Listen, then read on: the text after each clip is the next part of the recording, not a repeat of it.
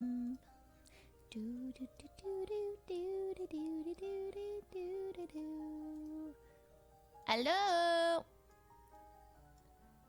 Hey, Rose. Hi, Virgil. Hi, Simon. Hi, Nato. What's up, Austin? Cam. Kevin. Ryden. Danny. Jesse, Ron. Richard. Live so late? Hey, listen, okay? I wasn't gonna stream at all. Alright? But I decided to. Okay? So... sorry I'm late. Okay? Gosh. So ungrateful. Sorry I'm late. Hello, Jen, David, Danny. Oh, I think I said hi to you already, Danny. How's everyone's day? Hi, Halgram. Hi, Sylvia. Danny and Stefan were lagging earlier. And is the internet okay? I don't know. Our internet's kind of scuffed right now. If the internet just goes wonky, I'm just gonna... I told them like I'll end stream and just finish my lesson with Hess offline, because I just figured I'd stream it because I realize I've been doing do lessons with Hess offline, but I've never streamed my lessons with Hess, and I want you guys to know he's like such a good teacher. The way he teaches is super, like, I don't know, I figured that you guys could learn as well a lot from him. The way he teaches is super clear. So yeah, maybe you guys already know, but I figured that maybe some of you guys don't, or yeah, he's just really he's a good teacher. Jason says something than 23 months. Has got you hyper. Jason thinks of 23 months. Yeah, I had to explain to him what got you hyper was, and I was like, so basically, yeah, well, when you see gachi hyper, it kind of means like, you know, so, you know, when someone is, you know, like, yeah. Gachi hyper here for Hess. Here for Hess, that's fine. Super Oxy, they were 17 months, but here they've been 19 months. Oh my god, yeah, so I spent the day washing my hair. Well, that was part of it. I also did a podcast today, was fun. And then I did a what else did I do? I did a full shower, like a full blown shower. And then I did I played some chess offline, and then yeah, full shower. It was kind of crazy. Hi, Michelle. And then before the shower, what did I do? Yesterday I went to Edison's place, and then it was fun. I just hung out with Andy and Jason, and Edison was playing Valorant or whatever, and then we started to nerd out, and then it ended up with Jason like showing us his entire like Pokemon collection, all his Pokemon cards. And he's like, it's so cool. I hadn't looked at Pokemon cards in so long. He's like, hold up, let me find my binder. And so he like pulls out his binder, but he had recently like bought a ton of like the booster packs. And so he had like duplicates and stuff. And I was like, oh my god, the Dragonite. And so he had I put out my Instagram story, but it was the cutest Dragonite. So he gave me that one. But yeah, like it was so nostalgic. He was like flipping through his cards, and like, oh god, it just was so, you seeing like the potion and just like certain cards. Like obviously the game has changed a lot, but I think the Pokemon cards now look even cooler. It had hella shinies. I was like, oh my god. So I was like, maybe I'll buy some Pokemon cards, but probably don't need to. Just like, oh, it sounded fun. And then so we were just talking about Pokemon, and all three of us were like, oh my god, this episode, that episode, oh my god, this is my favorite Pokemon, oh no, I forgot that one, oh yeah. So we were just going back and forth, and then Jason's like, sorry, like I'm kind of a Poke nerd, and then I'm like, oh no, me too. And he's like, no, like I have a tattoo. And he like pulls up his freaking pants, and he's got an Eevee tattoo on his ankle. I'm like, oh, okay, you win. And I'm like, damn, I kind of want a Pokemon tattoo. And he's like, not that I regret it, but you know, think about it, you know. And I'm like, okay. He's like, oh, you don't regret it? He's like, no, I don't regret it. Just really think if you want it. I was like, damn, what inspired you to get a giant Eevee? But it was really cute. He has a giant Eevee on his ankle, and it's like got flowers in its hair. It's so cute. Made me want one. Look. Bear Down, thank you for the 15 months. Nate Carmichael, thank you for the 16 months. Welcome back, Dilo, for the 23 months to the Fusen family.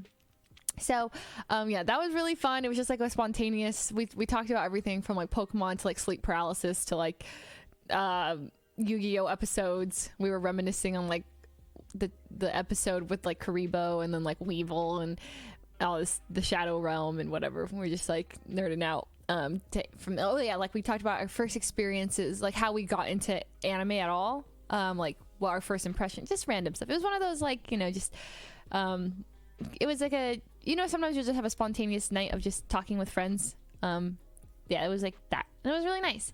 And then I went to Edison's room, and then he's like, babe, it makes me really happy that you can like hang out with my roommates, and like I can just do my own thing, and then like you get along with my roommates. And I'm like, yeah, I think that's cool. And sometimes Edison comes to my place and he doesn't even hang out with me. He hangs out with my roommates.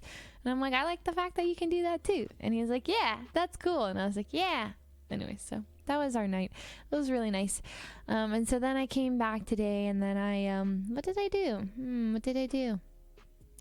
I played some chess. Oh, I watched the chess games. I had to watch because it was Albert and Janet. And so, so I watched them. Albert's games were lit. I didn't get to catch all of Albert's games. I did see the Blitz game at the end, the 3-minute one. It felt like he destroyed during that one. I saw him win the first, lose the second. And then, so he won. I saw that Janet didn't win, against Ludwig. And then I think I found out that like Ludwig is going to be casting my game tomorrow against XQC, so that should be interesting. Roll with chicken, thanks for the Twitch Prime sub. So we'll see. Yeah, apparently he's a good caster. Yeah, Ludwig and Hikaru, so that's gonna be definitely a game. Game to watch. So it's gonna be at 2 p.m. tomorrow. 2 games, and then if we tie, then we do a blitz game. And my guess is that if it ends in a tie, I will probably lose because I'm not good at like I'm like a time person. Like that's my weakness. So my goal is to like 2-0 if I can. Yeah. Made him 4. So there was, I don't know. There's this like, no. I'm wondering if I should even try to learn something like cheesy to like potentially, but I don't know. I could. The thing that Nate tried against me, the knight thing, maybe I could do it. Ooh. I tried to do it today, but I didn't understand how it worked. So I just pulled my knight out and I was like, wait, what do I do now? Do I get white or black for a tiebreaker? I don't know. I think I get white for sure. I get white. Oh, I have seed. Oh, so I would get white pieces. So maybe I could win. Yeah. I have to just wait for a blunder. Exactly. So that's my goal. Hi, Kamikaze. Hi, Raven. Hi, Leela. What time is Hess coming? In 10 minutes. Hess and I are going to be doing some lessons. He's going to teach me how to checkmate today. I told him specifically what I want to learn is checkmate and how to play the black side. And I think I almost want to play black side first so I can get it over with. But then if I lose, then maybe it like boost XQC's confidence and then he'll like crush me on the white side. So there's also that. I don't know which side I'd want to go first. I almost have no preference but yeah, tomorrow is my game. Nervous, but excited. But yeah, nervous a little bit. Do. I think you start white because of seed. Okay, well, either way, I'm ready. I think, what do you have for breakfast? I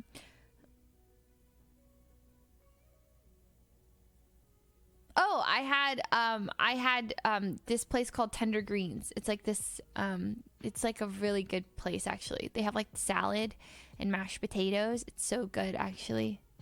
So that's, and then for dinner, I ate my leftovers for that. And I ate leftovers from 4 days ago. I found out that I had pasta from 4 days ago. So, and I looked it up to make sure it didn't go bad. So I was like, does pasta go bad after 4 days? And it doesn't. I also smelled it to make sure it wasn't like rotting. And it wasn't. It was great. So I microwaved it and it was awesome.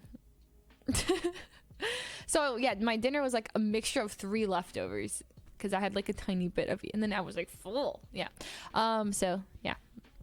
Can I rate a song? Unfortunately, Aaron, I don't think so. Oh wait, are you asking me to rate one of your songs? Maybe. or a song in general, because I can't do songs because of damn CA. Yep, sorry. It should be fine as long as it doesn't have dairy in it. Yeah, there was no cheese. It was just like noodles and meat sauce. So we were fine. Hi, Jerry Bear.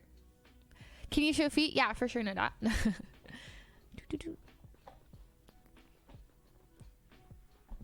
Hi, Briven. So what did you guys eat for breakfast? You think you'll still be playing chess after the tourney? I'll probably take a little break from it. I might go back to it. I have no idea. I think so. I've grown to admire the game a lot, I think, after all this time. But for some reason, the more I learn about it, the harder it gets for me, because I'm like, wow, it's that complicated. Oh my gosh, that's just such a 5-head move. I'll never be able to do it. So just like the more I learn, the more it gets kind of overwhelming. Yeah. Does Leslie play a game after a bounty? Excuse me, I do. I'm planning on playing Ark this week. Well, I think. Yeah. We have plans. Our problem with Ark is we talked about it after. We're like, all right, so here's what works about Ark, but here's what doesn't. It's hard in a group because everyone's in. This is my problem with group games in general, and we're all very aware of it. It's like, if there's 8 people in a voice call, right? If all 8 people are doing different things, or 2 people are off on an adventure and they're in a voice call, in the same voice call, it's like they're like, oh my god, look what's happening over here, oh my god, right? And you're just like chilling at base. It becomes really hard to, like, there's too many voices, and I'm sure you guys recognize, like, watch streams, and it happens all the time where there's just so much going on because there are 8 people, 8 streamers streaming. So not only are they trying to talk to each other, but they're trying to talk to their chats. So I just end up going into a battle of like muting, like, or deafening to like try to talk to you guys, but also try to figure out I don't want to miss too much, jumping call, I don't know. So we all talked about it, and we realized the problem with Ark is that once you try to do something as a group, then like a dinosaur kills 2 people, and then they spawn in like random places, and then they're trying to find back to the group, but then so it's very easy to split up and break up, and yeah. So we realized maybe we have to make beds, maybe we have to have like specific missions that were going on, because all of us love the premise of the game. Like, I love Ark, but I realized, like, when I played it in the past, it was just me, Edison, and Kimmy, and it was so easy with us 3 because like we just like did everything together. We're like, look at this dinosaur, okay, cool, like you can ride my dinosaur, whatever. Everything was like together. So that was something. Anyways, that's an issue we're working on. But I think on Thursday I'm going to be playing, I'm going to be streaming with Saikuno, Potastic P, Genie, and Peter, and we decided that we want to, I think, play Sea of Thieves, because that one sounds fun. We all have fun playing it. It's just a really fun game in general. I think it's new. Like, a lot of people haven't been playing Sea of Thieves recently, and we were going to do Minecraft, but I think a lot of people have been playing a lot of Minecraft. I'm just so bad at Minecraft that I don't know if I want to do Minecraft. I'm always down to try and get better and stuff, but I feel like I don't really know like how to play. So we could do that, but yeah, we're waiting to see what we're deciding. But yeah, I liked Sea of Thieves so much when I played it. I played it for a while, and it was really great.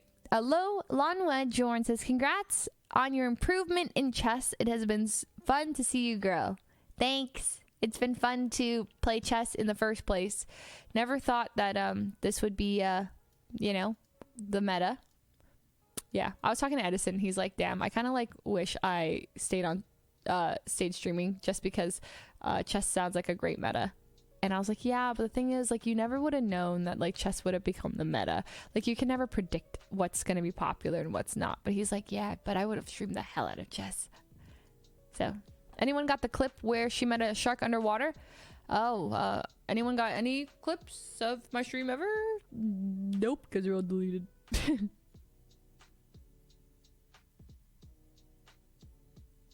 But yeah, Edison's chess streams. I told Edison maybe he could just like, I think there's like this pressure that comes with like once you don't stream for a while, then like the next time you stream has to be like all grand and like, oh my god, you're But I said like you could just pop in, because I know like a couple days ago he was like playing Ark. He's like, maybe I'll do the Ark bounty too. I'm like, you should just pop in. Like, no one is gonna like, I don't know, it'd just be nice. People would like to see that. And he's just like, yeah, but then it's like my first stream back in a long time again, yada yada yada. But yeah, he decided against it. no one said he's never streaming again, okay? So, alright, let me message Hess. See if, okay.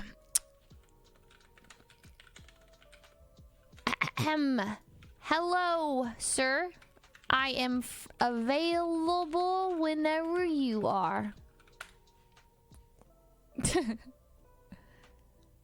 He doesn't hate you guys, okay? Or specifically, well, he does dislike a few people, but none of the people in my chat right now are in that list. He just doesn't like to cater to,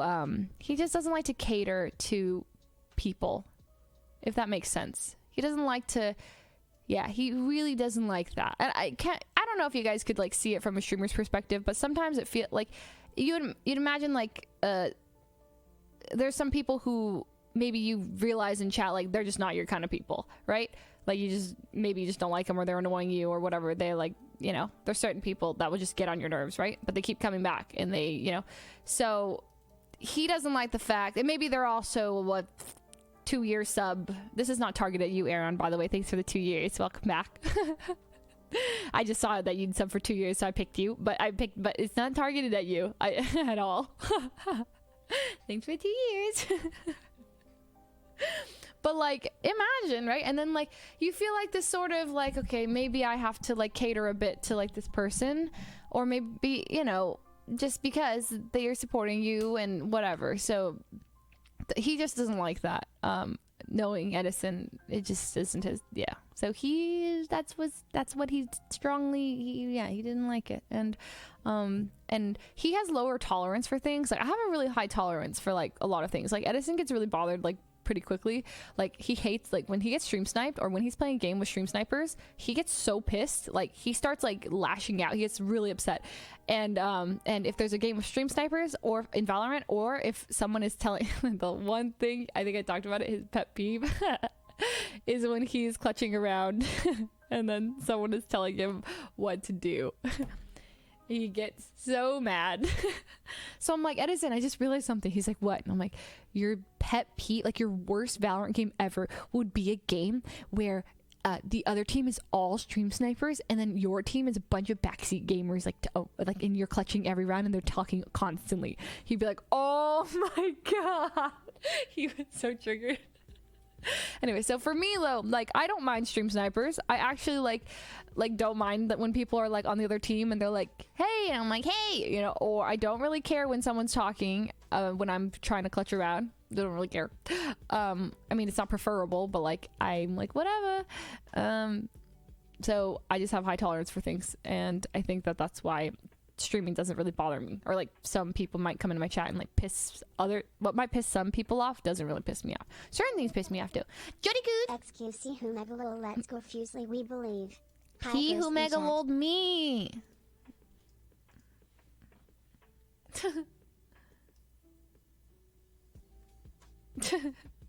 It'd be like that though. Oh, Hess has replied. Can't spell chess without Hess, right? Right? Okay. Oh, okay. He says, come, okay. Okay, let me set up real quick, then we begin. Okay, take your time. Did you see BoxBox and Choco Games? Yes, sir, I did.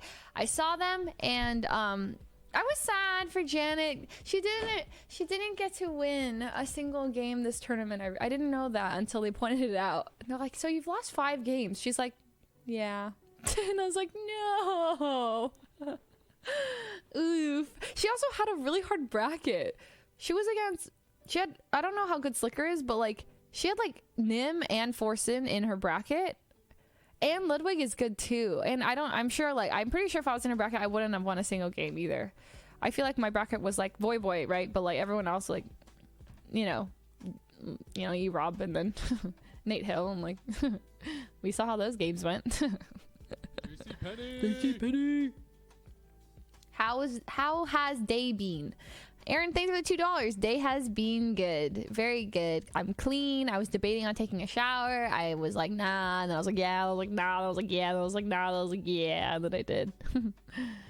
Hi, Kane. yeah, so Janet got a tough group, and oof, so I don't blame her, or like I think in her shoes I would have lost all 5 as well. So yeah, and then like I can't gauge how the game tomorrow will go at all. The games. You didn't shower for like 4 days? False. I showered 2 days ago. Excuse me. The reason I know is because I have this new shampoo that smells really nice, so my hair smells really good all the time. It smells great. It smells like I can't really describe it. It smells like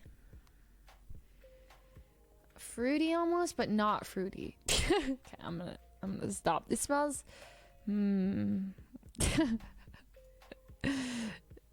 yeah, never mind. I give up. So yeah, that's that. Watch the games. The games are a mix of entertaining and stressful, because then it reminds me of my games tomorrow. And then when I see like the chat say something, I'm like, or it's not very nice or whatever, then I get like nervous that the chat will say those mean things tomorrow. Yeah, Albert's was stressful, dude. Albert was stressing out. I saw that. Oof. At the beginning of his second match, I didn't know what was going on. There was like kind of like blundering a lot. But yeah, I mean, a lot of them are like, they see a girl and they're just like, they say weird things like that. What has been your favorite game thus far?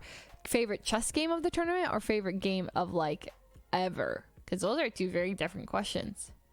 Albert's voice was shaking. It's because he cares. He's popping off. I'm proud of Albert. He's gonna win the whole thing. I'm also rooting for Void Boy though, because he's also awesome. But I'm rooting for Albert even more. I would be happy to see an Albert v Void Boy finals. He plays Void next. Is that the finals though? Wait, is it possible for Albert to go against Void Boy in the finals? Oh, they can't even go against each other. Oh, they meet in semi. Oh. Your game with Nate Hill was the best game of the tourney. I actually couldn't be happier with the way that game went, I think. I mean, I would have liked to have just cleaned it up, but I realized that I would have gone against Hutch and just lost right there. What? Yeah. I would have just been in Nate's position, right? So that's what would have happened. I would be out of the tourney right now. But I'm still in it as of right now. The sheer amount of content. I want to know how I can do that fork again, because that's a sick fork and maybe I can recreate it, you know? How did I even do it? How did I set that up? Hi, Ultimate Games or Ultimate Games. Hi, what games do you like to play? I like to play, I'm a variety streamer. I like Valorant right now. I like single player games. I've played The Last of Us. I've liked games like Detroit and Life is Strange though. Those have been really good. I loved Life is Strange. I also have played League of Legends in the past, Counter-Strike, H1Z1, PUBG. Don't play most of those anymore. I just started playing chess recently and Magic the Gathering. I'm a gamer. Oh, Pokemon. I totally forgot. That's probably my all-time favorite. Oh, Animal Crossing. Those are 2 of my favorite all-time games. How did I forget those? Animal Crossing and Pokemon take the number 1 and 2 prize. Just, I can't say which one is which, because it's just like, I think Pokemon obviously wins because it's like, has my heart since I was a child. But Animal Crossing is like, you know, Animal Crossing. Just like Forbes also said I was a gamer. Yeah, and with this copyright strike stuff, I was on Forbes.com again. Not for good reason, though. Are you going to stream The Last of Us 2 on Friday? Hell yeah! Yeah, I'm going to. Last of Us 2 tomorrow. Friday. And then, yes. Sea of Thieves on Thursday. Chess tomorrow. Hotcha Collab next week. Okay, yeah. All that stuff. So a lot of stuff is going down. Yeah. Skara told me that with this whole copyright strike stuff, he told me, he's like, Leslie, you're like the guinea pig. He's like, I'm just watching to see what happens to you, you know? And I'm like, that is messed up, dude.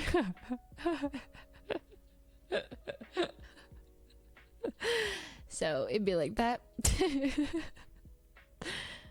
I'm happy to be the guinea pig. It's like, will they make an example out of me and actually ban me? Maybe. Yeah, I really do be your own. Are you considering Pokemon after chess tomorrow? I haven't actually looked at the Pokemon DLC at all, so I'm not sure. But I'm not in a rush, I'd say, because I have a lot of stuff on my brain. But I kind of just want to see what you guys think of the DLC, and then I'll eventually play it. I don't think tomorrow. Okay, let me call Hess.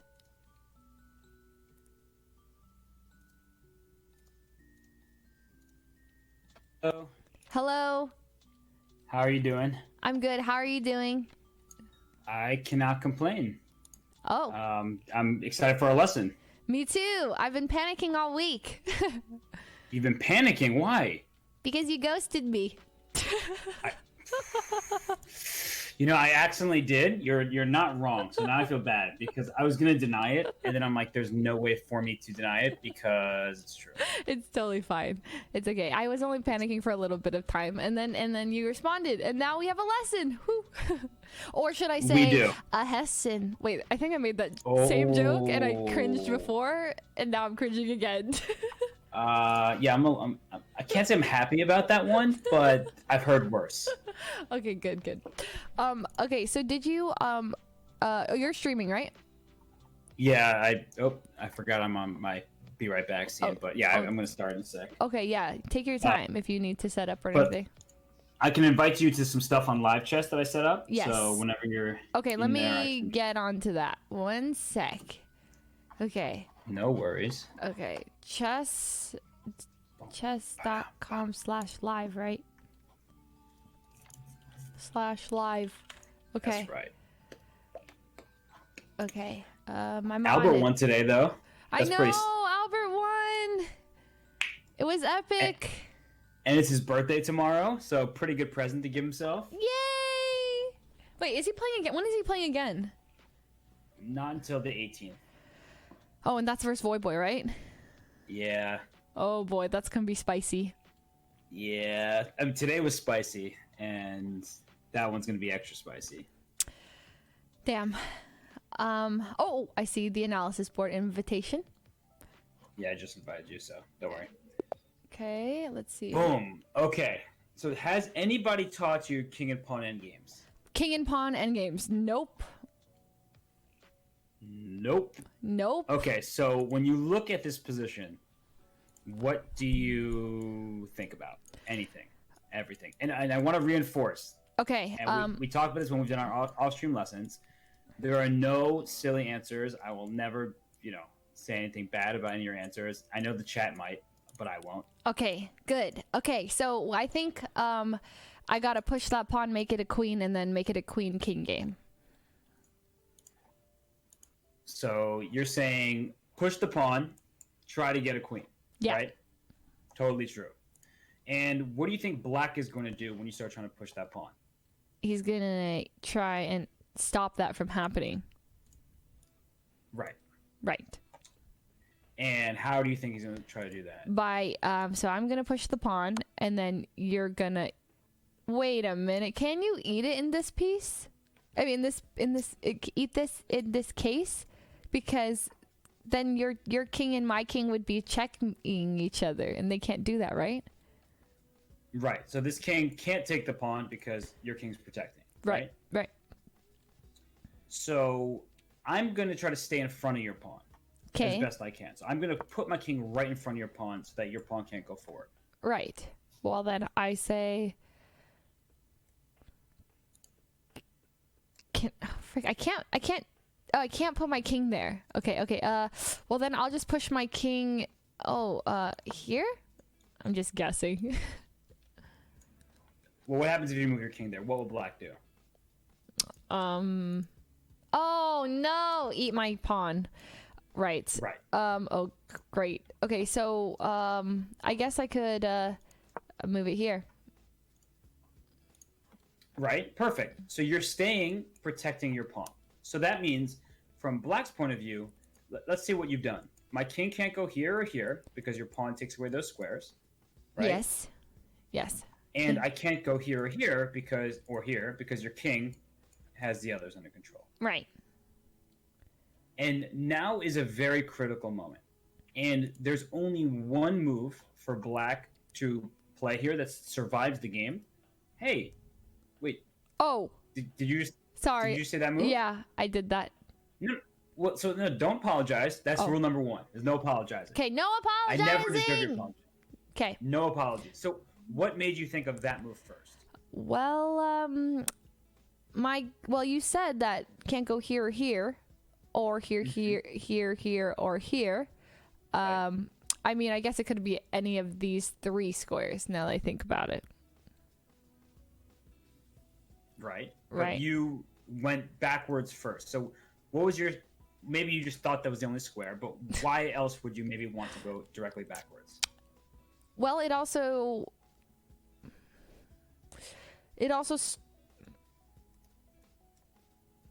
well, if it goes to this square, it allows the pawn to push to the, this stops the pawn. Well, let's just try to envision for a second. The king moves either of these 3 squares. Right. How many of white's pieces are hitting the square? 0, right? This square is safe. Yeah. So if I end up pushing the pawn, and we can just show that, can't you just gobble it up? Yeah. So then there'd be no pieces remaining. Right. Like I would just take. Yeah. And then is this a stalemate if there's just 2 kings? If there's just 2 kings, the game is immediately a draw. Oh, okay. Because you can't checkmate with just a lone king. Right. Okay. So white doesn't want to give you that pawn, right? White's going to try as best as possible to keep that pawn on the board. So this is actually a very instructive moment because right here in this position, if it's black's move, I'm forced backwards because, as we said, the black king has none of these squares, right? And if it's white's move, white can't move forward like he wants to because your king has what's called opposition. That our kings are 2 squares apart, and our kings are covering the same squares. Oh, okay. Opposition. Thanks, Panic King, for the visa. And it kind of looks like a box now that I'm looking at it, right? It's like almost like a treasure chest in a way. Okay. Maybe I'm just envisioning that. You can tell me I'm no. That I see a treasure chest, sort of. No, you don't. No, what do you see? Nope. I see. I see a diamond because they're like, or like a, I don't know. I got you. They're shining bright like a diamond. Yeah, exactly. So they're both doing the same job and keeping each other away from one another. And that's really annoying because when you have a king and pawn endgame, you want to escort your pawn up the board. You want your king to help this pawn try to promote. Okay. Yeah. And so I'll explain why these moves are losing first. So if I move my king here, okay, your king can actually choose its direction forward. Okay. And the reason why is once I put my king up, what move should black play after the king comes up to e6? Well, should probably play this one. Right, because if I go this way, then once your pawn goes here, this black king has no access, and I'm just getting a queen. Yeah, easy. Right. And if you go this way, it looks like you're staying in front of the pawn, but I can push the pawn forward, can't I? Yes. And how many moves does black have available after I push the pawn? One. Or, this right here, right? Yeah, that one, yeah. So here, the king comes out, and then what would you do as white now? Okay, well, I wouldn't get the queen right away because because you would just eat the queen. So maybe I'd go like this. Right. Yeah. Exactly. So you'd bring your king up, and now next move, no matter whose move it is, you're going to get a queen because now your king protects the square. Right, the king protects the queenie square. Right, so I get a queen, and then you can't eat my queen because... Okay, I get it. Okay, so this is what you want to accomplish, is this exact position with black to move because the king comes out here, right? This exact position with black to move, what does that mean? So I'll explain this thing. Sorry, I get it. No apologies needed. Okay, I mean, I do not apologize, but I do get it. You get it, right? It's Yeah. black's move, the king can escape. Let's say it's white's move. I'm gonna say, okay, make a move for white here. Me? Yeah, you can. I just changed the setting so you can make any move on the board. Okay. Are you sure I can make a move here? Yeah, I made a move. See, you made that Yeah. move? Mm-hmm. And can black move now? No. Oh, wait. That's a Yeah, stalemate. no. Oh, no. The pawn takes away these 2 squares. The king takes away these 3 squares. This square is safe, so it's right a checkmate without a check. It's a stalemate. Dude, I have that problem. Stalemating is too it's so confusing because Right. it feels like you're winning. Yeah. Because you're kind of you're getting after the king, and you're taking away its remaining squares, but you're not actually putting it in check. So Right. the king has nowhere to go. In which case, the game is called a draw. Ah, lame. Oh, I mean, I just don't like stalemates in general, but I don't decide the rules of chess. I'm with you. I mean, it feels like the side that has more pieces should be winning, but that's the rules. I didn't make them either. Yeah, it's fine. I'll learn. Yeah, I can't. I don't know what to say. Like, Yeah, it's okay. It's We're not my waiting fault. for chess 2. exactly. The The sequel. next patch. The next batch. So, so when we have this opposition like this, right? Remember, kings are 2 squares apart from each other. Yeah. Opposition. Right. And the side, and let's just move this pawn over here. Okay. I'm throwing the pawn wherever I want to put it. Pawn can't But- move like that, Hess. I can do whatever I want. See, I Okay. have control of this board. Okay. But the point is that the side whose turn it is often the side that's unhappy because you have to flinch first. I see. And as soon as I flinch, you can come in. And if I go the other way, then your king can go the other way. Okay. Okay. Does that make sense? Say it one more time. So when the kings are directly in a line from each other, 2 squares apart, Yep. they're fighting for the same exact squares, right? So Right. these kings are coming for the diamond. Yep. And once they're in diamond formation, the side whose turn it is has to give up control of that full diamond first. Right. So is it not beneficial for it to be that turn, your turn? Right. I took the pawn off to the board just to demonstrate that, right? So if it's white's move, I have to get rid of this formation, and then black can do this. Ooh, Huh? look what I did. Your king can't do that. That's I know cheating. I cheated. My bad. So My that's bad. how you got to be a grandmaster. I had the special the cheat codes. All right. Yep. I'm following. Black can follow suit. So black can follow suit, and then no matter where you go, I can follow you, right? Yeah. So you can't make any forward progress. Right.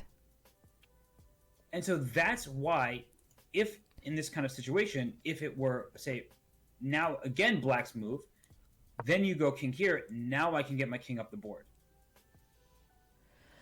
Okay. Okay. Right? Yeah. But I'm confused why we took the pawn off. Is it to make it simpler, or like so we can just I'm starting simple, Okay. so you can just see the bare bones of the position, Yeah. and understand that when a side has to move, then the king has access elsewhere, right? So if this king moves here, then this king has this square. Yeah. So this is sort of the importance of opposition: is when your kings are opposed like this, you're keeping your enemy away from you. Okay. I get that. That makes sense? Yeah. So now, as we go Kind of back makes to sense. this position here, Pretty much, I think. Okay. and we start again. So your first move was a good move. Ooh, I drew the arrow wrong. Of pushing the pawn up because you want to make progress, right? Right. And so I'm going to move my king in front of your pawn. And I'm gonna go like this. Right. And we just talked about I'm insane. this before. If my king has to go on the back, right? Right. When my king lands on this square and this pawn is here, I will have you want me to leave me with one of these two squares. And I know it's hard to visualize, so we'll go through it. Yeah, hard. Okay. King, let's say this is the best move. Keeping the king on the same line when there's just a pawn left is good. Good for me. Like Good for the defensive side, yes. Okay. Wait, you're the defensive. Wait, who's the defensive side? We're both defensive. I'll play with black. I'm the defensive side. Okay, so this is good for you. It's good for me because I am waiting for you to commit to a square, and then I'm going to do that opposition thing again. Okay, so in this case, I have to pick a direction already? I mean, it's your turn. Okay, I'm picking a direction. Okay, and now, what happens if I run away from your king? I push with my pawn. You could push with your pawn, or what else could you do first? I could move up with my king. No, I can't do that. I could move. Ooh, if you go here, well, I could go. Interesting. Oh, no, I know. I could I could look to make a queen. So you're going to try to make a queen. And this is actually a really good illustration of why pushing the pawn first doesn't work. If you push the pawn first, I can still bring my king back in front of your pawn, right? Right. And now what move are you going to make? Oh, this? And then what's that? That's the opposition thing, the diamond. And does black have any legal move here? Stalemate. Stalemate. So this right here, take a mental picture of this position.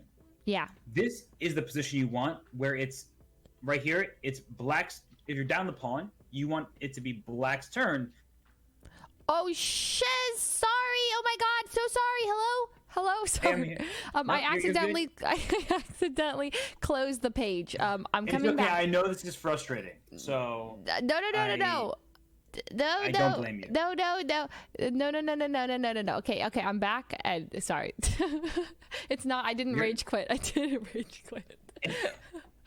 Okay. I love it. Your chat is definitely. I see your chat screaming rage quit. I did not. Oh wait, so I have to accept again. A new port.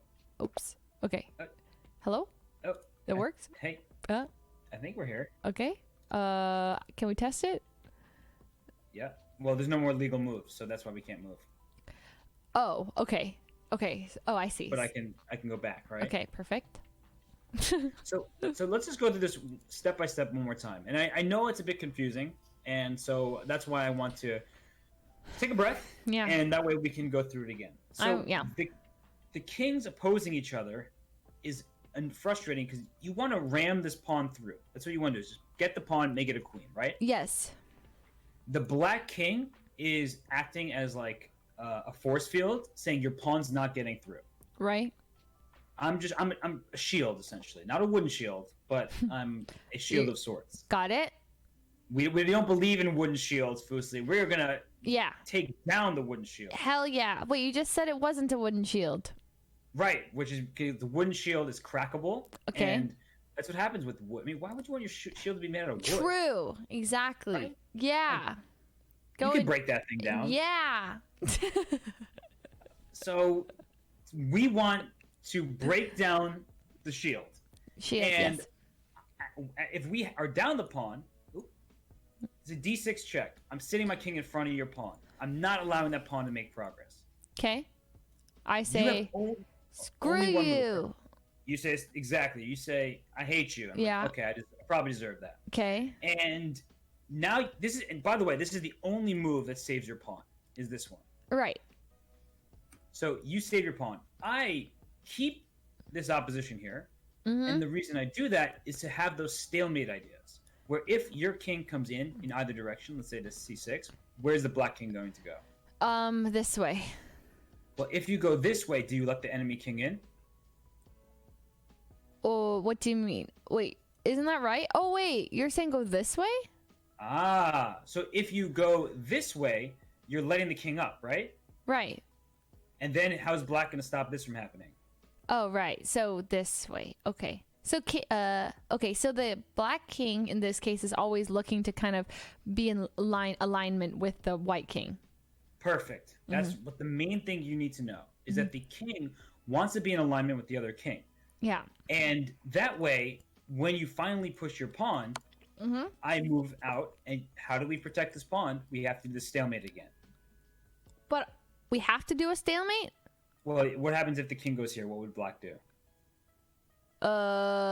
Eat my pawn. And then there are no pieces left. Okay, I see. In this case, we're getting stalemate. Your goal is to stalemate. Right. Black is just, please, let's end the game by making sure that it's stalemate. I don't want to let you get a queen. Right.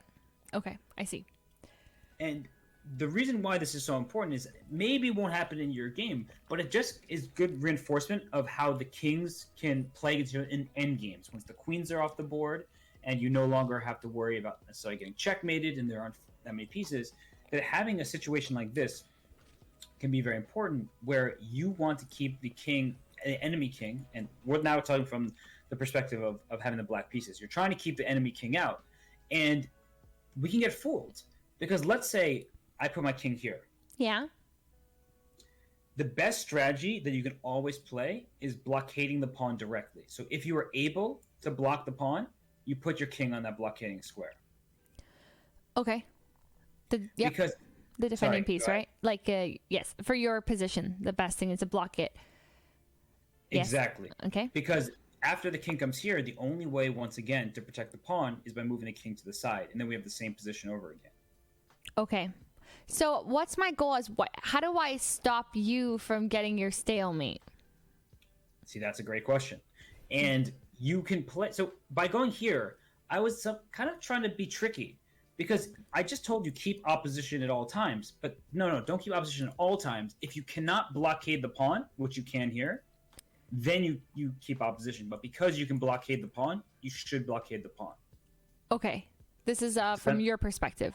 From the perspective of having the black pieces there, yes, you should blockade the pawn as best you can. Because let's see you do this now. You're playing with white after I move my king here. Right. So then I would here. So you want to, every time you can, you want to advance your king. Never mind. Okay. So then I would probably go, if I could undo that. Okay. I would want to advance my king. Right. So, exactly. And now, if I go this way, I'm leaving the path of the pawn. I don't want to do that. So I'm going to stick in front of your pawn. Right. And so I would go here. Aha, right? And now we're at that position again where my king has to leave. Okay. And what happens when my king leaves? When your king leaves, well, I don't advance a pawn here because you'll just eat it. So I go here. Perfect. And next move, you're getting that queen. Yeah. So does this make some sense to you? It's You're a allowed bit. to say no. No, it makes some sense. It is a little confusing. I'm like, this stuff is kind of hard to learn. I don't disagree. And Yeah. I'm not going to pretend like it's easy. Yeah. And I think the biggest takeaways, I would say, is generally speaking, if there's just one pawn and a king, you would like to blockade the pawn. You want to have your king stopping that pawn's progress, but you also have to be watching out for the enemy king because this is the dream come true for white, is I finally have broken free. I'm about to make my queen. Right.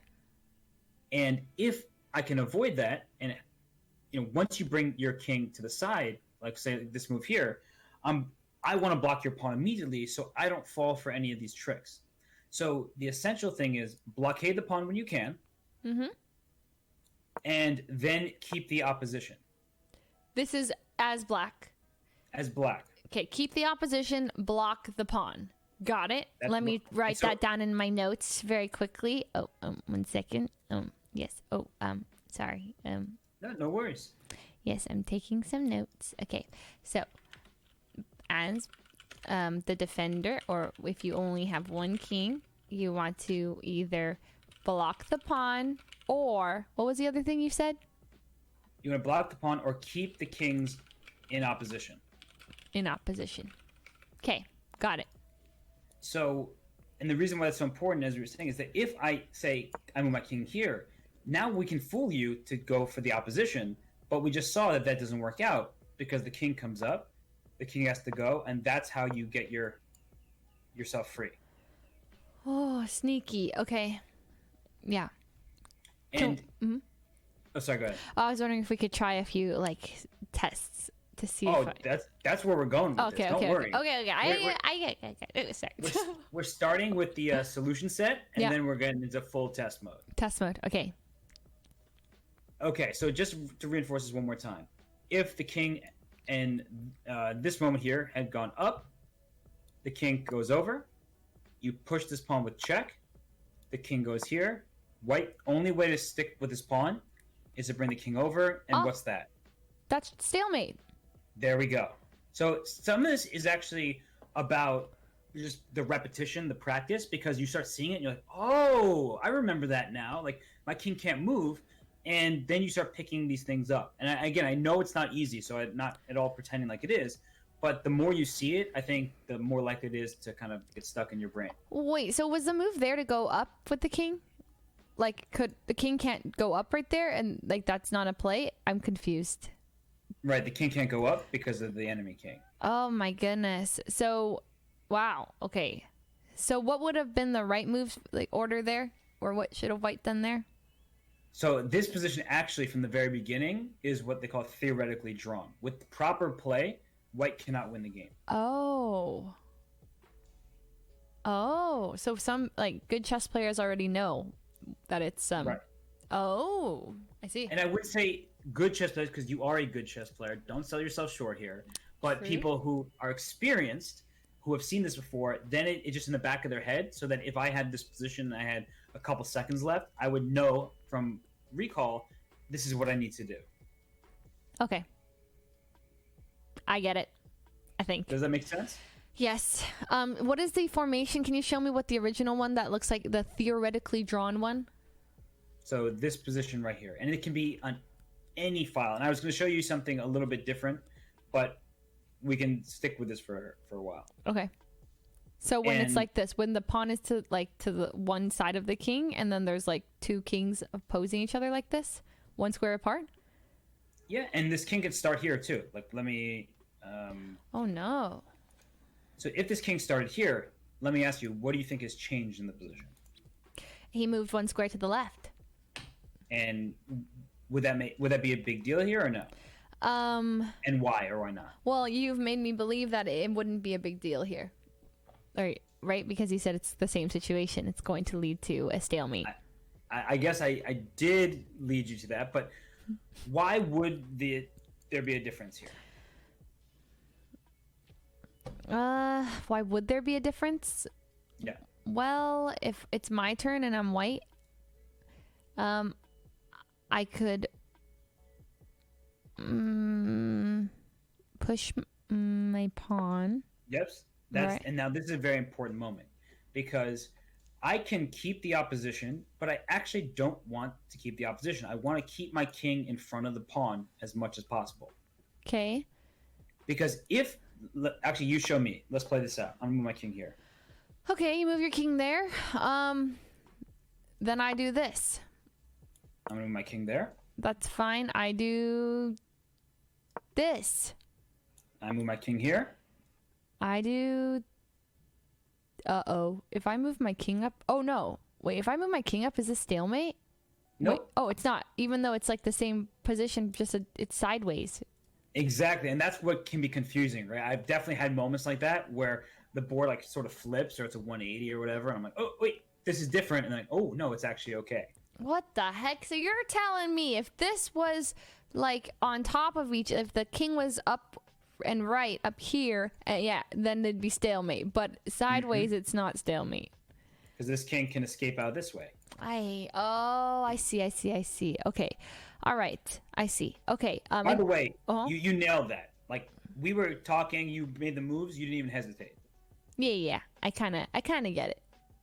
I mean, I'm just saying, you didn't even pause for a second. You just went forward with the moves, and you were like, oh, sometimes I've seen you in this position, you'd be like, oh, well, do I get the queen? You were like, nah, I'm moving my king up to protect the square. So that already, to me, is a sign of some progress where it's sinking in, because there have been moments like, oh, can I get this queen? Here you already recognize, no, I can't do that. It's not protected.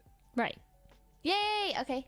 I would say I'm still like not entirely sure. I was like, That's fine. yeah, but I think I kind of get it. So let's actually do this. I am going to start all the way back here. Okay. And Zuki, it thanks for a sub. is white move. I'm going to play with white. Okay? Oh, I know it's okay. scary. Okay, sure. I'm going to go here. That's fine. I'm gonna go here. Okay. I'm going to go here.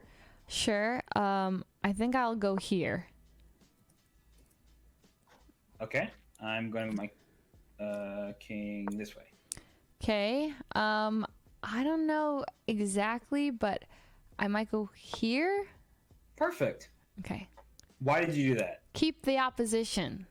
There you go. Yeah. I'm going to put my king back. Okay. Put your king back. Well, then I would do this. Why'd you do that?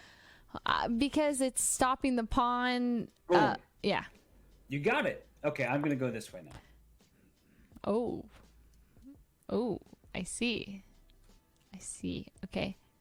Well, wow. Okay. Well, I was thinking of doing this, but obviously I can't because your pawn will take. So then maybe I do this. Right, you're staying in front of the pawn as much Yeah. as you can. I'm going to bring my king up. Fine. Okay. My pawn's going to go up a little bit. Okay. All right. King's going to Okay. go there. Not stalemate. Nope. Okay. Not yet, at least. Okay. I'm going to bring my king up. Okay. Give that check. Okay. You're not making a queen. Nope. So then, frick. Okay. Then I would stay here. Why'd you do that? Well, because I'm blocking your pawn. I wasn't sure about that move. I could also, well, also if no, this is right. Because There we go. Yeah. That's what I want from you. Yeah. I want you to tell me this is right because you're confident in your answer and you either recall it or you're figuring it out. Because it's right. Because it's right. Because the worst thing that can happen is, you're in a game and you're like, oh wait, and then you're like kind of freaking yourself out. You're right. So why is this right? Well, I do remember us going over it like a couple minutes ago. Okay, where you said I should keep it here. But it was because it gives us the good situation where you have to make this. Right? You said it's good to be in the opposite situation. I don't. Right. You want to keep the king as in front of the pawn as possible. Yes. Right. So by keeping the king here, let's say I move my king here. What you gonna do? You move your king there. I would do this. Okay. So why'd you do that? Well, opposition, and I could move it down. Is that a thing? So keep. why would you? So go ahead. Finish that thought. Well, if I went in front, I was thinking I could go here to keep opposition or here to stop the pawn still. Mm-hmm. And what did we prioritize? Stopping the pawn, so I should have gone here. But see, this is why I don't mind mistakes, anything like that. You recognize it very quickly. You kind of hesitated in a good way, like, wait, am I just making the moves because opposition is a term I remember? Oh, but I want to blockade the pawn as much as possible. So first priority, blockading the pawn. Okay, blockading the pawn. Got it. And that's what you did. So I'm going to bring my king back over here. Okay, that's fine. Okay, I am going to bring my king here.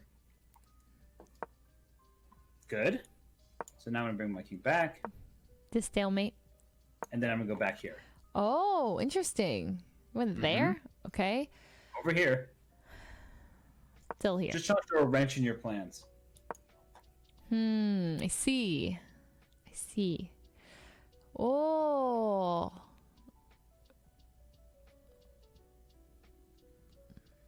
So, I don't know, here? So why there?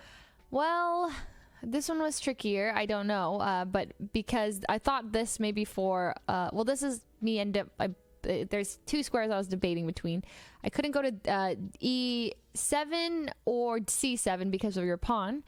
And so I thought maybe I can go to one of these squares, and then one of them, E8, would be opposition more, and then this one is D8 is blocking your pawn, and you said to prioritize blocking the pawn, so I chose that one. Perfect. You're blocking the pawn, so now I'm going to bring my king up. Hell yeah! Okay, sorry. Don't apologize. Okay, I'm not. Am I apologizing? Did I? You said, okay, sorry. Oh no. Okay, sorry. Oh.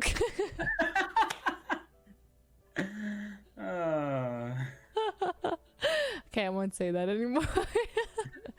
Okay. Well, then I'm here. I would go maybe here.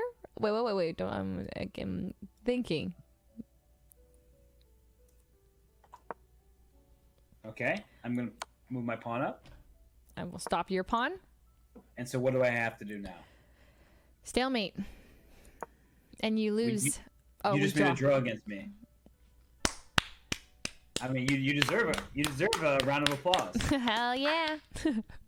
So let's just try to do a quick little check. What did you learn as to prioritize in king and pawn versus king in this endgame we were looking at? From which side?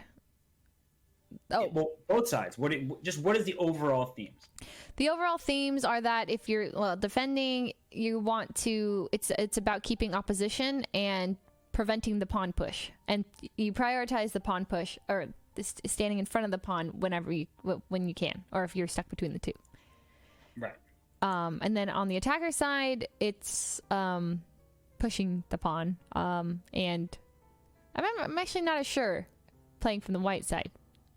Okay, well, I'm going to show you. I was about to get into this where we're going to show how to play for a win from the white side. Okay.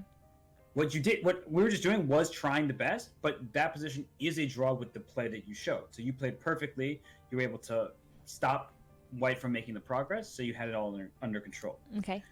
Now, in this position, if it were black's move and king is here, white can go king here.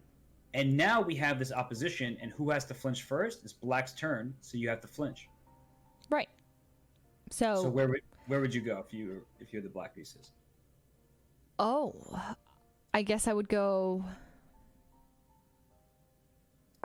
up. Okay. And then what if I go up next? Well, then I would. Still go up. I don't know. Maybe I wouldn't. Maybe I would pick a side at some point. Okay, so if I come up. Hey, lovely. Hope you're doing well, Foos Mom. If I go up, then you go up, and then I eventually have to move one side, right? Yep. So, not too sure. Nope. Well, okay. You have to pick a side, okay? And then I'm gonna go here. Right. Oh, okay.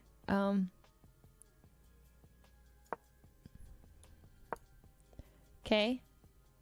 And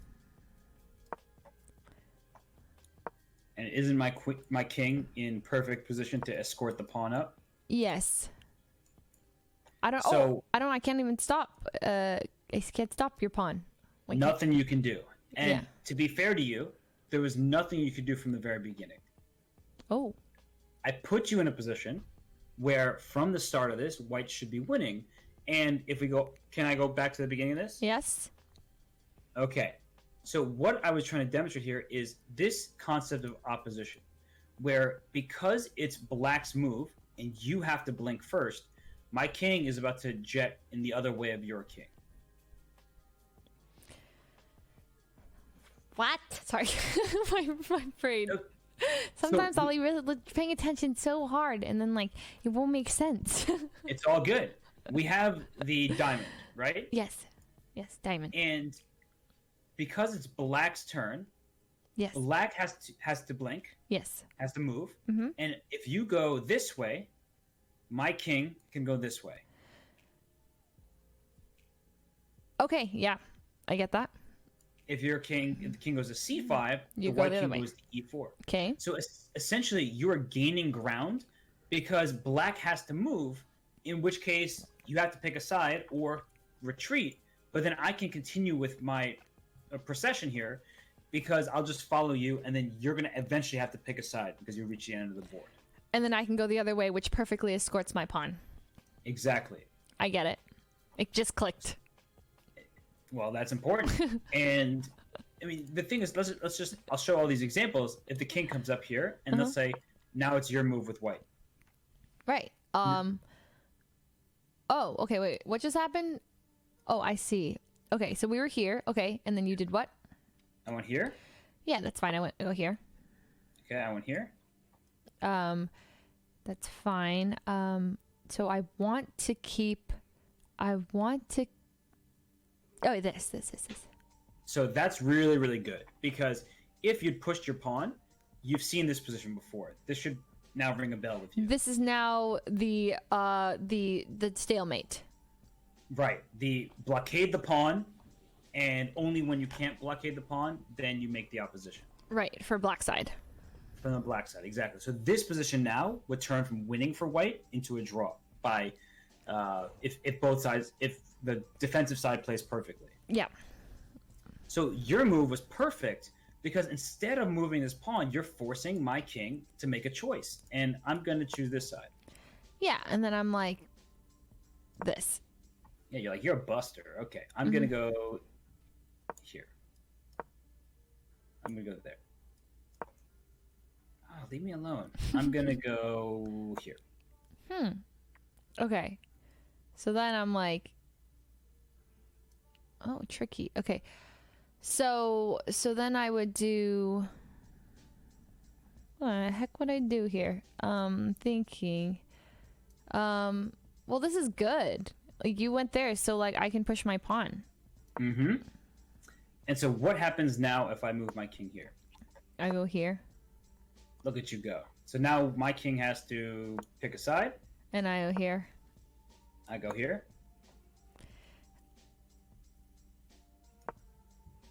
Perfect. Now your king escorts the pawn perfectly. Okay, I get it. Does that start to make some sense to you? Yes. I think I get it. So what you're really trying to accomplish is making your opponent blink so that they have to give up that opposition, and so that way you can escort your pawn up the board. I see you dancing. I just thought that. I wasn't looking, and then I looked, and I caught you dancing there. Great. I think that was quality dancing. Thanks. I'm known for my dance moves just after my skill in chess. They're pretty similar. So that means you are not classically trained, yet still impressive. Oh, I like that.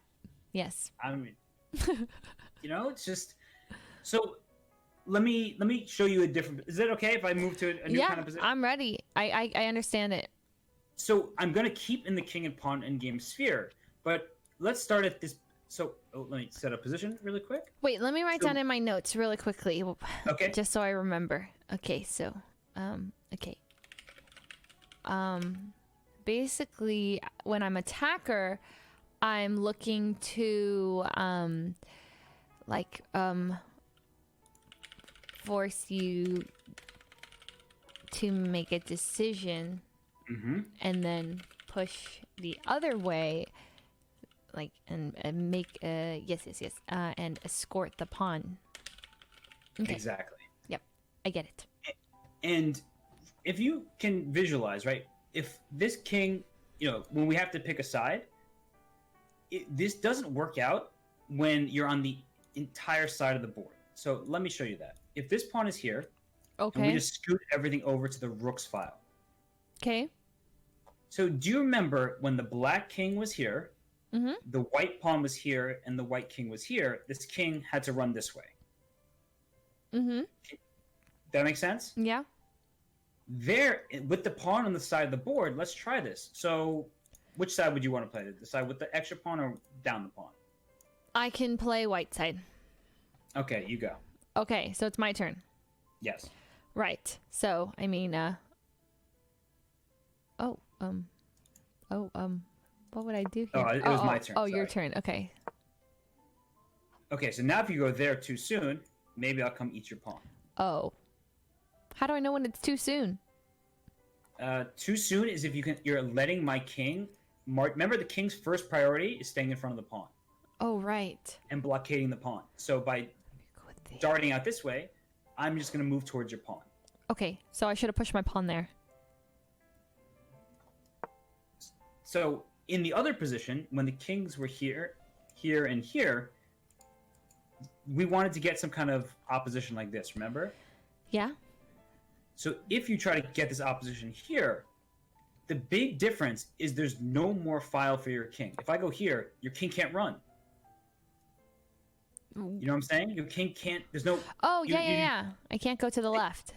The edge of the board cuts you off. Yeah. So that winning plan doesn't work with these side pawns. Okay. So, And yeah. Oh, sorry, go ahead. Oh, I just wondering. So then how do I win? You don't. Oh. And that's not your fault. It's not my fault. Again, the rules of chess, stalemate, blah, blah, blah. What you need to do if it's a rook pawn is you follow the same exact principles where, you try to keep the king in front. And then if you start pushing your pawn, all right, I'll let you play as black. Okay. Just so you can figure this out. Okay, so,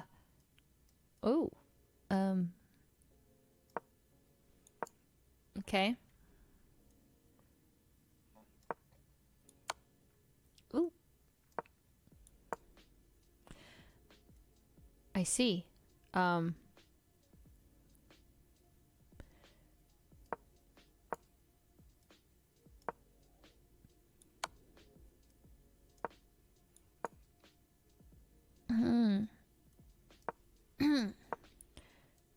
Firstly, I just need to pause for a second. I'm very happy you moved in front of the pawn. Yes. Like you kept the blockade because it's not actually important in this specific position, but ignore that I just said that. It's always important. So keep the king in front of the pawn. Keep the king in front of the pawn. Got it. But the reason why it's not relevant here is here, king b6, king 8, a7. What's that? Stalemate. That's stalemate because there's nowhere to run. But if we shuffled our pieces just one file over, you could run away. You know what I'm saying? Yeah. Just like we did before, where the king was here, and then this was like this. The black king could run away. Right. Because it's the side of the board, it actually doesn't matter, but I want it to always matter. So keeping the king in front of the pawn is good. We get to this position. And now, even if we scoot everything over, this is still the draw, because once you check, you sit the king in front of the pawn, and the best that white can do is force a stalemate. Okay. Does that make sense? Yeah, I get that. I think I get it. So rook pawns are bad in endgames often because in king and pawn endgames because when there's only one pawn because you can't force the enemy king off to the side like you can in other positions. Pawns can't move sideways? Pawns cannot move sideways. Oh, it's so unfortunate. I get it. I realize that now. But so a rook pawn is just stuck as a rook pawn. Right. And if I can do that whole making the board however I want to, that if we have this same dynamic with the king in front of the pawn and it's blacks to move in any other, black to move here, it's stalemate. I can't move anywhere. Yeah. But if we do the same thing and just scoot the pieces over like this, well, now you have that square. Right. So that's why rook pawns stink, is because you kind of are trapped in by the edge of the board, so the edge of the board helps stalemate you. So it's good to be black on this when there's a rook pawn, like in this case.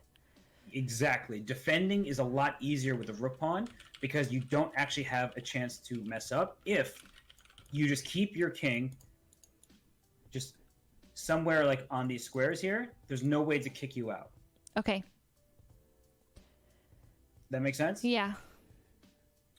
Okay. So I just want to start with that because I know it's not the easiest thing, but there are going to be times where maybe you're only up one pawn and you're trying to make a promotion, but then you're like, wait, how do I actually accomplish that? And then it's like, oh, I should be winning or I should be able to hold this. And if you didn't have that kind of understanding or that lesson here, that it would be hard to come up with on the spot, right? It's just hard under time pressure. Like, I think I can do this, but I feel like if I have like 20 seconds on the clock and I'm supposed to be making the right moves, my brain might mumble jumble what I'm supposed to be doing, and then like, oof, I'll do the wrong move, and then you're gonna Well, I am gonna do my best because I don't know if this is gonna make you more nervous or less nervous. I am commentating tomorrow. You're commentating my game? Yeah. Oh. I thought it was, it wasn't, are you doing it with Ludwig? Yeah, I think it's me, Ludwig, and Hikaru. Oh, no. I mean, isn't that good, though? Like, I guess. I mean, it's good, but it's scary. I'm going to have your back, though. I guess. Okay, you have my back. Oof. Like, I mean, if we're going to be honest for a second, we all know that Hikaru is going to be pulling heavily for XQC. Yeah. So, isn't it good that I'm joining the fray there? Yeah. Well, joining the fray may sound like I'm about to sing "How to Save a Life," but we're gonna. You're joining the fray? No way! That's so cool. Look, I didn't tell you, but yeah, I'm actually a really talented musician, and they just decided to pick me up. So we are the three of us. I think will be commentating, and somebody has to have your back. Yeah, it's true. Hikaru plays favorites. I'm honored to be that somebody, yes. And. When they're like, oh, XQC, Wooden Shield, Ice Skater, Lobster Pincer, etc. What are all those? I'm gonna have your back. Oh no. Yeah, those are made up XQC chess terminology. Don't worry about it. Okay. Do I have to worry about those? Like the Lobster Pincer? No, okay. You don't. They're just things that he says. Okay, good. Okay. So I wouldn't worry about that. Okay.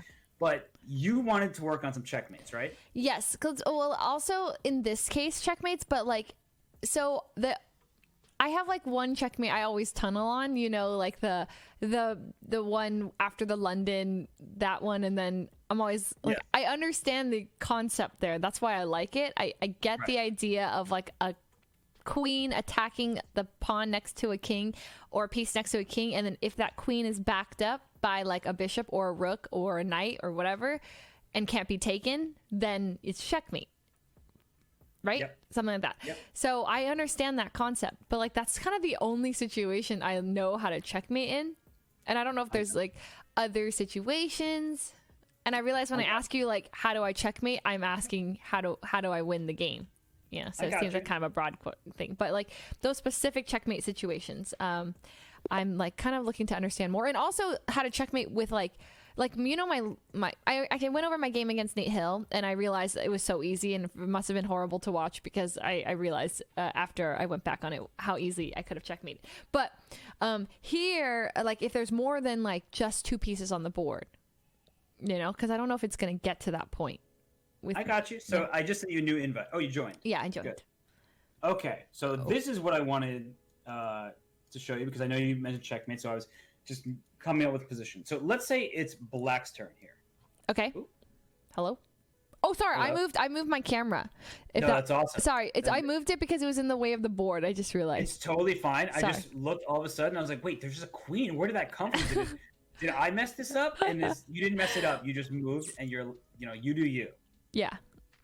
So I'm gonna fix that. But anyway, so this position here. Talk to me about all the possible checkmates. If it's Black's turn. Black's turn?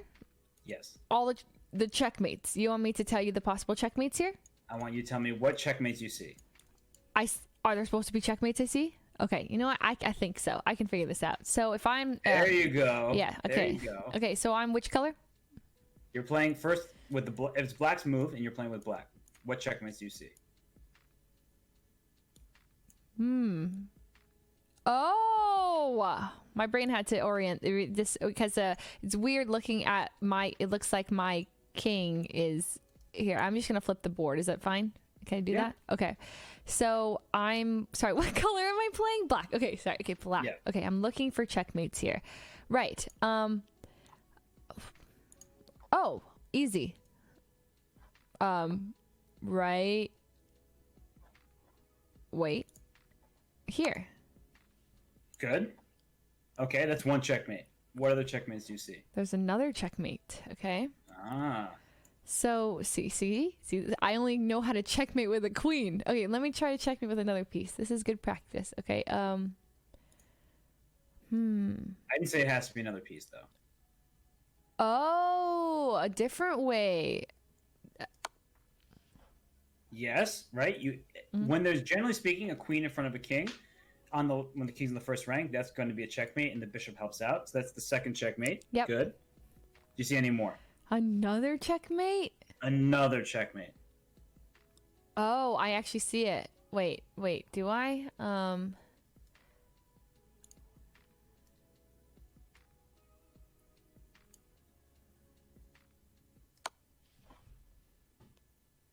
Right? Oh, yeah. So it's funny because I turned for a second, and then I looked, and then it was there. So, yes, that is a checkmate. So you got the 3. Yeah. Perfect. And let me ask you something. I know now that you saw it, easy. Right. Walk in the park. Just a piece of cake. So when you're looking for checkmates, right, you should, in general, you always want to see how many squares your king has access to. Right. So this king on b1, right now, if it's white's turn, it has 0 moves. Right. The king can't go to any of these places because of black's pieces. Right. Right? Yeah. Okay. So now, let's say you had this position from the white side. So let's flip it around. You have this position from white side. You know you're going to get checkmated in 3 different ways next move. Right. So you're just dead unless you come up with something just magical on the spot. And this is actually very hard, so I'm going to help you through this. Okay. But just like the concept of seeing how many squares a king has, how many safe squares does this king have? Does a black king? Yes, the black king. How many safe squares does the black king have in this position? What's a safe square? That it can, if it would black's move, and They can go could to their king move to? 1. Where's the safe square? Here. Is that safe? Well, no, it's not. So it has 0 safe squares. It has 0 safe squares. So if you could give this king a check, it would be, and it can't be captured or blocked, it would be checkmate, right? Yes. So if this king were in check, let's say this knight were here, and I can do whatever I want on this board, huh? Yeah. Yeah. So if this knight took its own pawn, this would be a checkmate, right? That would be a checkmate. Yeah, it would be. So this is kind of how I want you to think about positions where you're looking for checkmate, is how many squares does the king have to start the position? And let's put this knight back here, because I don't want to give you checkmate in one move. But if this knight were here, you would have this checkmate, right? That we just saw, where the king has no safe squares. Yeah. But let's put the knight over here. And now it's like, wait, you just took away my checkmate. And if I don't have a checkmate, isn't the white king going to be checkmate? And I'm like, all right, you're right. White is about to get checkmated, but let's pause for a second. So how many checks can white give the black king? Right now? Yes. Well, 1. Wait, that's right. That's a check, right? That's a check, yes. Okay. Can also, that's a check. That's a check. That's 2. That's a check. Boom. That's all 3 checks. If you move your queen here, what will black do? Take with the rook. Bam. Okay, let's eliminate that, because that just gives away our queen. Okay. If you move the queen here, this is a great question. How would... Give me one sec so I can turn on the legal moves and all that good stuff. If you moved queen here, what would black capture with? Because you can only capture with the king or the rook. Probably with the king. Why did you say the king? Well, then if he captures with the rook, he's like trapping his king in. So what would you do if the rook took the queen? If the black rook took the white king, yeah, then exactly. I would move my knight to f7 and check the king. Okay, so first of all, I'm so happy that you visualize that, because it's not the easiest thing to visualize. That you have no pieces, but black has just made his king into a cage and it can't get out. Right. So let's go back a move. Okay. So you're saying that in the starting position, that this king has no safe squares, right? Right. This king can't move anywhere. And you can give 3 different checks, one of which is knight here, the other 2 are queen moves. Yeah. So what you just kind of told me is, if this square we're protected. Let me put a bishop. Oh, let me do this thing again. Let me put a bishop here. Would you make this queen move now? I mean, hell yeah. Well, I think because if I do that, then you would take that, then I would take that. Wait. Would you take the rook or would you do something else? Wait. So queen here. So am I white pieces here? Yeah, now you're playing with the white pieces. Okay, so I'm switching you back and forth, but I should be clear about when you're playing for each side. So you're playing with the white pieces first. Yeah. So you're asking, what's the question? So we talked about how many checks you have. There were 1, 2, 3 checks, right? Yeah. Now I put a bishop here. So why do you think I put a bishop here? Because if I push my queen there, then you take with the rook. Because you can no longer take with the king, right? Because of the bishop? Right. Oh, yes, that. And then I would take your rook with my bishop. Well, remember what we said before? What happens if the rook is here? What if this black rook is here? What does that do to the king? It blocks him in. So if you put your queen here and the rook takes you, are you sure you're going to take the rook? Oh, no, I would move my knight. And part of the reason you move your knight, and I know we've been singularly focused on white's position, is because if black had a free move, so let's say here, okay, take, bishop takes here, if black had a free move, we said there were these checkmates here against the white king, right? Right. So I understand you want to take a rook for the bishop, but we also have to remember that if black had any free move, if there's just a single moment where I wasn't in check, the black queen will checkmate the white king first. Does that make sense? Yeah. So let's go back a couple moves here. So let's put this bishop here, this queen back, this rook here. And so we're saying that if it's white's move, you throw in this check, you have to take with the rook, right? Yes. And once you take with the rook, you are going to play what move? Bishop to... Oh, no.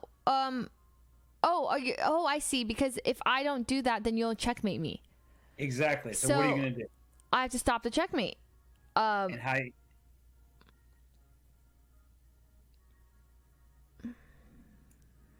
the heck do I stop your checkmate? You got this. I know what's happening right now. What? So you Tunneling. see me highlighting the knight? Yeah. So what's happening is you're juggling a lot of information where you're focused on white's checkmate, then I'm pushing you back to black's checkmate, and then you're forgetting about white's checkmate, right? Because there's just a lot going on. Right. So I get it, and I think that's totally fair, and it happens to everybody because when we're trying to juggle this information, some of it gets lost. Yes. We're not clowns. Yeah. We can't do it. Yeah. So the reason why I bring that up is because we should still pay attention to our opponent's plans while focusing on our own as well, right? Right. So we should just be cognizant of what our opponent is going for. So as we go back to this position, let me take this knight. Why is it not letting me do what I want to do? So here, and this rook was here. So if black had a move, there were these 3 checkmates, right? Right.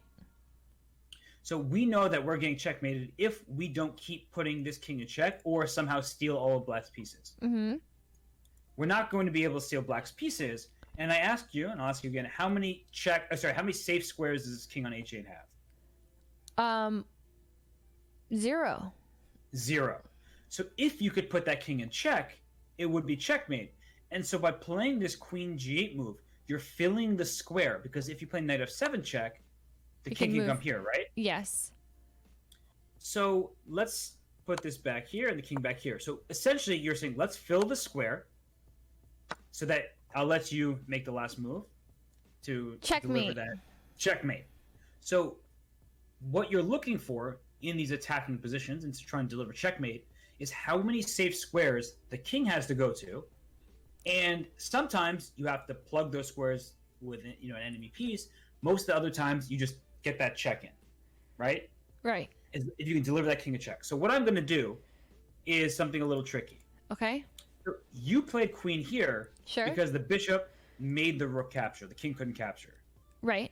Right? Mm-hmm. I am going to do something very mean. Forgive me. Okay. I'm going to take your bishop off the board. No! Okay, that's fine. I'm sorry. So now, if this queen goes here, you said earlier you'll take with the king, so that way there's not even a single another check for white. Yeah. No Okay. more checks. Yeah. And I'm gonna go checkmate you down here somewhere. Yeah. That sucks. Yeah, it does kind of suck. So why'd you do that? So I took away the bishop, and that means queen can't go there with check. What other checks do you have? I mean, we talked about this one. Okay, that one looks like it just loses the queen, right? Right. So we don't like that one. We don't really like it. So we have this one. Okay, so here, what black has only one move, right? Yep. Let's move my king over. So let's look at something. There's a queen here, and there's a king on the same line. Yep. If this knight were to move away, that king would be in check. Right, like here?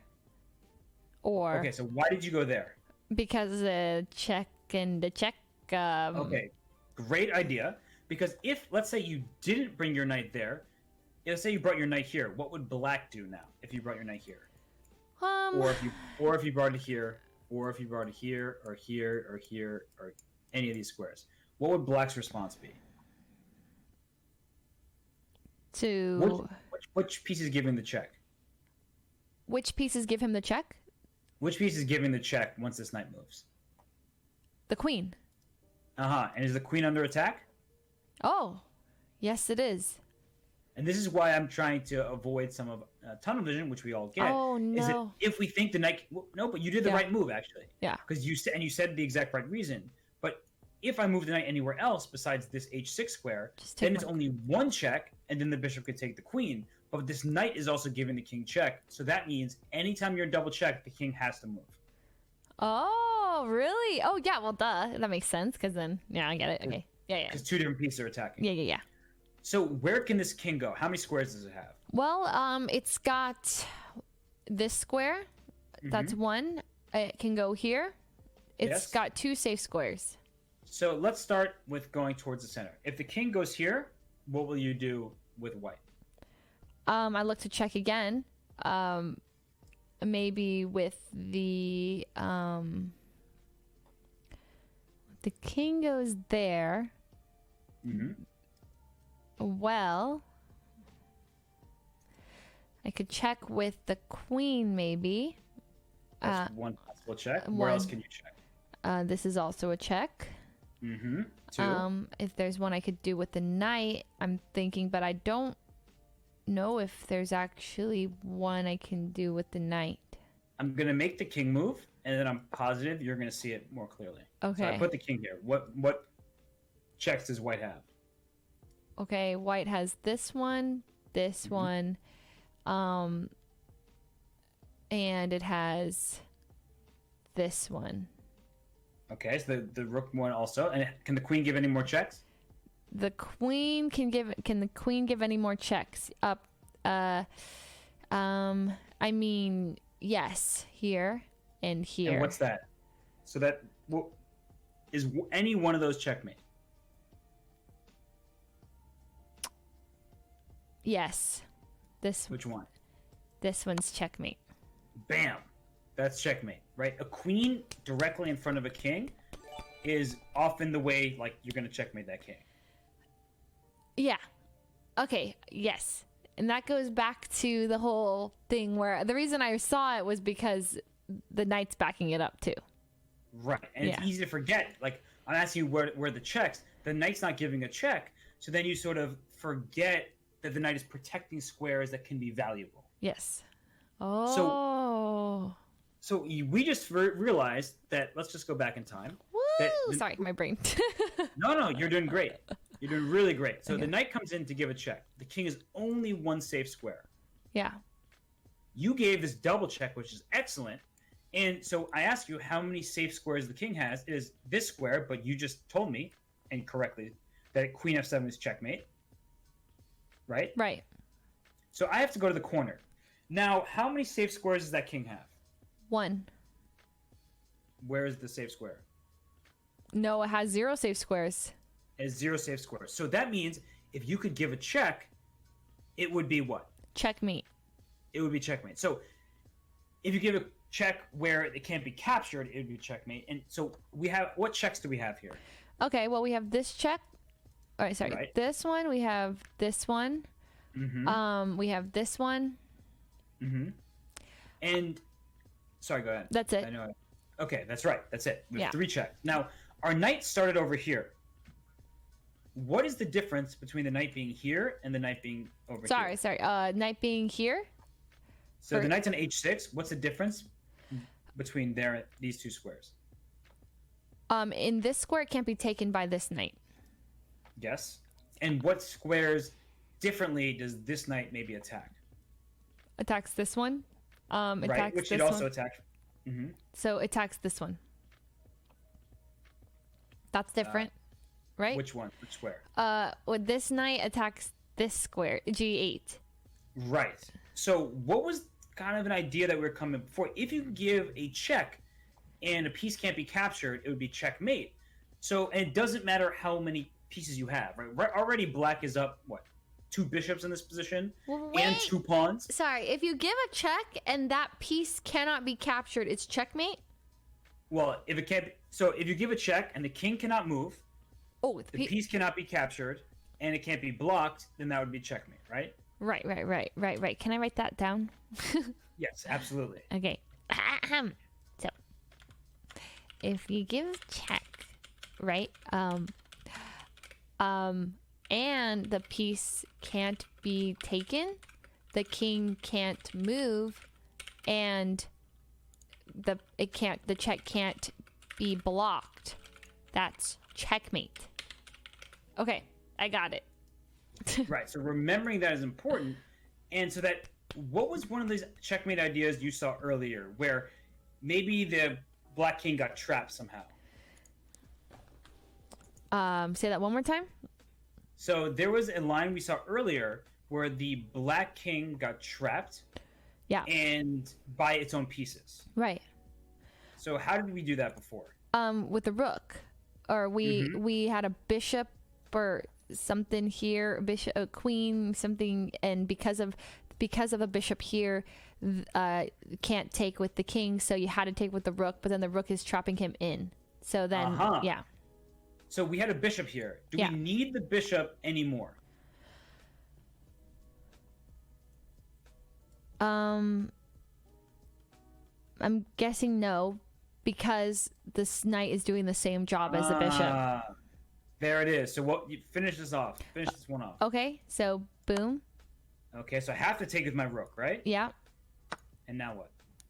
And then now your king is... Oh, I didn't mean to do that. Actually, that was a misclick. Misclick. Back it up. Okay, that was a misclick. So I actually do know. So we're in a situation where your king can't move. And we maybe can give a situation where if I already know this, it's here. Yes. And I could see you buying yourself some time there. No. Important. Yeah. I got it because it fulfills all the requirements of the checkmate. It does. And first, you found from the very beginning, even before I put a bishop here on the c4 square, you said if the rook took on g8, it gets this king in a position where it's called a smothered checkmate. Smothered checkmate. Okay. Yes, smothered checkmate. And the checkmate is because it's the pieces from black side of things just keep the king smothered in there, right? It's like it's no room of its own. Right. And that is what you do is if we go back in time here a little bit, you brought your knight here and then over here so that you could put your queen next to the king, force the rook to fill the square, and then get your knight to f7 with checkmate. Say that one more time. Okay, so what did I do with the knights? I mean, I get it, but I just so I put my knight here. Wait, where did I put my knight? Here? That's yes. So let's try this again. I'm gonna have you start over. I know we just did it, but Yeah. Your turn with the white pieces. Okay, with the white pieces. Yes, your turn. Starting it over. Okay. All right. Well. So what do we think about first before we even make a move? What are we thinking about? What checks are available to me? Exactly. And I look, this check is available, this check is available, and this check is available. And those are okay. And then I think kind of like what are the possibilities with each one. But like if I go here, you'll just take, and that's kind of not great. If I were to go here, you'll take my queen. But then it does, your king, it's all blocked in, right? So that's maybe good. And then I could go here. Okay. And then there's also this, which checks your king. It forces your king to go here, I think. Yep. And then you could take... Oh, wait, no. Your king can't go there. Oh, no, your king can. Okay, so if I go here, your king goes here. Your rook goes here. Wait. I know. My brain. You're doing very well. Okay. No, it's all good. So you're giving this check. This king goes here. So now it's white's move again, right? Oh, white's move again. Okay. Oh, it's my turn. Okay. Exactly. Then I could check with my... no, but then this. Okay, so I don't... So I guess I'm debating between those, whether to move this here first or move this here first. Both of them give check. Right. This one. Okay, so this is really good, and I'm glad you clearly were trying to put together all the information again, and you're right that if Queen G8, if the rook takes, then you get your nice little smothered checkmate, right? Yeah. But you realize that the king can take you because there's nothing protecting that queen. Right. So you bring the knight to f7. I'm in check. I can't take your knight. Yep. Nothing I can do besides move my king over. Right. So what move are we going with next? I check again. There we go. Because any other knight move drops your queen. Because we can't forget our queen's under attack. Any other knight move drops my queen. Oh, yes. Because I have to check you, so you have to do something. And you're giving the rare but amazing double check. And what if I move my king to f8 towards the center? Well then, that's fine. I can check you again. With my queen. If you move your king there,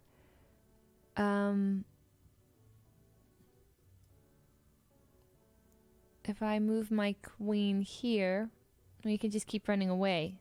So maybe, what happens if I... Okay, wait. So if you move your king there, can you visualize it, or can you put your king there? Okay. You're going to find it now. Oh, really? Okay. You're definitely going to find it now. Okay, now if I don't find it, it's bad. Wait, so I'm just looking for check... Well, okay, so first of all, I look for all my checks, right? Yep. Here. Here's the one. Okay. Do you have any more checks than that? I think so. I might have one with my knight, maybe or maybe not. This is actually where you got stuck before. So it's interesting that I got stuck again. Is it this one? Same exact moment. Stop here on f7. Remember, if you can put your queen in front of... Oh my god, it's the same one! It's the same exact one. I can't. Same exact one. I learned it and then I didn't. Yeah, I get it. It's totally fine. What just happened was you again forgot that your knight is helping the queen. But you did realize there that the g8 squares for your queen. But somehow this queen f7 checkmate is eluding you. Yeah, I don't know why. My brain, like, it doesn't. Sometimes the things don't stick. It's weird. It's okay. It's okay. You're working on it. Yeah. It's always, and every single chess player is a work in progress. So yeah. Don't be too hard on yourself. Right. Oh my goodness. So, okay. Just in general, if your queen can sit right in front of the enemy king, that would be a checkmate, right? I mean, it can't be captured. So it's protected. It can't be captured. That king is in checkmate. Right. That's the checkmate I feel like I understand, but sometimes I get confused how to get there. I was going to say that if there were just a king and a queen versus a king, you'd probably figure out this, right? If this king were all the way up here, and then the king and the queen were attached, you'd probably see it much more quickly because you're more used to it. Does that make sense? Yeah. Right. So in the when you have just a queen against a king, you attach your queen and king together. You deliver a checkmate. But somehow these knights are tricky, and we forget exactly where they're protecting and attacking. Dude, knights are so confusing. They're really tricky for me to see. I always blunder because I forget that a knight can take me, because I'm like, I just forget that a knight moves in an L. Right. And they are a very tricky piece. They jump over pieces. They move in the L shape. They hit weird squares. All the arrows look weird when you put them all together on the board. Yeah. There's a lot of things happening with the knights. But you want to think about where your pieces are touching, where they're attacking, like what's defending them. And so when you get to this position here, you were great at seeing this as a check twice. But then I think you also then forgot that the knight came from the square. And so it still protects it even if it's no longer there. Yeah. Okay, wait, can we try that again? I think I can remember it this time. Okay, I'll start from the beginning. You go. Okay. Well, now I know, but... Okay, I'm moving my king over. Check again. Double check. Okay, so if I move my king over here, what are you going to do? If you move your king there, I'm going to move my queen there. Perfect. Perfect. And if I move my king here? If you move your king there, I'm going to move my queen there. Aha, why are you going to move your queen there? Actually, just kidding. That would be stalemate, right? Wait, why would it be stalemate? No, it's not. I just doubted myself because... I know you did, but... I know. If I move my queen there, that's perfect. Because if you take my queen... Oh, I get it. So if I move my queen there, you have to take with your rook. Rook. And then I take with my knight. Do you have to take back? No. Why did you put your queen here? I put my queen there to block you in. So then finish the job. You block me in by forcing my rook here. I'll go here. There it is, right? So I think that it makes a lot of sense that your reaction is for, whether it was a bishop over here or the knight over here, your reaction is to take the piece that took you. And that's really difficult. It's like ignoring the capture, right? Sometimes you want to recapture the piece that took you. Other times you're like, wait a second, I don't actually have to just go ahead and take back, because if I take back with my knight, then this queen is going to come checkmate me because my king. So if I'm able to deliver the check unopposed, can't capture me, can't block me, can't move your king, then it's going to be checkmate. Yes, 1 second. I just had to switch. I think I had some copyrighted music playing, but now I'm fixed. Okay, continue. No worries. Yes. And so these. So someone in my chat said Hess has the patience of a god. I mean, I don't know about that. Now we're not gonna talk about it. Yeah. Anyways. But I think it is very difficult when somebody captures a piece to ignore it and do something else, right? Like, I'm sure that when people take your piece, you immediately focus on how you can take them back. Yeah, I tunnel. Because we're vengeful people. That's what we're getting at here. It's like, you take my bowl of cereal, I'm gonna go take your bowl of cereal. Right, because that's wrong if you take my bowl of cereal. What's your favorite bowl of cereal? Cinnamon Toast Crunch or Captain Crunch Berries. Okay, I can dig that. I actually have some Captain Crunch in my pantry right now. Yeah, good choice. I really like that. The peanut butter one's awesome too. Agreed. Although people were talking smack to me because I said I really like Raisin Bran Crunch, and somehow that's not a popular cereal. I always thought. Yeah, Raisin Bran's great. Oh my gosh. Oh, you too. It's great. Everybody's a critic. My mom and dad like Raisin Bran a lot. Oh, so you just okay boomer. No, I didn't say okay boomer. I said my parents could relate to you. Okay, moving on to the next position we're going to talk about. But seriously, does that what we just went through? Does this make sense? Yeah, makes sense. I like these kind of these are kind of like puzzles. I like them. So I'm going to give you a new puzzle. Okay. All right, we're going to use the same board here. Okay.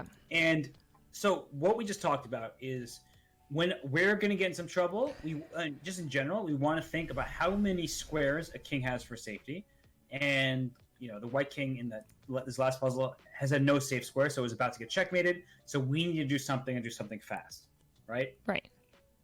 Now I'm going to make up a position, but it's going to be one that has a clear purpose. So Okay. Give me a sec. As I start setting pieces down, I'm really just coming up with this on the fly. So Okay. boom, boom, boom.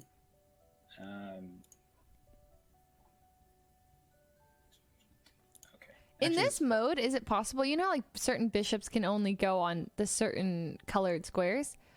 yeah. Is it possible to like mess it up when you set it up and put a bishop on the wrong colored square? Okay. You're like, got it. I feel like I just did a box and I regret it. He does this thing like this all the time. Yeah. Almost done setting up. Let's put this here. And okay. So let's get this position. So if this position were, which side are you looking at it from right now? I'm looking at it from the white side. Okay. So it's going to be white's move. What move would you make? All right. Well, I look at my possible checks. Right? Or I look at the spaces that my king can move first. Right? Yeah. You said to do that? Or yeah, so king can move these. Right? Or Yeah, just generally speaking. So actually, this is a very good example. Once we get to the solution, I'll explain another concept. But yes, you always want to make sure your king has some safe squares, and you want to also look at your opponent's king. So both kings are, that's the point, checkmating the opponent king. right. So I'm looking at checks right now. And I can make a check here. And that's the only check that kind of stands out to me right now. Okay. So that's it. Okay, and what would happen if you put your rook there? Right. If I put my rook there, your rook, well, I check you, so you have to eat my rook. So then I would go after yours and check you again. And I think that's actually checkmate. Perfect. Damn. See? Right? Yeah. You move the rook here. Hold on. Rook here. Takes. Queen takes. That's checkmate, right? Yeah. And this is why when you castle, Mic you drop. often sorry. want... No apologies necessary. You can brush that dirt off your shoulders. Yeah. That's why generally you want to have some space for your king, right? That's why I always tell you is look for where your king can go to. Here, the king, once you give a check, back here, the king can't escape because there's no escape route. Right. This is called the back rank checkmate. There you go, back rank checkmate. So let's go back to the beginning here for a second. So you see that if it's white's turn, you're going to go back rank checkmate. Now flip the board around. Okay. It's black's turn. Okay. Black's What turn. are you going to do? Well, same thing. I look for my checks. My checks, I could check here. I think that is it. Okay. If I were to go there, that's...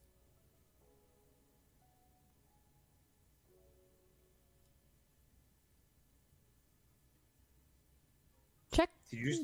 Mate. You went so silent on me. I thought I lost you. Oh, no. Wait, what the heck how is that not checkmate? Why do you think it's not checkmate? Well, because I can either move my king. No, I see. You can move your queen back here. And it's protected, so I'm offering you a queen trade, right? Right. So then I would go here, you would go here, and then I would well, then I guess then I wouldn't be too sure what to do from here. That's cool because it's not entirely clear what you should do next. Maybe make some space for your king so that way you don't get back rank checkmated. Yeah. But now we're in a position without queens. So good of you to note that this is a check on c1.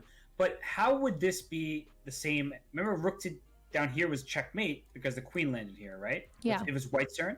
So how can we do the same thing? We can't because if we go queen here, the queen drops back. But is there a way we can make this work somehow? Well, my first thought is that this queen is problematic. So, but if I try to eat that queen, then then your rook just takes, and then what do you do?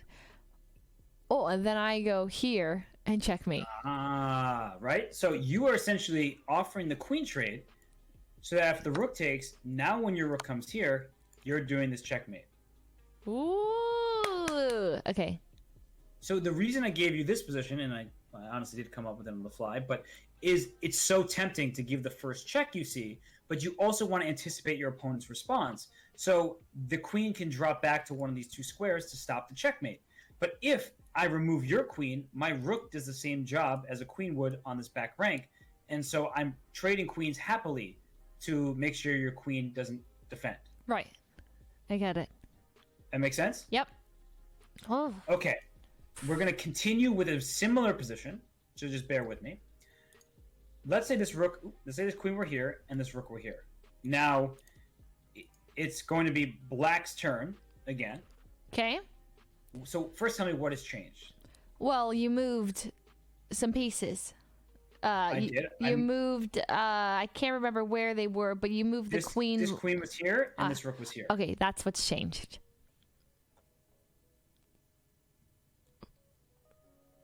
So how does this change your thought process about a position? Well, now I can't just eat your piece. So, well,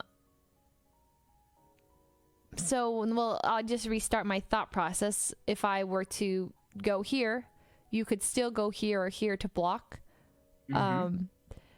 So I don't like that. If I were to eat your rook here, you could take my queen and I would checkmate, right? I'm thinking if I could go here, right? Be definitive. Let me know. Is that right?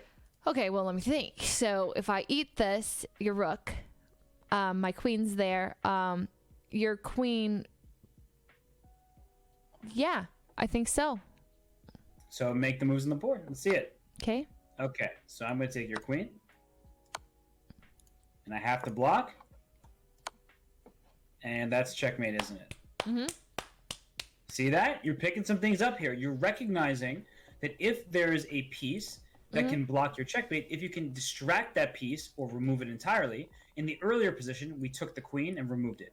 Here, you're saying this queen has to do too much, right? We've all been in these positions where our friends are asking us for relationship advice, and then our brother, needs to talk about our parents, and then our parents want to talk about our brother. Yeah. It's just too much going on. We're overloaded here. Totally. I can't tell if that was agreeing with me just to be No, nice. no. Totally. Yeah. I know I sound sarcastic, but I have been in the situation where I'm being pulled in many different directions, just like this queen. And so you're a queen. This queen on D3 is a queen. Sometimes it's still a burden. Did you say I'm a queen? I said you're a queen, yeah. Thanks, Hess. I mean, it was complimentary. I don't know. I meant it just as a nice... I feel awkward about it. I thought we were just... No, let's just carry on. I feel like I did something wrong now, and now I need to... No, you just said I'm a queen. Yeah, it was complimentary. Thank you. Okay, now it's got awkward. All right, let's keep moving. Let's move on then. That was okay. Well, so you're using a distraction tactic to get this queen removed from the defense against the checkmate. Mm-hmm. So now I'm going to change the position again. Okay? Mm-hmm. It's going to be similar. I'm fine with that. But I'm going to change one thing for both sides. Okay. Oh no. You've given space. No back rank checkmate. I've given space. And it's white's turn now. So let's flip it back to white's turn. Okay. So, and I'm playing white as white? Yes. Whew. Okay, so. All right. Well, my first thing is look for checks. I feel like that's such a good thing. Oh, sorry. That's such a good mentality. Albert called me yesterday to tell me that. Like, that's like a good, like the first thing he does is like, look what checks can be made. Right. And so I'm looking and I really only see this one. Oh no, I see another one right here. Any other ones with the queen? Not really. So this one, and Rook. No, I would say that there's these two. Right. And so importantly, when you say that this queen can give this check here, it also means that this king cannot move. If it was black's turn, the king can't go there because your queen covers the square, right? Right. Yeah. So that means if you went rook here, it would be checkmate if not for this rook. Yes? Yes. And what else is this rook doing on Oh, real quick. I get it. This square is, this queen is basically creating a back ring checkmate. It is? Yeah, because it acts like a pawn. Like that, it might as well have a pawn be there. Exactly. Because he's blocking. Okay, yeah. Okay. Let's continue with your question. So this rook on c8, what's it doing? It's protecting the king. Okay, what else is it doing? Tell me everything it's doing. Well, it's okay, it's protecting this it's it also, if this rook were to try and checkmate this way, it would eat that piece. It's supporting this queen right here. So in case this queen maybe wants to go here, I don't know, just it protects it. That's about all I can really think of.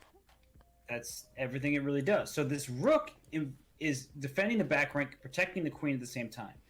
We just noted that this king can't escape out here because of the queen. Right. So what was that kind of tactic we just saw in our last position where that queen took this rook here so you could deliver the checkmate? What kind of tactic was that? Distraction. Distraction. Yeah. We're trying to distract the thing that's being in our way. In this case, this guy. Can we distract that? Well,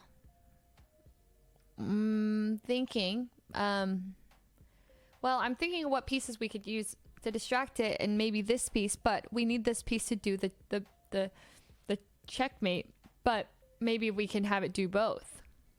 Okay, so let's take what we learned in the previous couple positions, and you're doing a great job, by the way, and not have tunnel vision about the last. It doesn't necessarily have to be checkmate, but this rook, as you were just saying, it kind of is doing the most. It's saving the king and saving the queen. Right. That's like the noblest prince you could ask for. Yeah. And if we can distract it, if we can, force it aside, one of these pieces is going to be in trouble. So is there a way you can see how this rook is forcibly distracted from the square it's currently on?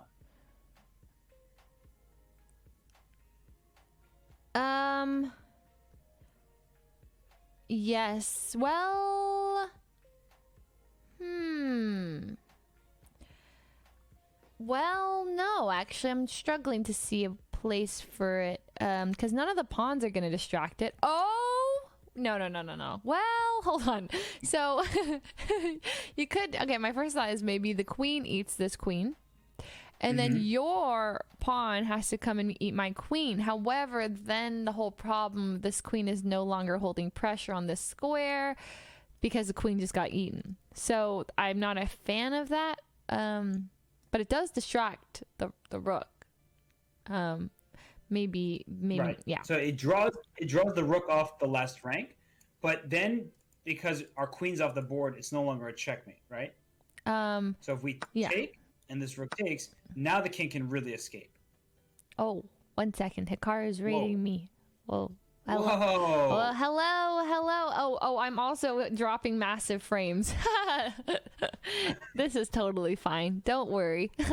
Well, thanks, Hikaru, for the raid. I'm getting a lesson with the one and only Hess right now. I'm lagging like crazy as well, so sorry about that. But I am having a chess lesson. I think it's because I have 3 people in my house streaming right now. But yeah, I mean, it's fine. It happens. If it's go kick them off. Oh wait, I don't know if I can kick them off. But worst case, if it keeps lagging, well, we can just go to your stream. Yeah. Okay. You know what? How about I can just pass the raid to you right now? Oh, whoa. Yeah, I'm like going up and down like crazy. I mean, you don't have to do that. I mean, Just whatever works best for you. Yeah, I mean, it's just like it's like super, let me show if people can, I don't know if people can see it. It's like 0, it's not looking so good right now. I don't know why it just started. Well, maybe I've been dropping frames this whole time. Okay, maybe it'll stabilize. Anyway, I think it's stabilizing. We're prepping for our lesson, or for my game against XUC tomorrow. And hopefully I'll do okay. Okay, I think I'm dropping like a lot of frames. I don't know if you can tell. Is my camera lagging? It's lagging a little bit, but I'm just hoping it fixes. Okay. Have I been lagging this whole time? Has it been okay? Okay, I think I'm still dropping. Okay, you know what? It's fine. Yeah, this is fine. Okay, I'm gonna raid you. Okay, we're gonna raid you, and then we're gonna stay on your stream, so that I don't have to worry about this, but I can still get the lesson. A lot of pressure on me now. Okay, no worries. No worries. You got this. Well, I almost raided Hikaru back. But thank you, Hikaru. Really appreciate it. Here we go. Okay, so it's passing. Rating GMHess. Okay, but I'm gonna stay on your stream. Wait, so how it's gonna work? I can show my camera to Discord, maybe, and you can capture from there. Does that work better? Or I can just remove your camera. Either way, whatever works. Okay, I can just do it through yeah. Okay. Wait, if I stop the stream right now, what happens? We're still on a call, right? Yes. Okay, this works well. Okay, and I'm gonna stop this.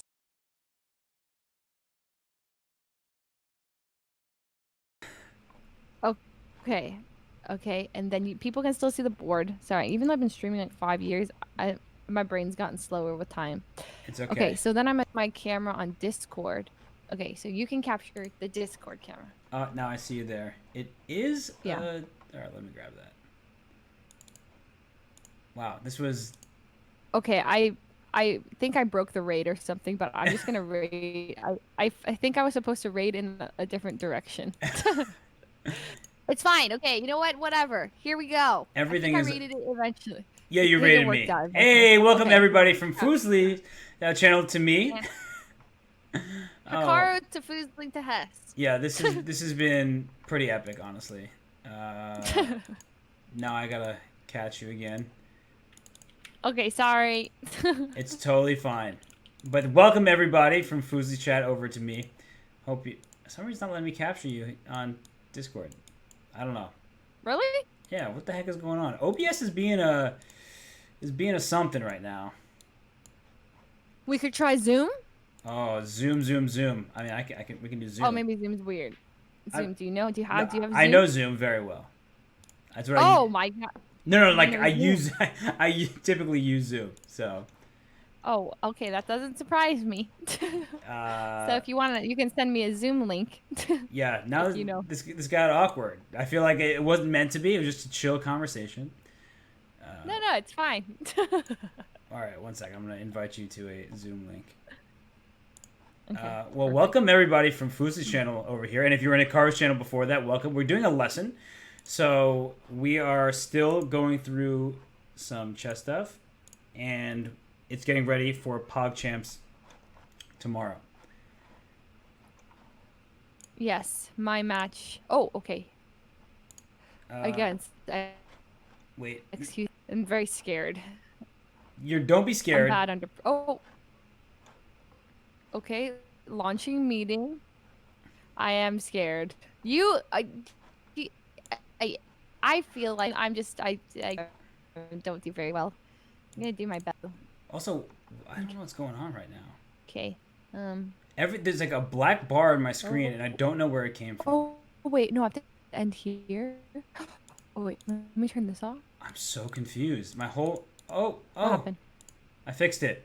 Somehow there's a black bar on my camera that came out of nowhere. Ah, yes. So it's probably a windy. It's a what? Okay. Okay. Technically. Oh, okay. Is it working? Can you see me on Zoom? I'm gonna mute you or cancel one of these calls because otherwise there'll be 2 calls coming in. Okay, let's cancel Discord. Okay. Wait, but then we're hanging up. Okay, that's fine. I got you. I got you on Zoom. Hey, Leslie, can you hear me? What? This is high tech, everybody. Leslie, can you hear me? Yeah. I feel Hello. like we both Uh-oh. failed and succeeded 7 different times. What? What? Wait, what? Oh, is it working? It's working, yeah. But it's OBS. Am I lagging now? Probably. You were always lagging, weren't you? But now I'm just setting it up. Oh, welcome everybody. Am I being arigato Mr. Roboto right now? I don't know what that means in this specific context, but I have your camera and now we're set. And I feel like everything is okay. It just means, do I sound like a robot? Um, Okay, is it good? My internet is probably a little unstable. well, that I think we've established pretty well. But are you ready to continue the lesson? I don't mean to neglect everybody, and we got you on screen. Everyone's happy. I'm happy. Oh. Okay. You do sound a little Mr. Roboto, but yes, I'm totally ready. it's okay. Okay, so back to this position. No, so, you do whatever you need to do. Okay. I really think that I did everything I could do. No. I think it's me. I think my internet is bad. I think it is If it's yours. bad, okay. If it's bad, what we can do is just try to do no cam and just see how this works. Yeah, that we can Yeah. do. So let me. I mean, so I'll keep. should I just press stop video here? Yeah. Let's see if this works. Hello, testing. Is it better? Yeah. Okay. Let's do it. Okay. We'll just talk. So welcome everybody. Now we are officially ready. We've been having a Woo! great time here doing some Yes. lessons, and all right. So this was the position we were looking at, where this queen on d3 hitting the h7 square, right? Yeah. So the king cannot get out. But we did acknowledge that this rook on c8 is covering the d8 square. So if we were to trade rooks real quick, then the king gets out to h7. Right. So it's not checkmate. It's not a back rank checkmate, so we can't be singularly focused on that. Right. So what else is... This rook is covering the back rank, which is important, and we said it's also doing what? Also defending this queen on c4. Exactly. So is there a way to go forward with that distraction tactic? And they now they want to see your zoom, just regular photo that you've had there as like a... Oh, it's a reference. Yeah, as a reference. Well, all right. Now everybody's happy. We're good. Okay. We can do chess. Okay.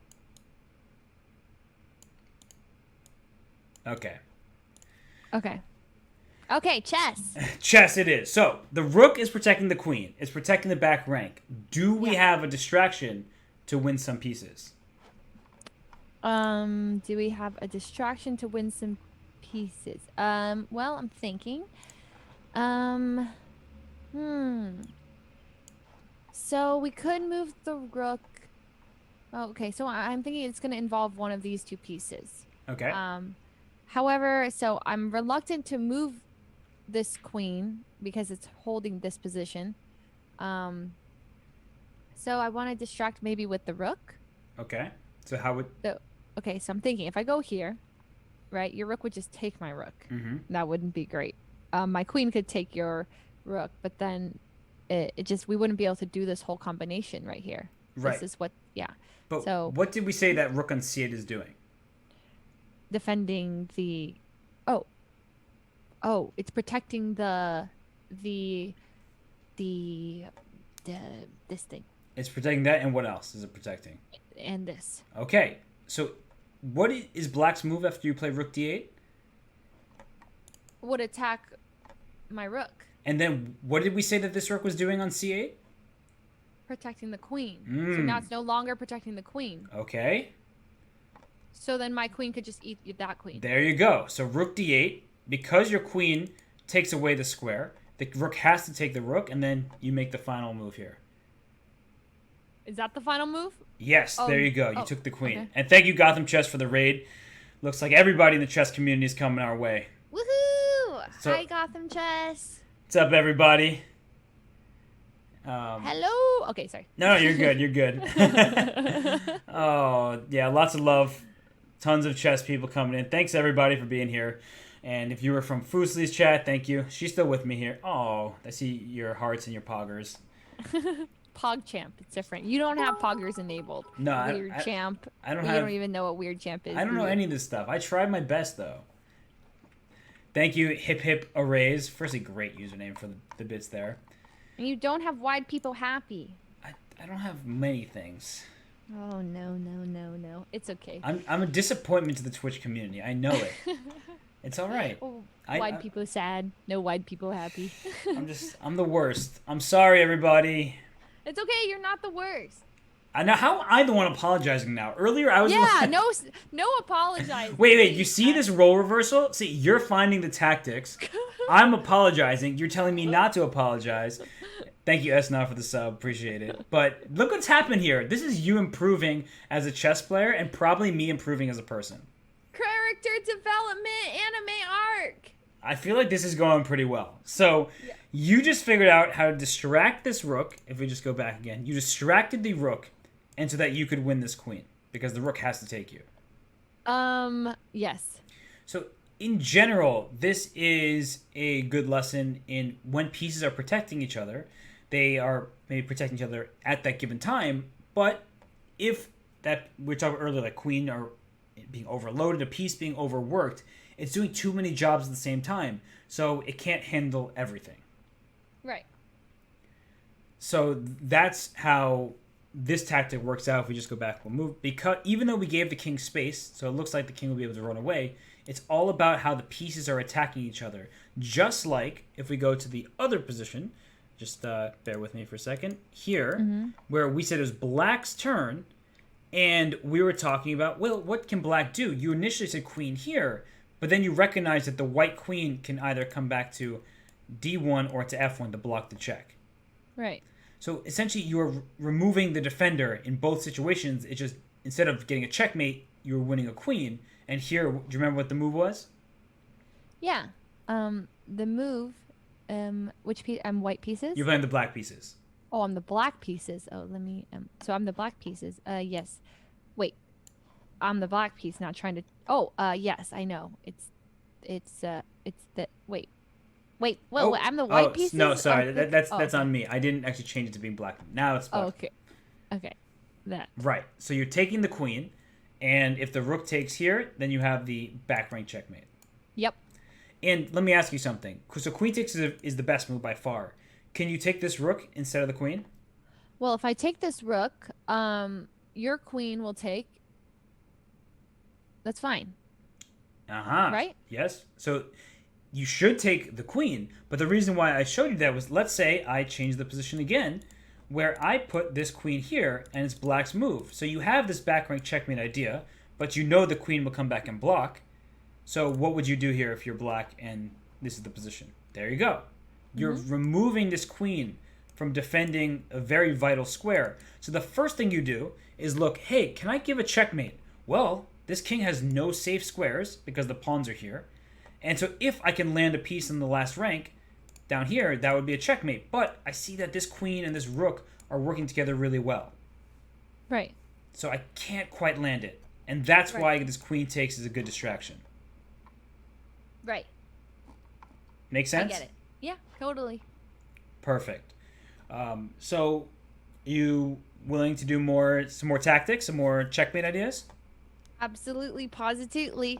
All right. Well, whenever you need to, leave or anything, let me know. We had this conversation last time when. Oh yeah. No, I'm good. I need all the training I can get. So you tell me when you gotta go. Oh, I mean, I would if I needed to, but right now I don't. And All right, cool.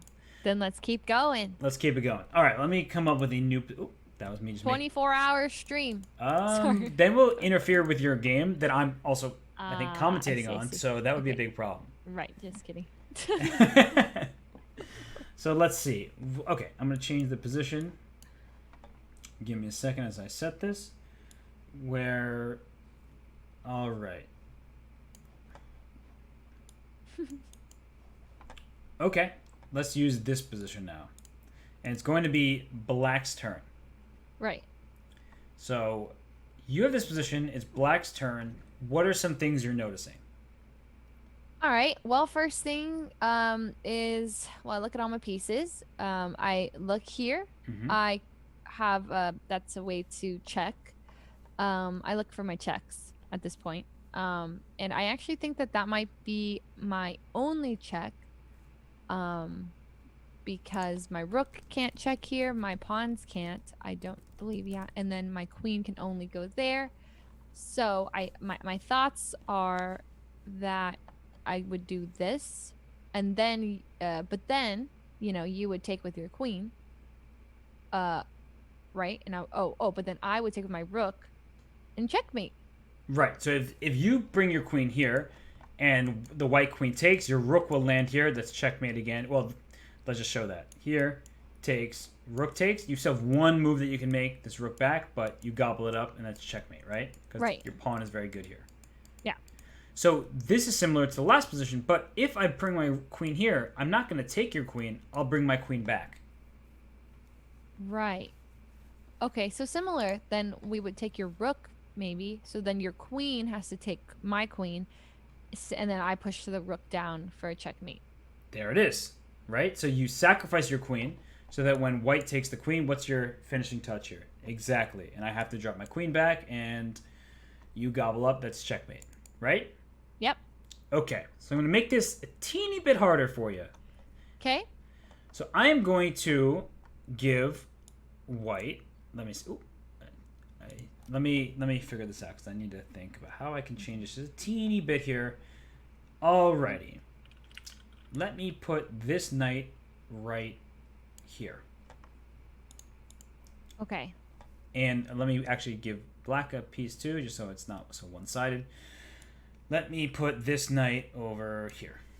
Okay. Okay. Wait, so what did you add? I added this knight and this Yeah. knight. Okay. Okay. So it's still black to move. And what do you notice now that there's a knight over here?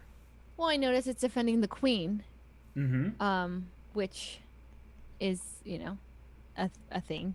Yep, defends the queen. So if I try to do what I did before, I would take your rook, your queen would take my queen, and then my rook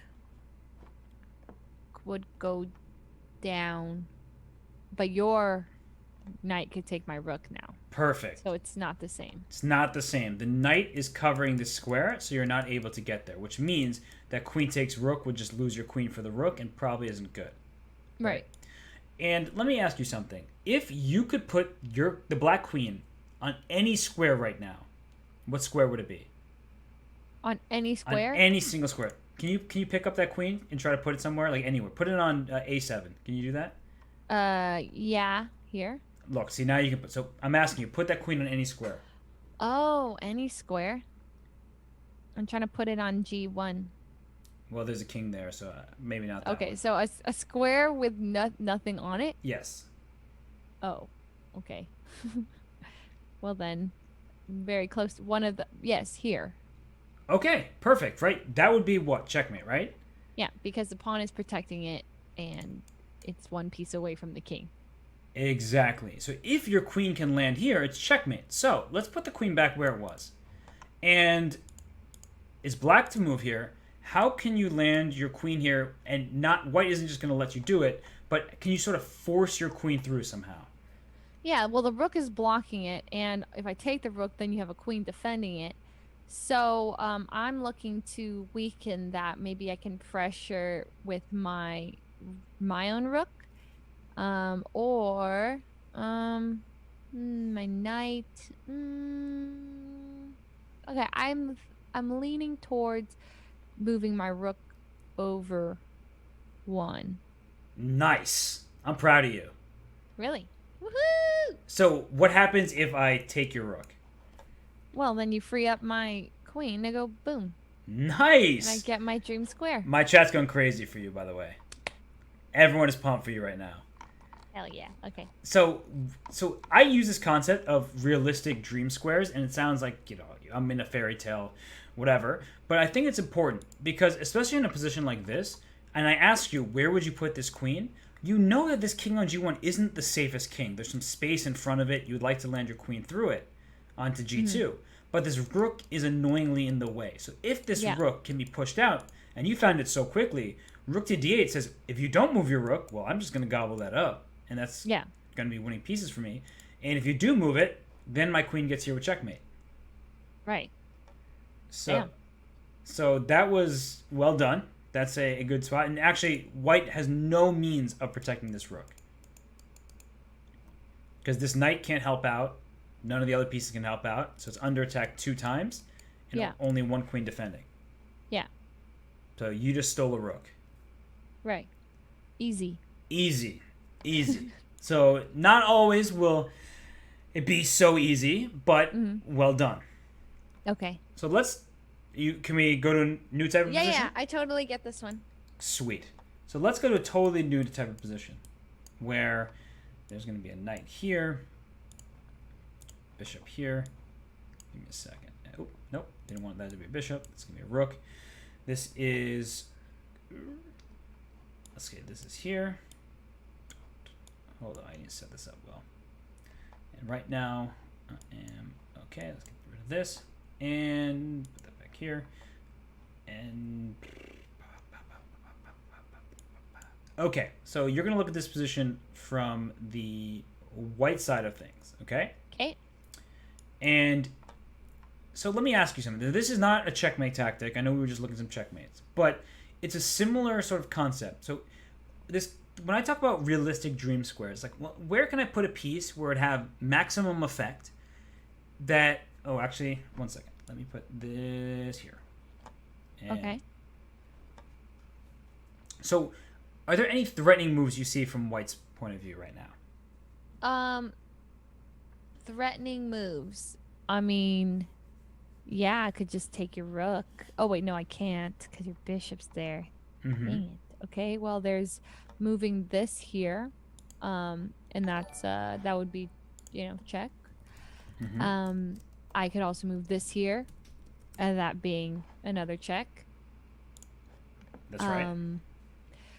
I could also check here with my knight. Okay, and what would happen if you put your knight there? What would that be threatening? Your king and your queen. It'd be forking. Okay, so if you could get your knight here, it would fork the king and queen. That's what I did against Nate Hill. Exactly. Trust me, I remember full well. And if you get your knight there, it's a fork, but there's this bishop that's sitting here Oh, right. doing this, right? But Yep. what else is this bishop doing that's important? The bishop here is, protecting this rook here. Okay, so that bishop is sort of overworked, isn't it? Yeah, it's got a lot. It's got a lot going on. So what move can you play with white that says, all right, like, your bishop is can't be in 2 places at the same time? Okay, wait. So the first one is that it's threatening this square. Oops, sorry. Right? That was me doing Your silly bishop things. can't. Okay. So the first thing that it's doing is defending this square. The second thing is it's defending this thing. Right. Right. So I want it to basically force pick one. Yes, that's what you want. Can you make that happen? Well, my thoughts are I could pressure it with this pawn and make it move one way. Oh, it could just eat that pawn, but then it could eat that pawn, but then it would stop pressuring this piece. This would move this piece, and then I could go here. So, right. So if you push this pawn and the bishop takes, then this rook is no longer defended, right? Right. But if I move this pawn here, I can even take back with my Another pawn. Yeah. But I'm liking the way you're thinking. So you're thinking of how to distract this bishop. Yeah, how to distract him. Well, maybe I could just make him pick one of them. Okay, so how are you going to make it pick? Well, I could either push my queen into this rook and then make him go this way, and then I fork this way, and then eat the queen, but then I lose a queen. So it's like we're just trading queens. So kind of. Calculate that. And what pieces has white taken in that process? So you start by taking a rook, right?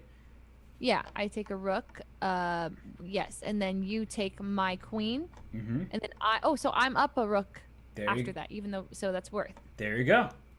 Yeah, so I would do this. Nice. So you are distracting this bishop away, so that when it captures, you're gonna make what move again? Yes. Fork. And then I'll move my king, and then now you're up a rook. Oh, I see. And let's go back a little bit, which you just did a great job. Let's go back for a second, because just because you took my piece doesn't mean I have to take you back. So what if I give you this check over here? Ooh. Then obviously I've got to do something about it. My first thought is I can move this back, but then you would just take that, and then I would lose another piece. So I don't like that What move would at all. what would black take if you brought your rook back? If I put my rook back, black would take my rook. But don't With do you have a piece protecting that square? yes, a queen. Mm-hmm. Right. So I could do that actually. So you could do that. That's true. Yeah, And that's one thing, right? So let's try to calculate something here. So we can drop our rook back. Yeah. What else can we do? Can move the king up. Mm-hmm. What happens if you move the king up? Yeah, I don't like that because you just take my rook. I can take your rook, or I can. Check my king again. You could, if I move my king up, you could check my king again. Look- Or Look what pieces may be under attack. my pawn. You could take my pawn for free. I can take your pawn. What else? Um, You're only looking at the black queen right now. right. So don't only look at the queen. Don't get tunnel vision. Oh, right. Oh, you could take my queen with your bishop. Right. So let's go back just quickly. Is here we took this because we wanted to fork the queen, but our queen is still under attack, right? So this queen's under attack. Right. If you take, then I fork you, and that's great for white. But if I give you this check, now, if let's say I go king here, you take this no longer wins your queen, does it? Because this square is Right. empty. Right. So that's why you're doing a great job. You just here at this moment after the queen check, you started thinking, oh, I can move my king, and then what will the black queen do to me? But you have to remember that other pieces can move. Right? We should only focus on the piece that just moved. Yeah. So High level tactics. high level tactics, and you're becoming a high level player. Yeah. I hope. You're, It's hard to do it during the game. It's very true because there's more pressure. There's a clock that's ticking down. Yeah. There- Ugh, I'm anxious just thinking about the clock. Don't be anxious. You got this. You got this. Okay. Yeah, So I got this. after this check, so you know your king's in check. You know your queen's under attack. You know your rook's under attack. So what kind of move would you play after this check?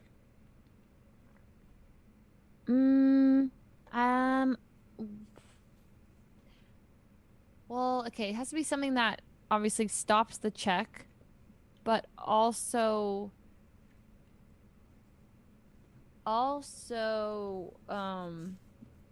doesn't give up a bunch of free pieces. Mm-hmm. So why can't I move my rook back again? You can. I'm not saying you can't. Because if I take your queen, Right. what are you doing as white now? If I take the queen, Then I check your king. can you check my king? Because Shit. there I'll take your queen. we go. There we go. So bishop takes, and then you take my queen. You're up a rook. Yeah. So if I take your rook, then you take my queen with your queen, right? Say that one more time slower. If the black queen takes this rook here, Yeah. then the white queen will take back. Yeah. Right. So Right. in other words, we're protecting the square, and we don't want to do a queen trade because black is down a rook. But what is the difference? So when you play like rook e1, you're attacking this queen, sure. But what else have you done that may be helpful for black by moving your rook back?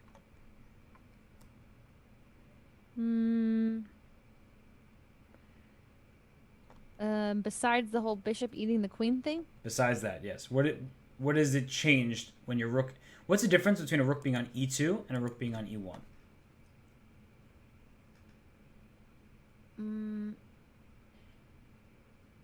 Mm, thinking. What in terms of like why is that good? Like the difference for black? Yeah, just in general, whether it's let's ignore good or Oh, bad. okay. Let's ignore those kind of values. Just what has changed when the rook is on e1 versus on e2? Well, when it's on e1, it's protecting the king. That's right. And when it's on e2, what is it doing? It's not protecting the king. That's true. That's right. And how about for this queen on d1? What is this rook? So on the e1, it attacks the queen. On e2, it's under attack, but it also stops the black queen from moving through it, right? Right. So if you play queen e1, you're offering a trade and bringing another piece closer to your king, which is nice to safeguard your king. Okay. But if you play rook back, then you have to be like, wait a second, I don't have to necessarily take your queen here, and I don't have to do anything about this rook. Maybe I'll take this pawn over here. So my queen is like on a queen, and my queen. Vacuum cleaner. It's like it's on a yo-yo string, kind of like going over here. And now your knight's under attack, your queen's under attack.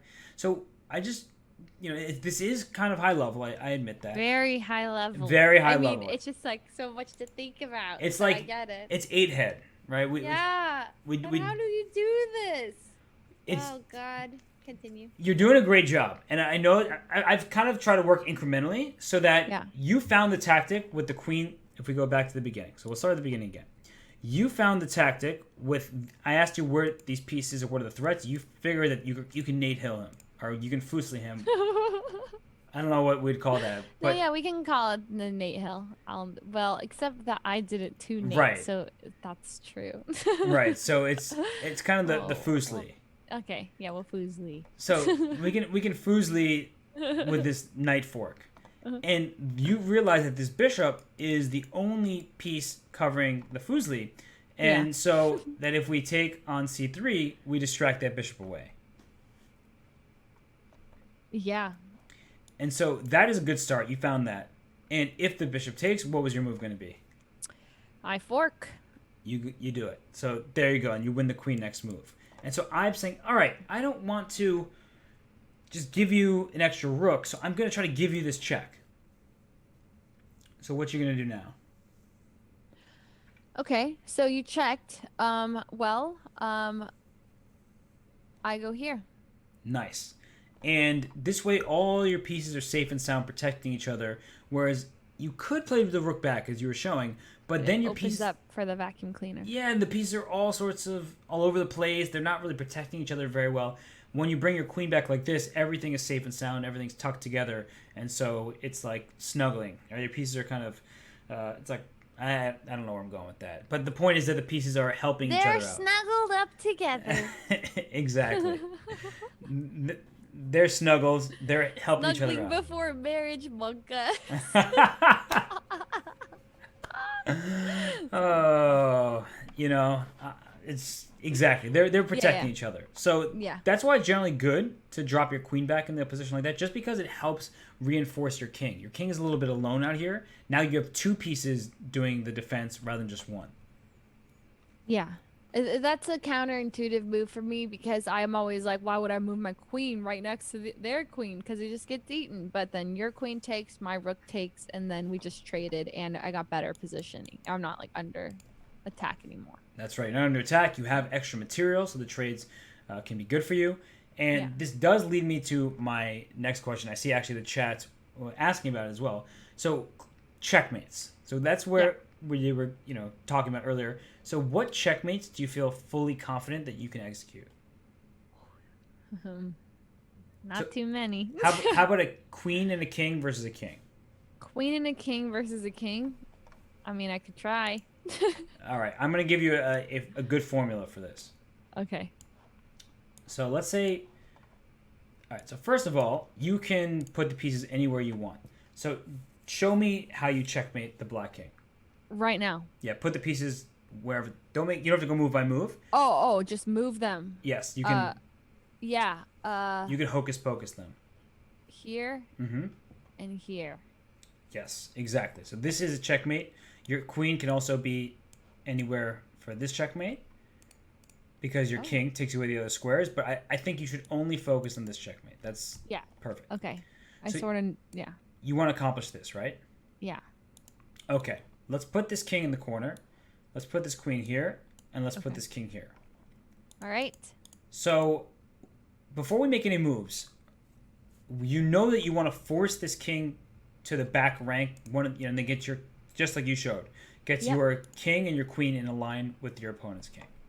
Yeah. I think I can do it. Okay, so you're gonna play. Okay. Okay.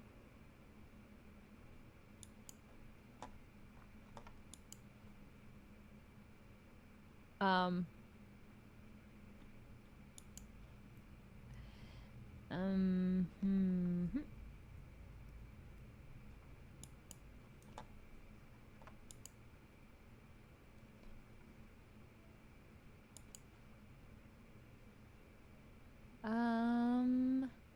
Right. Maybe here. I start moving this in.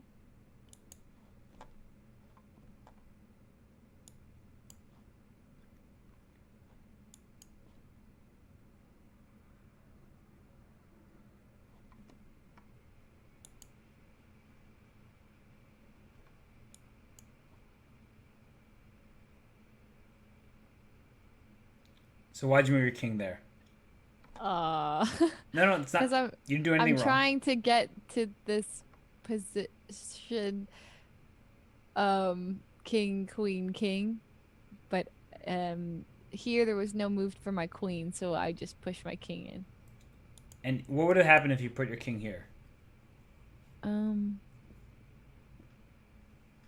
Well, stalemate? Right. So you need to be careful at all times to make sure that the enemy king has space. And by going here, you left me with one square. Well, it's not much. It's not much. No, it's not. Okay, so maybe I'll give you a little bit more space. So I'm gonna, if you don't mind, we're gonna go back a couple moves just because I want to Yeah. make your life Yeah. easy as possible. You Yeah. did firstly. You had perfect technique. Seriously, you understood that keeping the queen a nice square away from the king is the way to go because when you're here, you're taking away all of my options. Right. Once the king gets to this back rank, whenever that is, you should continue. Push up. Yes. Ah, I didn't even know you got there. Yes. So by doing this, right, I'm gonna go here. What are you gonna do? Oh, okay. I'm gonna go here. Okay, I'm gonna go here. I'm gonna go here. What? Oh no, I stalemate? Yes. Oh no. Okay, I leave it here. I'll leave it here. Then I go here. Then I'll go here. Okay, and I'm gonna go king here. Then I go here. Did you need to go there? No, I did not. No, I did.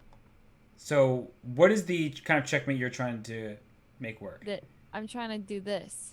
Could you have done that last move? Yeah. Oh. Right? Isn't that it? I checked you. Oh, wait, I could go, but that's not the same thing. It's not the same, Oh. but the king has no space, right? Right. So I understand you want to get the line, which is great. I think that's a really great way to learn. Yeah. And we should stick to that because I don't want to add layers and make it more complicated for you. But first of all, always make sure that the enemy king has space because you had the exact right plan. And over here, it's so tempting to bring the queen closer because it's the knight technique. You're keeping the queen a knight away from the king. But a king in the corner, that's where it gets tricky because now the edge of the board allows it to make a stalemate. Right. So don't move it in there. Yes, don't move it.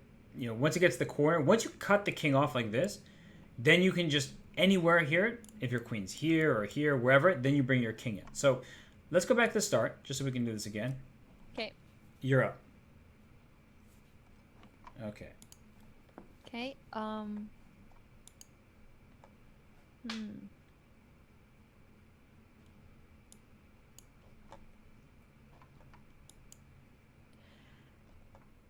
I see.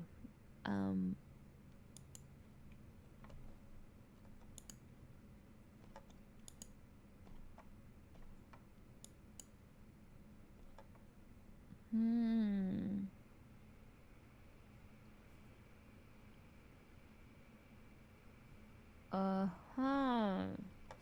Must think here. Hold on a sec. Okay.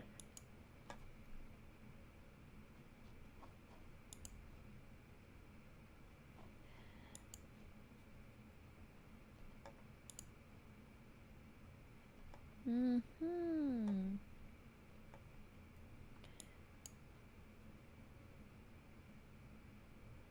Okay.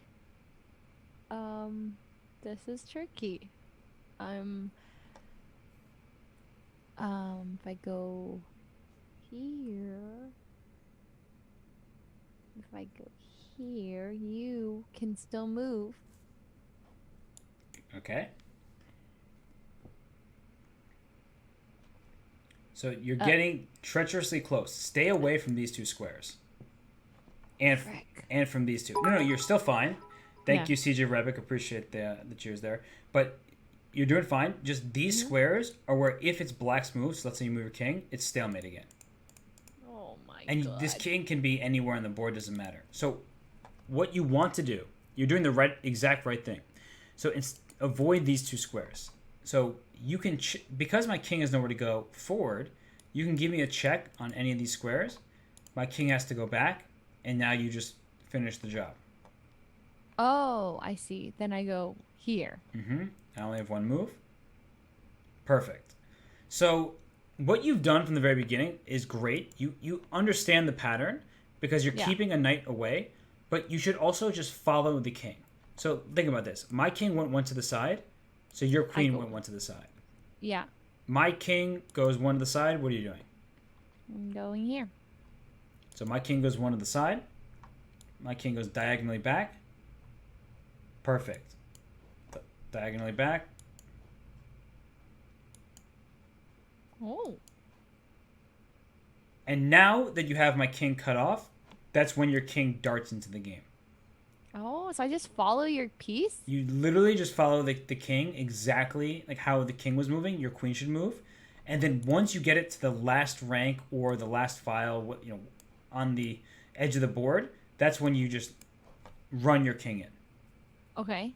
So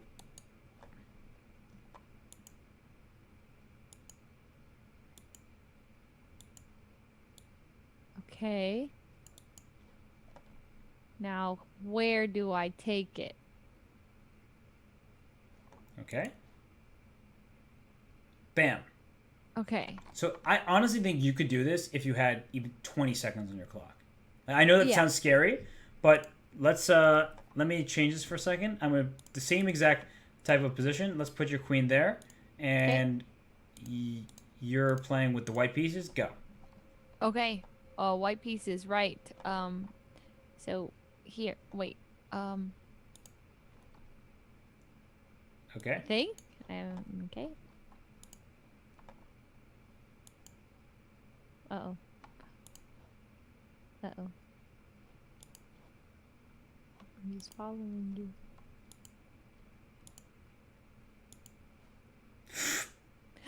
I stalemated! You did a little too quickly. Okay, so what I would do here is actually this.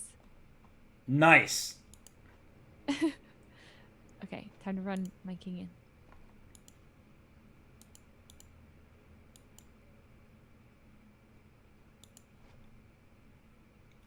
You got it. You really have it. Like, I know for a fact you have it down. And the one thing you just have to remind yourself is as the king approaches the corners, wherever, whichever one it is, just make sure you don't go too close. Yeah. So in general, you want to avoid c7, b6, f7, g6, f2, g3, and b2. b3 and c2. Avoid those pieces with which pieces? You don't want your queen to be on those squares. Okay, queen does not want to be on those squares. All right. And there are times that it seems a little like hard to pinpoint, but the reason why is if we just go back to where we were, that as soon as you put your queen here, the king has no squares. Yeah. If you after queen here, king up, king here, as soon as you put your queen here, the king has no squares. So that's why you tend to want to avoid those squares, because you're actually cutting too much space from the king. Right. without giving it a check. Makes sense. Makes sense. So, yeah, you got this. And I don't want to add layers there because if you have a king and a queen against a king, you know how to do it. You don't need to learn different techniques. Your one technique is good enough. Even if someone's like, oh, well, it says mate in 14 and you did a mate in 17. Checkmate ends the game. So who cares if it's 14 moves or 17 moves? Right. I'll win. You will win. Okay, Now, hold on. I have to use the restroom very quickly. I'll be right back. No worries. Well, now just me and you. Station. Now just me and you, chat. I don't know what to do with y'all. What's up, everybody? What's going on?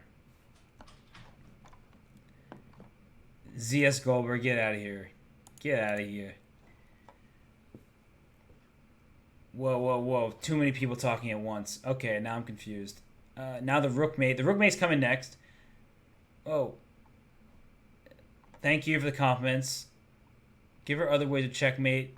Oh my gosh, too many people. I'm not used to this. Wait, the lesson's not over, everybody.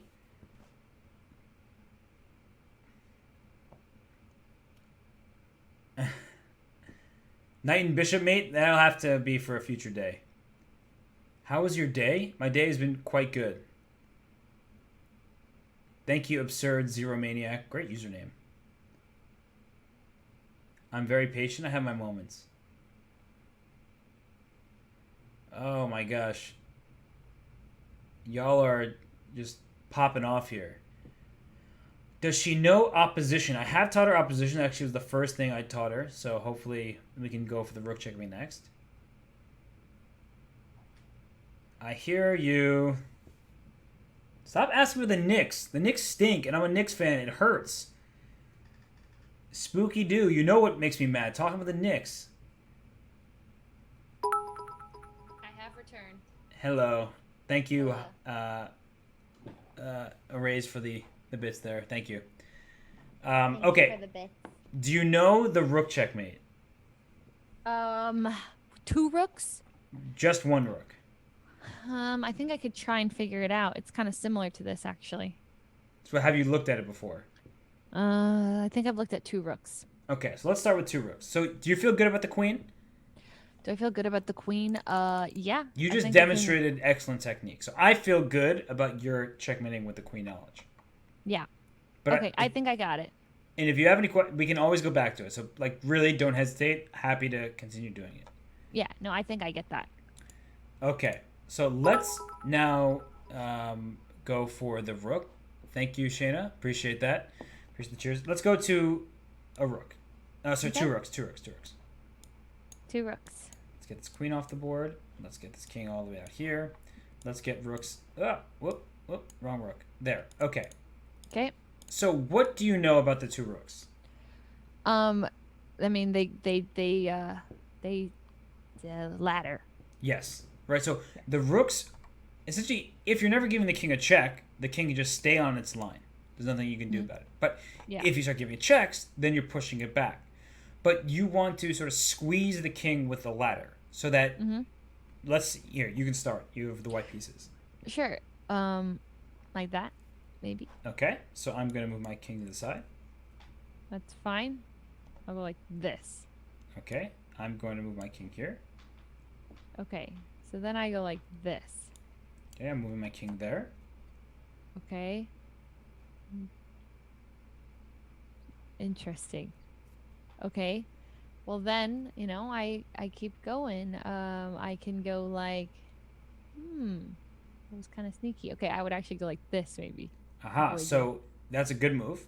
And I'm going to move my king here. Yep. Then I go here.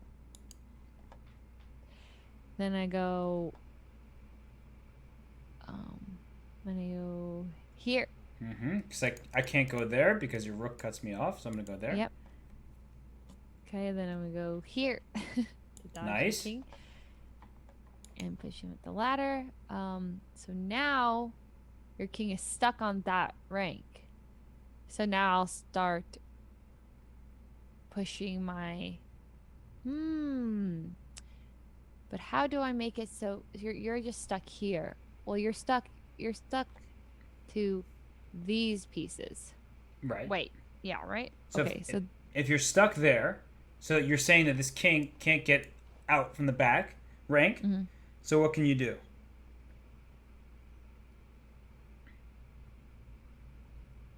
You got That's it. so easy. It is You don't easy. even need your king. So the two rooks, you don't need the king. With the queen, you do need the king. But the two rooks is exactly what you just showed. Oh, so easy. So easy. Okay. It's I get it. That's why it's called a ladder, right? Because you just bring your rooks up like this, and it can be on either side of the board. So what you did was very smart. Where back from the beginning, is you realized that now your rook is under attack, and if you keep it too close, I'll just keep attacking you. So you went all the way to the other side of the board, and I tried to chase you down, but then you moved your rook back to this side so that you could do the ladder. Yeah. That's it. That's it. That's it. It's easy. Yes. Okay, I think I get it. I mean, you seem there have been times while we've worked together where you don't seem definitive. This is a moment where it's like, I got it. I get it. I could do that 10 out of 10 times. You know, I don't curse very often on stream, but this is a special occasion. You literally just said to me in much kinder words, let's move the fuck on. Oh. Yeah. I'm ready That- to go on to the next section. That's what I heard. That's what I heard. And why don't you curse that often? Is it just a preference thing? well, are you talking about why don't I curse that often on stream or Or IRL? on stream, yeah. Or in general. No, in general, I have a mouth of a sailor. Total potty mouth. But on stream. Yeah, I just think that there are times, so I actually feel pretty strongly with this. So the word fuck, okay? Now, that is a word that makes people go, oh, what did you just say? But there are instances where there is no better word to describe, like, what's happening or, like, shit. So I actually think that people, cuss words are stigmatized in bad ways because they're really not that big a deal and they're descriptive, but there are many times people use them as filler words where they're completely unnecessary. Yeah, I agree. And it starts to lose its meaning when people are just, like, dropping F-bombs left and right. And you're like, just every word is the F word. But then when they say it once and you never hear them swear, you're like, whoa! Just like you. I don't think I ever heard you swear before. Oh, well, I used my cursors with purpose. That's just generally what I'm trying to say. So instead of just being like, I mean, anybody can just be like, fuck, shit, fuck, whatever. Like, it's a waste of words. And what are you doing? Yeah. I've been canceled. Uh-oh. Uh-oh. Hess after dark. Hess is over party. Yeah. So I try to be a professional and look what happens. Yeah, so let's move the fuck on. Yes, let's do it. So let's go to one rook versus the king. So you got the queen down. You have the two rooks down extremely well. So let's take one of these rooks off the board. Just one rook? So now we're taking one rook off the board, and we're getting this position here. So what do you know about just one rook versus a king like this? One rook, huh? Well, I mean, the rook is better than the king. Yes. I mean, for the ladder thing, because you can't really do you can still kind of do a ladder, but how would you do a ladder? Maybe not. Okay, so No, explain to me how you would do the ladder. Well, I would try to do this maybe. Okay, so why does this allow you to do the ladder? What about the positioning of the pieces makes it possible? The fact that your king is right on top of my king, so I can keep pushing you up. So following the you. king's on top of the king. What did we call that from the very first position with the pawn in game? When the kings are I know. It's called opposite. No. Yep. It's called opposition. Like opposition. So when you have your king in opposition, you're taking away the squares here. Yeah. And so now your rook is doing a good job. So I'm going to move, and this is where it gets tricky. So I'm going to move my king here. Yeah. Then maybe I'll follow you. Then I'm going to go here. Follow you. I'm going to go here. Oh no, you're going to get a stalemate. So you're going to get tired of following me, aren't you? So if you go here, that's fine. But my king will then escape. So the struggle you're currently having, okay, is that you want... So let's see what we've just done. You give a check. Then you follow. you want it to be white's turn here, right?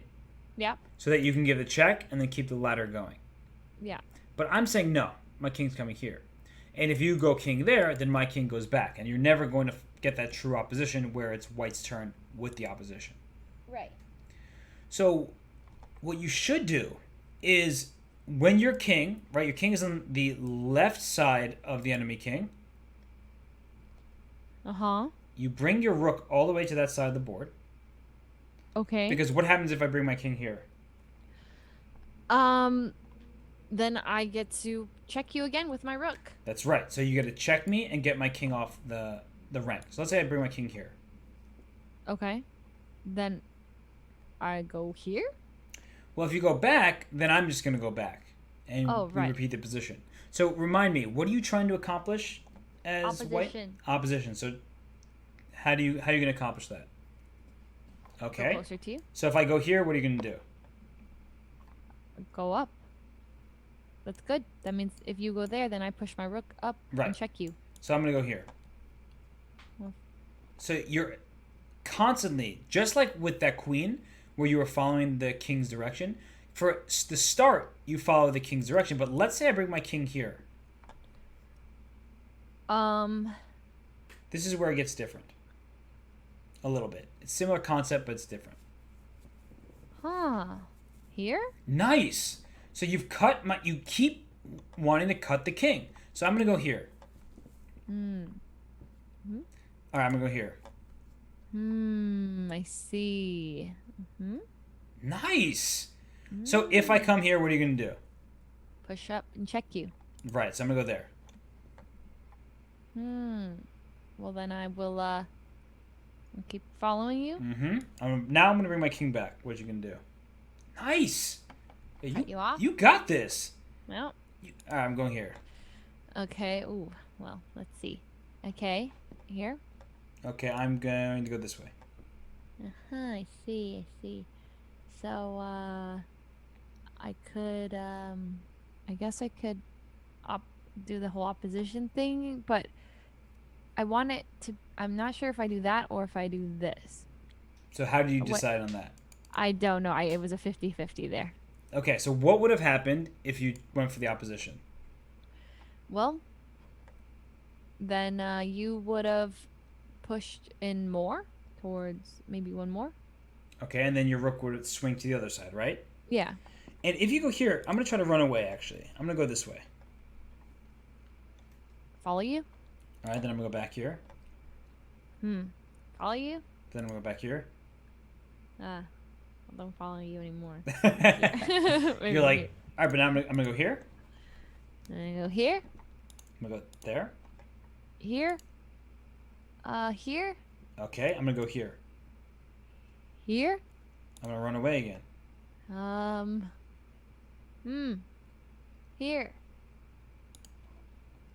It's very annoying. Here? Here? Nice! So I was being quiet just so you could keep working on it. But that's the point, is that as the king starts, it loses half of the board. It starts going towards the rook. And so your king is here on the D file, right? Mm-hmm. This king's on the E file. These are the central files on the board. So yeah. I know that if your king comes here, then my rook comes up. Right. So I say, shoot, if I go king here, then we're in the opposition. It's your move. You check me. You kick my king back. So I'm going to have to run away. Right. So I follow you. Mm-hmm. King here. King here. Oh, yeah, there. Good. Okay. Now I'm thinking I could go here. Well, I'm not sure when to throw my rook the other way. I'm glad you said that because I was about to tell you when. Okay. So in this position, as soon as the black king has made its choice known, you can throw your rook over here, because if the king comes back towards the rook, then you give the check. So what do you mean as soon as the black king has made its decision, or like is it on this file or? It doesn't have What? to be that file, but like let's say I go here and the king goes Yeah. here. But as soon as you've created, there you go, you're putting the rook here. Because as soon as the king has made a choice in terms of direction, so if I go back 1 second, if I go this way, going rook over here doesn't make sense. Because now my king's going to attack your rook. Right. So what you should do is just wait a move and bring your rook one to the side. Because Okay. if the king comes here, what you can do? Check and go up. And if the king goes here,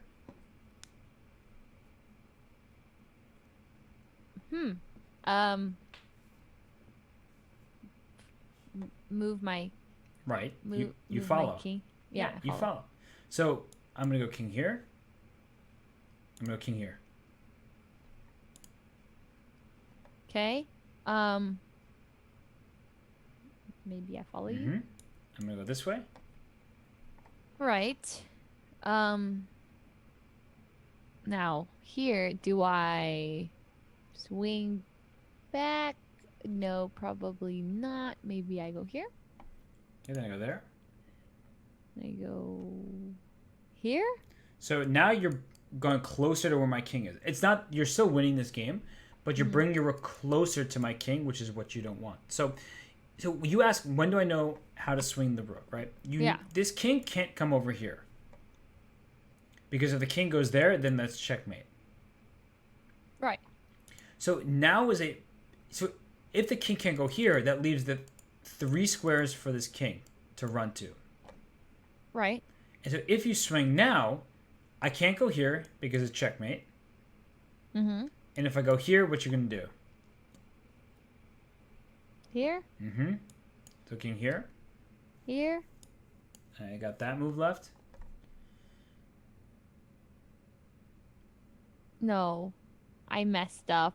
It still would be okay. So what would you do now? So wait, before you move, what if black had a free move? What would black's move be? Free move.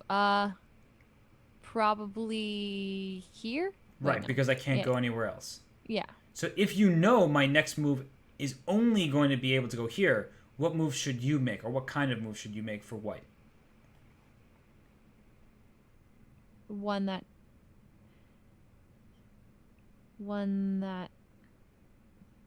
makes it so you can't go there.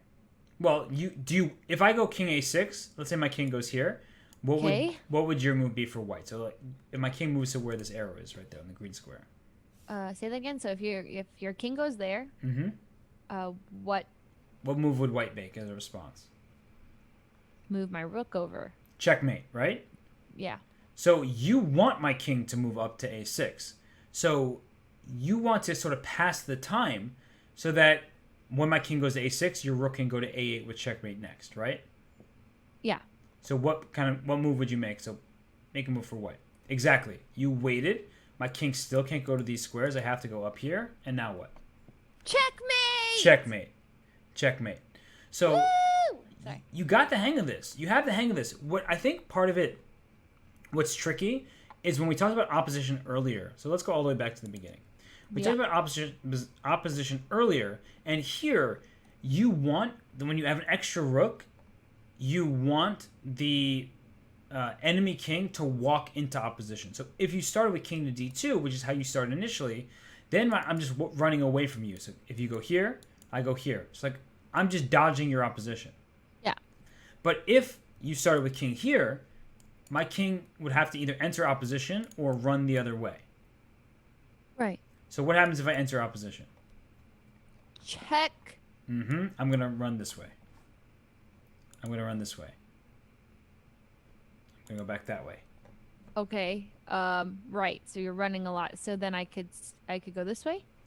Okay. Okay. Yeah. So that's fine. I mean, this is okay. Oh boy. Here. Okay, so I'm going to go here. Frick. This part's hard. I'm trying to get you in opposition, but like if I move over, then you can just move, and I need it to be on my turn. So maybe if I go back. So something to keep in mind, and you're having the right idea, but Yeah. when the king, so you see how this king my king's on d3, and your king's on the left side of this line that I just drew, right? Right. You want to keep your rook on the side closer to your king.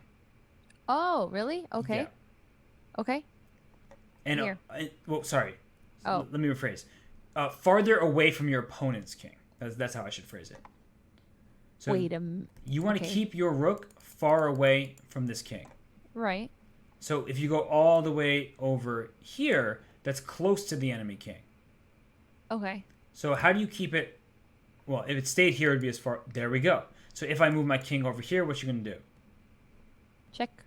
Right. So I'm gonna move this way. I'm gonna not let you give me that check. I think I just. So now that the king has gone diagonally away, like you only. Oh no! I need to follow you. Right. And the only reason you made this move here was because if I go here, you just run away. So you're essentially forcing your opponent towards the edge of the board, or if they come towards the center, well, your king is ready for that opposition, so you can give the check. Got it. Got it. I get it. Okay. So I'm going to go this way. Yeah. Follow you. I'm going to go that way. I'll follow you. I'm going to go here. Check. Here. Okay. So here, I would go maybe here. Nice. So if I go king here, you're going to give me that check. Yep. So I'm going to go this way. Follow you. Can you stop following me, please? Nope. I mean, if you follow me on Twitter, and that's all cool, and like Instagram, but on this chessboard here, if you could please stop. I think I already follow you on Twitter. I didn't know you had Instagram. No, I don't use Instagram, but Oh. I open the door to this. Plug. No. This isn't intentional. So, oh gosh. So what happened was I don't use Instagram, and I had like, I don't know, whatever, 500 followers or something, and Alexandra Botez decided it'd be funny to tell everybody my Instagram during one of our commentary sessions, and then I got like 4,000 people liking, following me in that several hour period. Okay. And Pop off. I'm just like not trying to post an Instagram, and people are still following me and then commenting on my old posts, and you're not getting updates, Nikki Wu. I see you there. You're not getting an update. Ooh, GMHess 91. No, no. Well, I have followed and chat. Gosh. So should all of you. No. I can't believe I opened the door to this. That was so unintentional. Yeah. So anyway, Your move. Okay. Okay, my move. Right. So, well then I'll follow you again. Okay, I'm gonna go here. Yeah, easy. Oh, follow. Wait. Not really. Well, I want to keep my rook on this side, right? Mm-hmm. It's fine.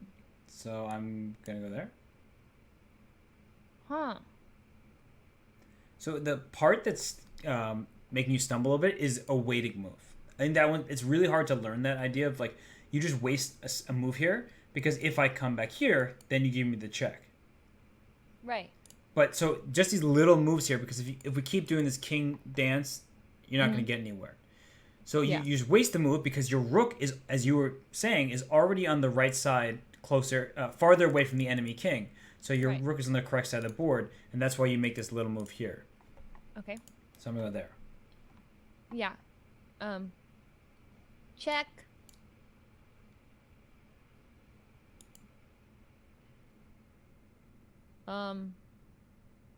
Do I follow you?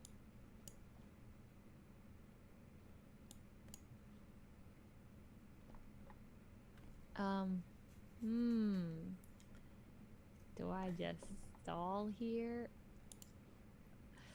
Uh-oh. It's okay.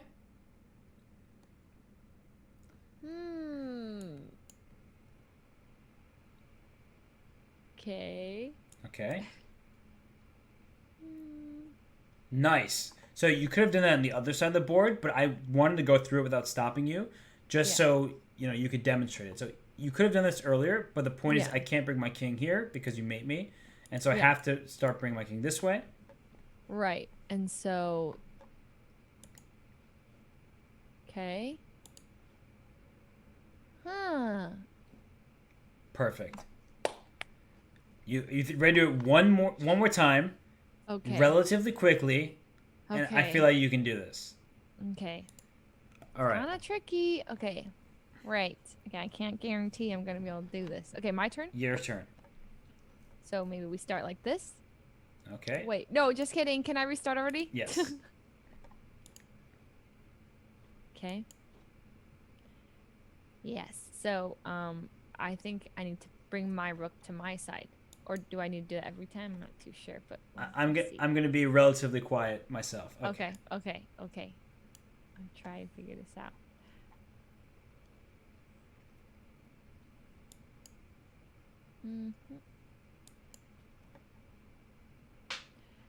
Right. Could we...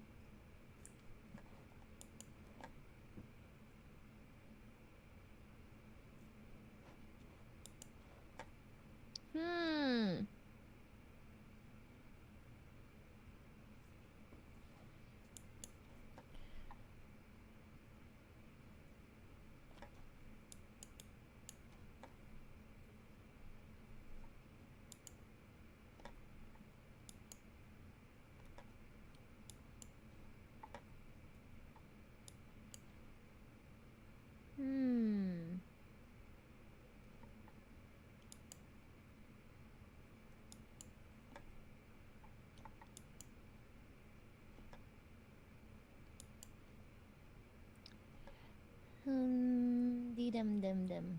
Okay. Well. Okay.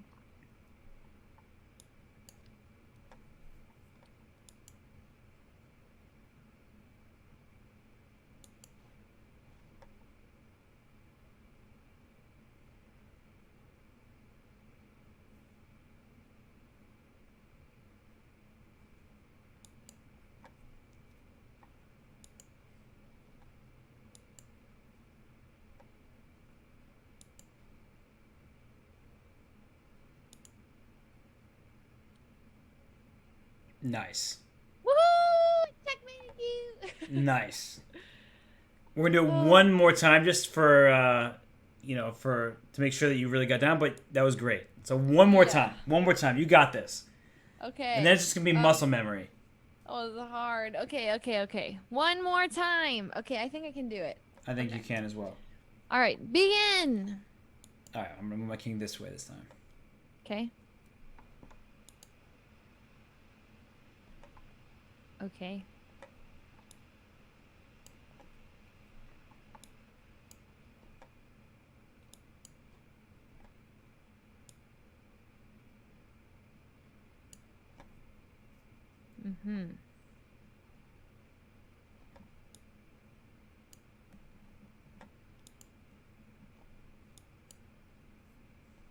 Oh.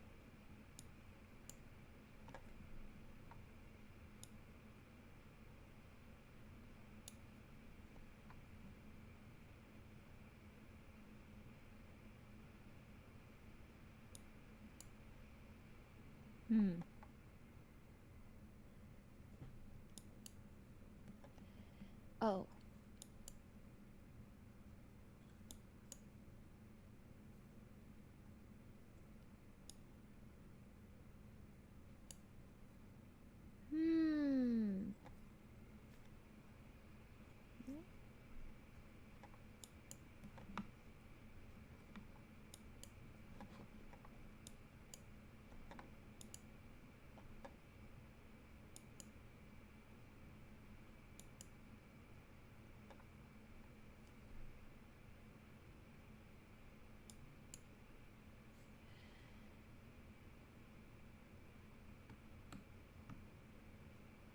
Uh-oh.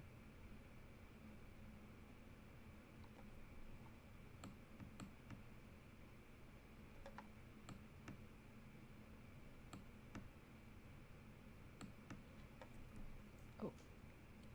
Woohoo! Yeah, you got this. Took me a while. I feel like I could have done it like in a lot less moves, huh? I'm not. So the thing is, when you get to these type of positions, you have 50 moves to be able to do it. So even if it tells you, oh, there's checkmate in 18 and you do in 25, I don't really care. So I've been acknowledging, at least to myself, that there are people in chat who are saying, oh, there are ways you can do it more quickly. But I think that right now, as long as you're able to do it, that's what's most important to me. Thank you, Shayna, for the sub there at tier 1. I really appreciate it. But I think that's much more important. So I don't want to bog you down with all this information because you're already doing a great job. So there's no need to like teach you something different when you're finding the way to the right answer. Right. Okay. Do you feel like you got this down? Because you demonstrated it pretty well. I feel like I have it. I think you do. So you have... I'm pretty sure I have it. Do you want to do it one more time or you feel good? Or maybe we should save it. We'll do a little bit of other things unless you need to go. Okay, and then we can come back. No. We can come back to it later at the end. And then we can come back. Exactly. Yeah. So let's think. What do we want to teach now? Well, I can tell you that I'm very scared of playing the black side tomorrow. All right. Well, then let's set up a real board and start from the beginning. Why is it? What? Tell me it's going to reset the board, and then it's... Oh, there we go. Okay. All right. So you're scared of playing from the black side. So yes. XQC, he tends to be an E4 player from what I saw against Moist Critical and against Hutch. Okay. So let's say E4. Right. So the only defense I know is the Karo-kan, and I already forgot which situation it's okay to play it. Okay. I think, yeah. So the Karo-kan is against E4, where you play this move pawn C6. Yeah, so I mean I could do that. So let me explain the difference. So if D4 is played, you can play D5 right away, for instance. Yeah. And that's what we looked at to face off against the London, because unlike when there's a pawn E4, now this pawn isn't under attack here. Right. So if we go for the London system with bishop F4, do you remember what some of the stuff we looked at or not really? Oh, the London? Yeah, I remember. Imposter hat. So I would pull out my bishop. Wait, I don't know if that's right. Shoot. That's wrong. That's so wrong. Okay, well, I do remember there's an imposter hat, something like this. I love how you were super confident with it, and then immediately you were like, wait, is that what we looked at? And then now it's we're so you played against Nate Hill against the London system, and there are many different ways to play. So your move that you said with bishop F5 is actually a very good move. No problem with that move. Okay. So you're following your opponent's lead by putting your bishop out on F5, and let's say I go for knight F3. Knight F3, sure. That's fine. So maybe I could see I'm already getting a little stuck here. It's okay. You haven't. This. That's a fine move. You also can do the same thing. Bring your knight out on this side of the board. Okay. So you went knight C6 because you were looking at the E5 square, which is good. I'm glad you're looking at what forward possibilities White has by putting this knight here. So you can play knight C6, and there are no grave repercussions of the move. It's a perfectly good move. Okay. So the difference is that there are times where you either want to move this pawn to C6 to protect this pawn, or even consider being aggressive with C5, but those are just different variations. It's not that knight C6 is a bad move, it just maybe takes away some other possibility, but that's okay. It gives you new possibilities yourself. So I would probably start with bringing your knight up to F6, but if knight C6 is also perfectly okay. This is if he plays D4. If he plays D4. Okay.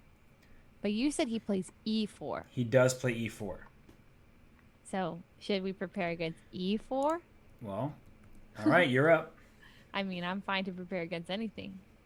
All right, so C6. So I actually have no idea if he's ever... Let me even try to look. XQC... I think I got no idea. I haven't looked at any of his... Every time I watch his streams, he's playing, like, 1-minute bullet games and All right, trolling. I can't tell. So I don't can't really study against. I got you. He's got plenty of games here, and I'm gonna actually look through some of these games right now. I'm gonna scan through them to see how I can best help you here, because he does play quite a decent amount. Let's see. Okay. E4, E5. So he plays E4. Check. Let me keep looking. What is the wooden shield? I still don't know. I think I looked at it once and then I forgot what it was. It looks hella random. The wooden shield. Is it actually good? How do you define good? The wooden shield is what the piece does. So if there's a queen here, it's the wooden shield because it goes in all directions. So it has to be a queen, though. A That I bishop don't could know. do that too. I'm not a grandmaster of XQC language. Like, my expertise ends at a certain point. Okay. I must admit. So it does seem like he's playing E4 in all of his games. So that's good. We can focus in on this first move, E4. And maybe the chat can help us with the wooden shield. Yeah. I mean, I feel like the wooden shield is not really a thing, right? No, he made it up, but it Okay. has been a term that now has been adopted by the world of chess. Okay.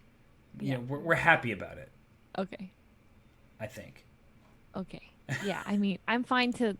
If I don't learn it, it might confuse me, or I don't know, and I don't know even what the Scotch is or the triple archaeologist is. Okay.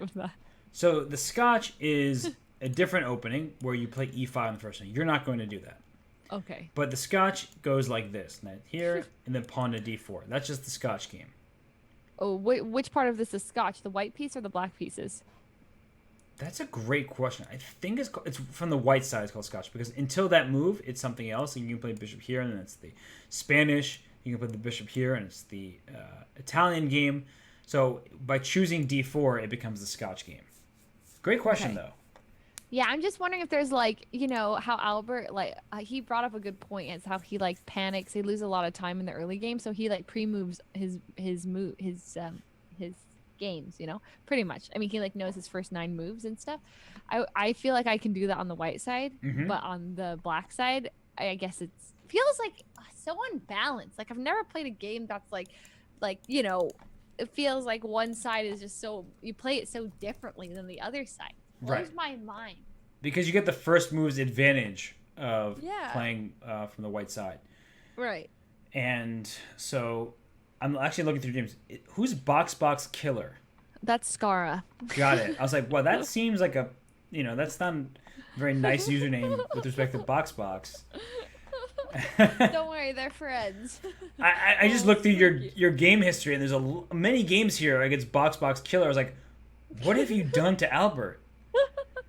No. I just played a few games against Skara to practice. Well, I mean, destroyed Skara. me. So Skara is the the antagonist in Lion King, and Skara is the antagonist in Box's chess career. Wait, it's Scar. I know. Wait. Oh, Scar. Got it. Okay, well, that didn't land. So we're going to move on. No, it's because it's my fault. No. We're going to move on here. And the Caro-Kann, it's C6. So what do you remember from what we looked at? Because it was a while ago, so there's no problem if you've forgotten most of it. From Caro-Kann? Yeah, from the Caro-Kann. This. Oh, yes. Your turn. So, wow, okay. Now you just want to go. All right. No. I mean, I'm just saying. I know it's. C6. No. We're playing now. We're playing. Okay. Okay, so I have a way to protect the pawn. I can push the pawn. I can take your pawn. Let me take your pawn. Okay, well, I'll take back. No sweat off your back. Okay. Nope. All right. I'm going to... I'll bring my pawn here. Interesting. Okay, well, now here is where I'm a little like, I don't really know what to do, but I kind of like pulling out my bishop. I like it. And so your bishop's out here. I can offer you a trade if I want. So first let me make this move. See how you react. The heck is that? Why did I put my queen there? Well, I mean, your queen is now being annoying. It's pressuring my pawn. I guess it's also, I mean, you could move it here and pin my knight at a4, but why didn't you just do that right off the bat? So I'm a little confused. Great And question. Then, I guess, yeah, I mean, those are the first things that pop into my mind. So what else does this queen potentially attack from here? It attacks my pawn on this one, and you said something. Were you the one who told me about like a chess camp, where like it was like never seventh is like I don't remember the pawn. Wait, no, something. No, that doesn't make any sense. Okay, never mind. Sorry. It's a weak pawn. You're attacking a weak pawn. Tell me more about this chess camp that somebody told you about. No, someone was talking about a chess camp where they said, is it something on the seventh rank is bad? But I realized all of the pawns are on the seventh. Can we go back to this part about the chess camp though? Yeah. There's someone went to chess camp. Was it Alexandra? I don't know. It might have been Albert told me that Alex told him. Maybe. Wow, now this story's this is how rumor mill happens. So Alexandra, she was at chess camp. Yes. And I think she went to chess camp. Yeah, so there are many chess camps and they actually are very beneficial. So I'm not trying to make too much fun, but you threw me out there. I was like, I didn't. You went to chess camp, right? Chess camp wasn't really a thing that I was doing. So yeah. Okay, yes. Alex went to chess camp and got told that pawns on the 7th rank are bad. However, I'm staring at all the pawns on the 7th rank. Mm-hmm. So I don't know who Alexander's instructor was, but that feels like a weird thing to say. Okay, maybe I'm thinking that just this one is weak. Yeah, that one is under attack, yes. Yeah. So how would you defend that pawn? I mean, well, I would defend it with my rook, moving it over one. Okay, so you bring your rook to defend your pawn. So either I can try to attack your pawn again, or maybe I can make your rook move. How would white be able to make this rook move? Bringing the bishop out to right here. And then, well, it's nice because you found it. It's probably not very nice for you because now your rook's under attack, and then your pawn on b7, it's its only defender. So if the rook moves, you lose the b7 pawn. Right. So this is just a bad situation for me that I shouldn't have gotten into in the first place. So how else can you protect this pawn here? You can push it, but if you push it, what do you notice about some of your squares? Well, then the knight's undefended. Mm-hmm. Very important. Yeah. And, I mean, that's pretty much that. Right, and so I can develop my bishop, and then all of a sudden your knight's under attack, and behind it's your king. It's starting to feel just a little less comfortable. Right. So how else can you defend this pawn? I can move up my... Well, no. What are you going to say? Well, I could... Remember, there are no stupid ideas. Okay, well, I was going to say I could move up my knight to a5 and attack your queen instead, and it also defends that piece. Right. So that actually is a move that I would consider as well. But then I would think, how's my king doing over here? It only has one safe square, so maybe I can develop this bishop out with check, and that could be a problem. Right. Right. Very problematic. Damn. Well, I would really hope that XQC doesn't do this. Well, Wait, well, no, it doesn't matter if you do that. Oh, no, it does. What were you going to say? Nope, just what were you going to say? Like, I'll just take your queen. You'll win the game. And then you'd be like, wait a second, why can't I do that? It's not, I'm trying so hard. Let me do that. Oh! Am I dropping frame? Is the lag? Like, why can't I take that queen? Let me do it. Thank you, Hikaru, for the raid, but I can't even use it right now because... Okay. Toxic. Oh, gosh. I'm a problem. I'm sorry. Damn. I used to be such a nice guy. Yeah, what the fuck? I know what happened. Shit. Shit. Okay, you're mocking me, and I don't like it. Oh, if that's the case, I'll be nicer next time. I promise. All right. Well, then let's find a new solution here. I'll just take your queen. Well, no, I can't. Well, okay. So what's the question? How do I defend this pawn? Yes. How can you defend that pawn? I can move my queen. So queen here. So that makes your rook look a little bit stuck, right? Right. It's a good move though because you're protecting the pawn. But maybe you can protect that pawn from a more active location. From a more active location, I could pull my bishop back. Okay, so that keeps your queen fine. But do you really want to drop your bishop all the way home? No, I don't. I can move my knight up front. But no, but the stupid bishop thing. Well, then I could oh frick. I could move my queen out. Does that No, that's bad again. Well, why is that bad? So you didn't actually protect the pawn that my queen came out to attack. So say I did this. That protects that pawn and offers a queen trade. It does leave this pawn left unguarded though. The heck? So what's happening here is, well, firstly I was rude to you, so then you lost your train of thought. So my bad. And yeah. Wait. I demand an apology. Wait. Now I feel kind of bad though. I demand a formal apology. I actually feel kind of bad now. Oh. Yeah. Oh, don't feel bad. That's okay. It's you know. There. Well, so this queen, I just felt so babied. I don't even know how to respond anymore. I just got there. I could feel the little fake pat on the back, like it's okay. You know. There. Hess, yeah. There. Gosh, that hurt. That really, I felt like I'm cringing a little bit. Ugh. So anywho. Okay. Oh my gosh, I don't even know what to say. So this queen, we've been focused on the b7 pawn.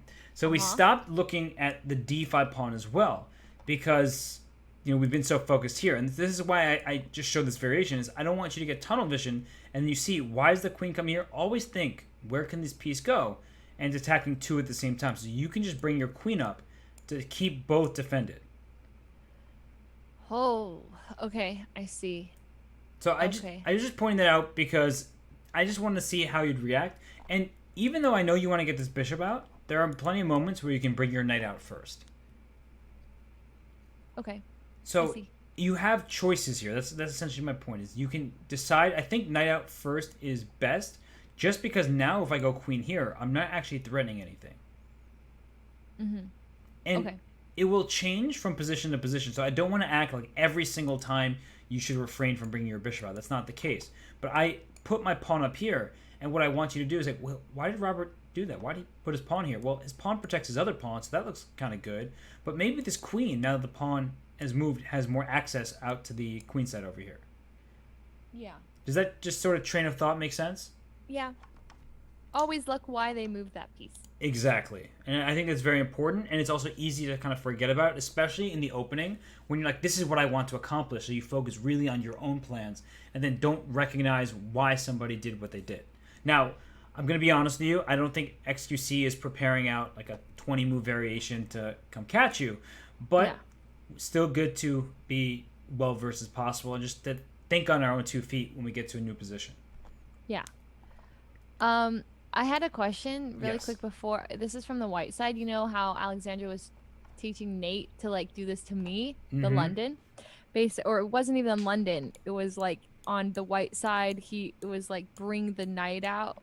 It was and then this knight ended up going here. And then bringing the knight to b5. Right. Why does that work? What is that even doing? So the bishop is already staring at this pawn on c7. Yeah. And your queen is the only defender. So if I can pile up pressure on that square, so let's say you make this move knight c6, which is a bad move. This knight comes to b5, and let me ask you, how are you going to protect this pawn?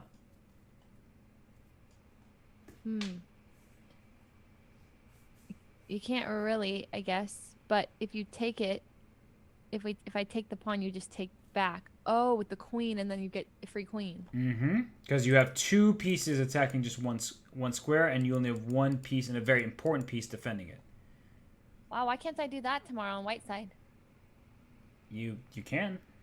Kind of spicy, honestly. I mean, we can talk about it. Do we want to look to see if we can catch XQC in something?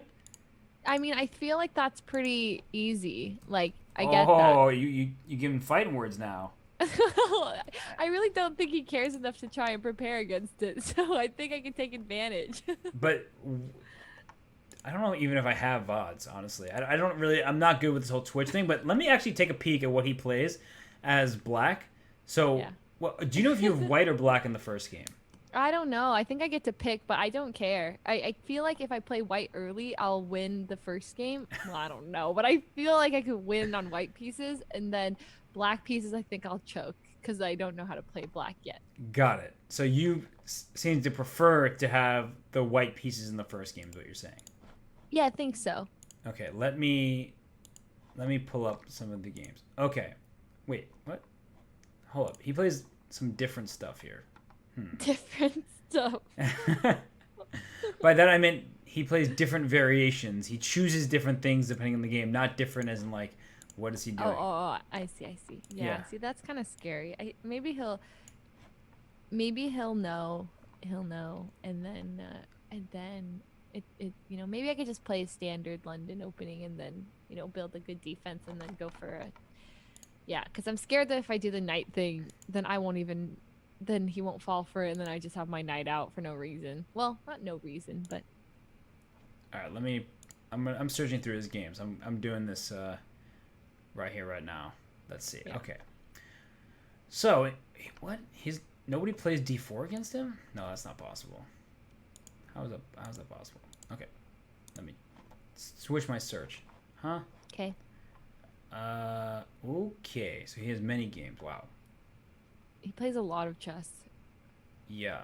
So he's taking this seriously. I guess.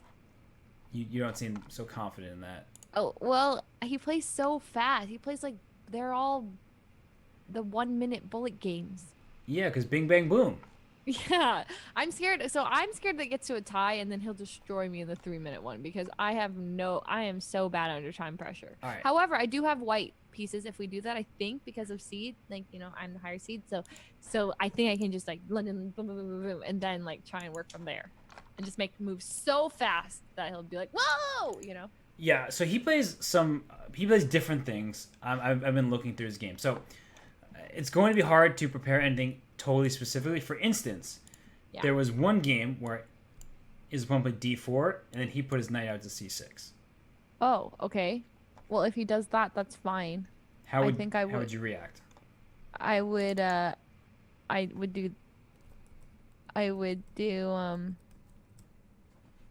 do this. So why would you do that? So you can do London system? Yeah. Okay, I would still want to do London. that works. Yeah. And what if I go here? Yeah, I mean it's a little annoying, but I'm thinking about taking it and then you take. Or I can also Sorry, go do ahead. this. Right. So I was about to say, if you started with this move, you would make his life a little bit. So this move develops the knight, but it allows you even to consider attacking it. But what the point I was going to make is your queen on d1 already defends this pawn, so you don't need to play c3 just yet, because what is the purpose of c3? It reinforces your pawn in the center, but your pawn's already safe and sound here. Right. So starting with knight f3, I think, is more to the point, because you're developing your knight, you're taking control over the center, your pawn is protected here, you have the square under your control, so it allows you to just develop naturally without spending this time just yet on c3. It also restricts some of his options. Right.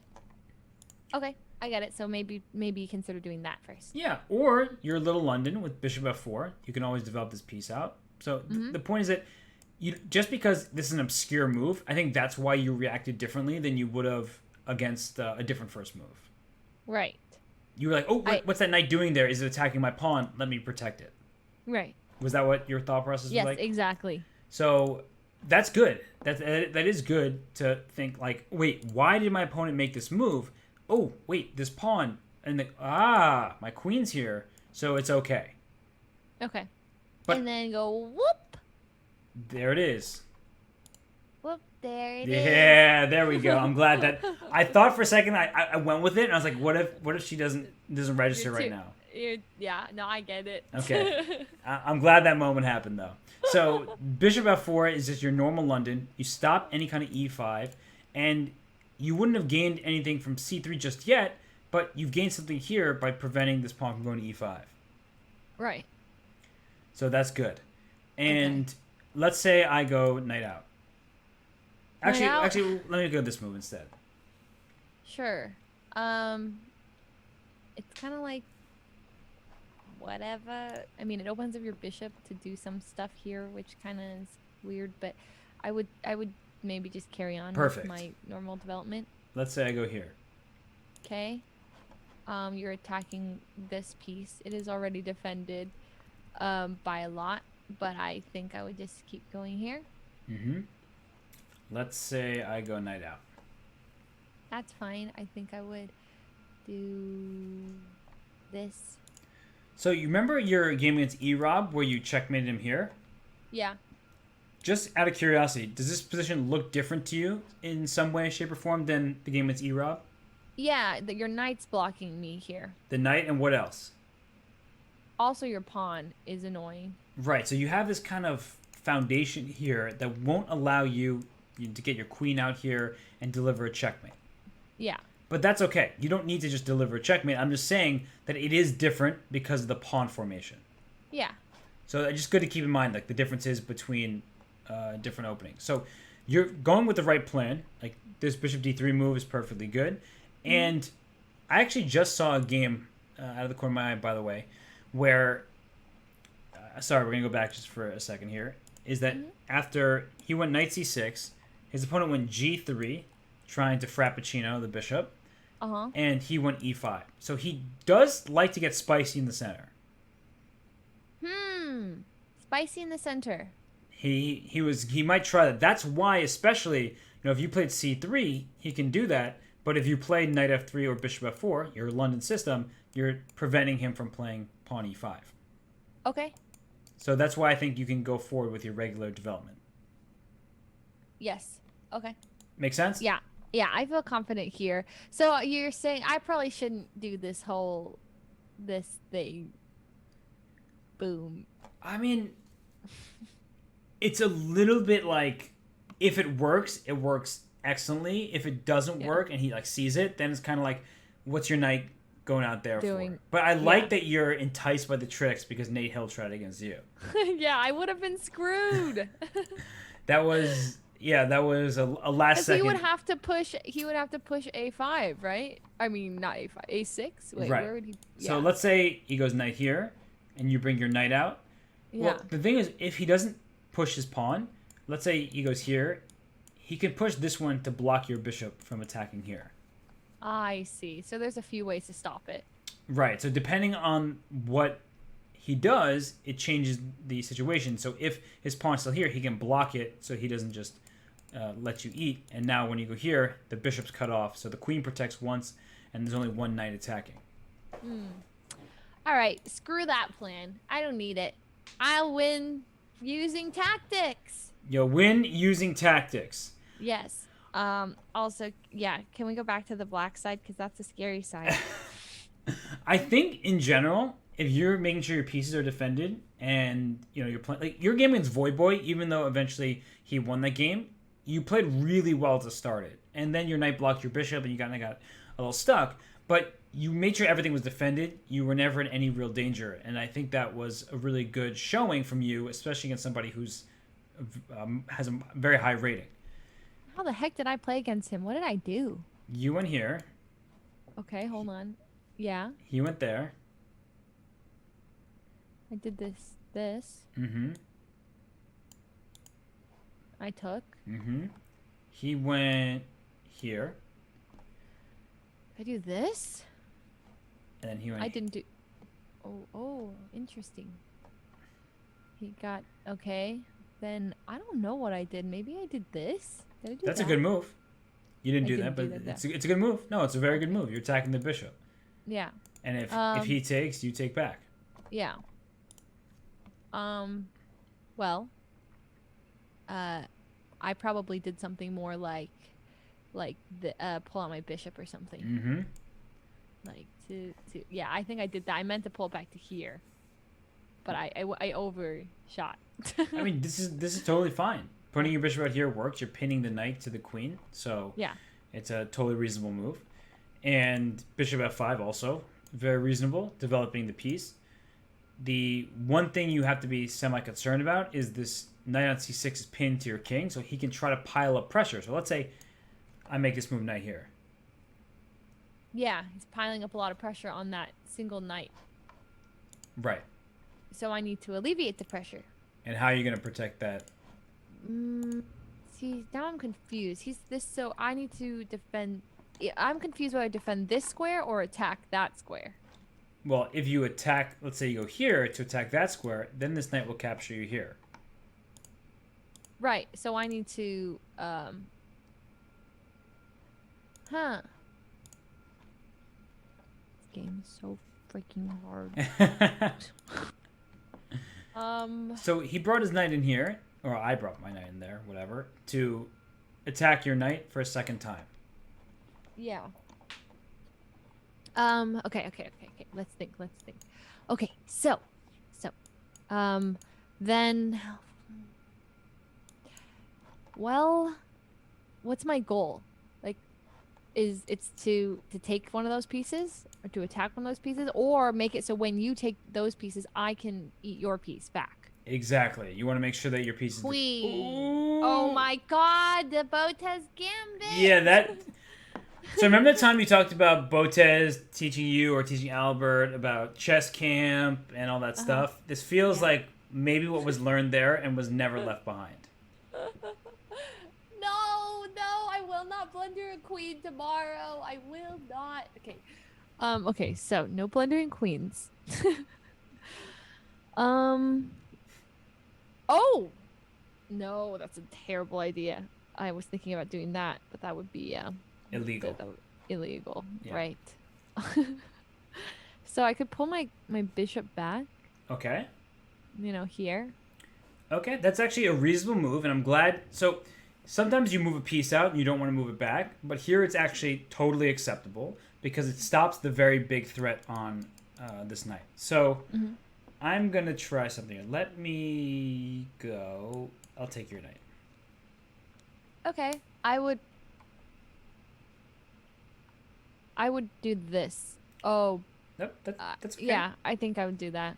Okay, because it's protected by your bishop, so it's okay. Yeah. Now let's say I go queen over here.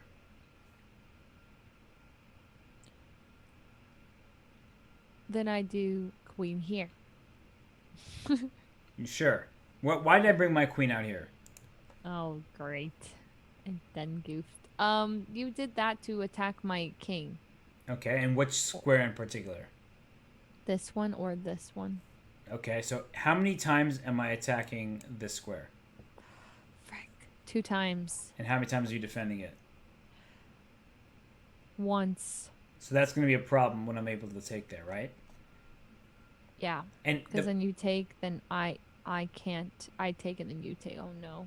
so if And I'm defending with my king. if you give this check, I'll block with my bishop, which stops the check, attacks your queen, and then next move allows me to go queen takes pawn here, and you're in trouble. Yeah. So what I would do there actually instead is probably block you. Good. And I'm going to bring my queen here. Okay. That's fine. You're now you're threatening a few pieces now. You're still attacking this piece twice. And I only have one defender for it. So I might actually bring my bishop up here. So when your bishop moves there, so what has changed in terms of your bishop placement? Now you're protecting this pawn here, but what was your bishop doing over here? It was protecting my king. No, I mean, well, it was protecting my queen. No, what was it protecting? I mean, it's protecting. I brought it back because you were attacking me, Yes. but And that threat's not there anymore. but how about this Right? knight here? It's attacking. Attacking. Uh. Uh. You got this. Well, it's attacking this pawn, Right. this pawn, uh, this pawn, and there. Let's highlight in this one. Your bishop here. Oop, your bishop here was protecting that pawn, Oh, so now it's a free pawn. and it's not the end of the world. And it's Oh. much more important that you're defending against the checkmate. Right. But just sometimes you got to keep an eye out on, what has changed when I move a piece. Oh boy. Yeah, I get it. And Freaking hard. how else can you stop, besides protecting the square? How Yeah. else can you stop the checkmate attack? Besides protecting it? So you can stop a threat by either blocking it. So bishop f5, for instance, blocks the queen, but it has the same problem over here. So issue. You can protect it by bringing your bishop out, and there's no way for you to capture a piece threatening it. So you can't capture the knight, you can't capture the queen. So that means you might have to block it, maybe with a move like knight out to here. Okay. Okay. I like that. Right? So you can develop a piece, and I guess I'm trying to say is, when a piece is under attack, there are times you protect it directly. There are other times where you can continue your development with this move here, and you stopped my attack in its tracks. Right. And it works out because I got to develop it. Exactly. So I know it's also getting late, so for both of us, our brains get mushy sometimes, but Yeah. it just goes to show that, like, when our opponent attacks us, there are times where we need to react directly. Say, okay, that knight that's attacking me, I need to take that knight off the board. And there are other times where we're like, okay, let's calm down. We see the threat. There are multiple ways to defend against it. Let's try to find the one that suits us best and isn't just purely reactionary. Right. That's freaking hard. I get it. I get it. It's the queen moves are scary. They're hard for me to like. I feel like this is what happens a lot. There's like one move out of the blue, and then I'm like, oh god, I don't know how to play against it. And then like, then I'll blunder, and then they'll catch the blunder, and then I'll just like spiral. And it's these bold queen. Like I guess when I feel like there's so much pressure being applied, and I don't know exactly the best move to defend it, because these ones are kind of hard to see. For sure. No, they're definitely not easy. And I think that XQC is the type of player, he'll like try to be very aggressive against you.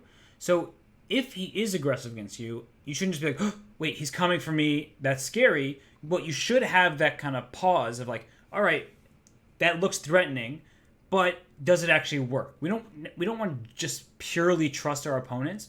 We also want to trust ourselves, that we didn't put ourselves in necessarily in a bad position. So if there's an unexpected move, and like here, for instance, e4, c6, let's say go queen h5. It's like, wait, that queen looks scary. Like, did I do something wrong? Okay, what's it threatening? No, that's only one attack. I'm defended. So how would you react if I put my queen out here? Maybe I would defend like this. So you can defend like that. What else can you do? Just give me different options. I could I could pull out the knight and threaten it. Perfect, right? So you were able to develop your knight while attacking the queen, while attacking the pawn, and so you gained a very useful move, and now I have to move my queen again. Right. So this is, I guess, sort of my point. Is like, if there's a sudden sort of move, think about what this queen is doing. Well, it is putting pressure here, but I know that he would need another bishop move just to attack it, so I have time to say, all right, I can take a breather. G6 is not a bad move. It's not a bad move at all. But my point is that we don't necessarily have to react so directly to our opponent's threats that like we need to push the pawn in front of it or protect the square directly. It often is the best choice, but just to give us another framework to think about the positions. Okay. Does that make sense? Right. Mm-hmm. So I don't think he'll bring the queen out. I think he'll play something like knight here still. So I think I'd still do this. good. And I get the feeling he'll take, but let's say he pushes his pawn up. Push the pawn. Well, that's fine. So has it threatened anything? No, Right. it hasn't. So I can just develop normally. Mm-hmm. And um, maybe I can finish off the. Well, I know what I want to do. Actually, I would want to pull out this bishop. Good. You can go there, you can go here, but the point is, in order for you to get these pieces out, you're going to have to push this pawn to e6. But if you pushed e6 right away, then your bishop is it's stuck behind your pawn. So by developing your bishop out this way, very good move. And all right, so I see you're pinning my knight. I'm going to go. I'm going to attack your bishop. Okay. Well, then I think I would probably pull it back. Put back one. Okay, so then why did you bring your bishop here to then pull it back? Well, I brought it there to pin the knight. Mm-hmm. But then you attacked, so kind of had no choice. Oh, no. I see what you mean. I could have brought it the other way and kept the pressure. You can do that as well. And you can sometimes just take the knight, but I'm just trying to get you to think about your various options. Not saying what you did was bad, but if we start here, you could have put your bishop here right away, and the pawn would stay here rather than be up here. Because of their bishop g4, h3. And then the question is that useful for white? Yeah, it's pretty useful. But let's say you go bishop h5, so you keep up the pressure. Mm-hmm. I want to move my knight, but I can't move my knight. So I'm gonna block your pin. Okay, that's fine. I'm gonna probably move this piece up. Good move. And let's see. All right, you made a good move. I'm gonna make a good central move myself. All right. I mean, we can make the hat. I can bring the bishop. No, but then you'll attack. So maybe I could check your king right here. Okay, so let's say I push my pawn here. Okay, that's fine. Well, it's unfortunate. I guess I'd have to pull back, which kind of sucks. Oh, no. I can do this thing again. So that's a good move. So you can essentially free up other squares for your pieces. And let me just go back a second here. This is a good move. What you did was very good. And I think what's a struggle here is your pieces don't really have squares. They're like a little cramped. You have many pieces on your back rank. Yeah. You can't put a knight here because of the pawn. You can't put a bishop here because of the pawn. Right? Mm-hmm. This knight is stuck at home and it wants to move out. So there are times where you can decide to push this pawn to free up the square for your knight and start attacking your opponent's center. I see. I never really do that. Yeah, you're playing with restraint, which is... I'm so not good at going on the aggro. Some players just fly out their pieces. I'm always very hesitant because I'm so afraid of blundering. And I think it is a matter of taste because some people, I think XQC is one of these players, he wants to go for an attack no matter what. And that means that there are positions that don't call for an attacking idea, but he'll try it anyway because he's thinking about the checkmate. And you are someone's let me make sure my pieces are defended, and then I'm not going to maybe make a risky move because I don't want to go, I don't want to risk anything on my own. Yeah. And that's fine. I think both styles have their merits, and especially considering that you're playing against XQC, he's going to try to be aggressive against you, and as long as you're protecting your pieces and making sure you're developing naturally and getting your king to safety, sort of following the general principles of the game, while not just following them and letting him do whatever he wants, but also challenging his ideas, that I think that he's going to try to make an attack out of thin air, which is often backfiring. Right. So he'll blunder. Exactly, right? That, I think, is hard to remember, is that I blunder, you blunder, XQC blunders, Hikaru blunders. We all make mistakes, even though some of us, of course, make more mistakes than others. We're less experienced. It happens. But I don't think you should go in with the mindset that only you are capable of making mistakes, because that puts you in this nervous kind of, wait, am I doing the right thing? Oh, he's going to see this and he's going to see that. We should be anticipating our opponent finding the best strategy, but you're also capable of finding the best strategy yourself. So I don't think that you should go in with a kind of not necessarily negative attitude. You should say, all right, XQC, he can play a little bit of chess here, but so can I. So if I play my best stuff, there's no reason why he should be the favorite. Right. Okay. So He's going down. he's going down for real. And I know it's getting late, so I'm actually probably gonna force you, unless you really have time and are happy to do more. Oh, I mean, I'm down to just like, just kind of practice a little bit more of just this, this side. So I feel like pretty confident on Good, it. good, Yeah, because that's what I was I gonna am suggest. We'll casually go through these openings so that you Yeah. feel ready, and I don't want to like kind of give you. I don't want to do overkill. I don't want to give you all this different information. So Yeah, you're yeah, like, yeah. ah. Okay, so let's see. I'm going to go pawn here. Okay. I still can do this. Okay, so what if I go knight here? Knight here, well, you are attacking this square now with 2 pieces. Sorry, 2 pieces. So I do want to reinforce it. And how many times are you protecting it? Once. Oh, wait, twice. Aha. Oh, so I'm chilling. There we go. So- See, you were giving me a lot of credit. You're like, wait, here he comes. He's coming after me. But then you remember, okay, I set myself up well. I've got it protected for now. All right. Okay, so now it's a little bit tricky because I can't really pull out my bishop because you have, you've kind of ruined the spots for it. Can we undo that? Yes. That was an actual misclick. I saw it happen. I was like, no, but I knew you didn't mean it. Yeah. So I mean, maybe I would just do something like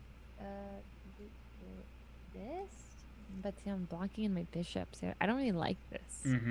I see myself doing it, but I'm like, And it's even though you're locked in your bishop, it's not the end of the world. I agree with you that I also don't like locking the bishop, but it keeps everything safe and sound.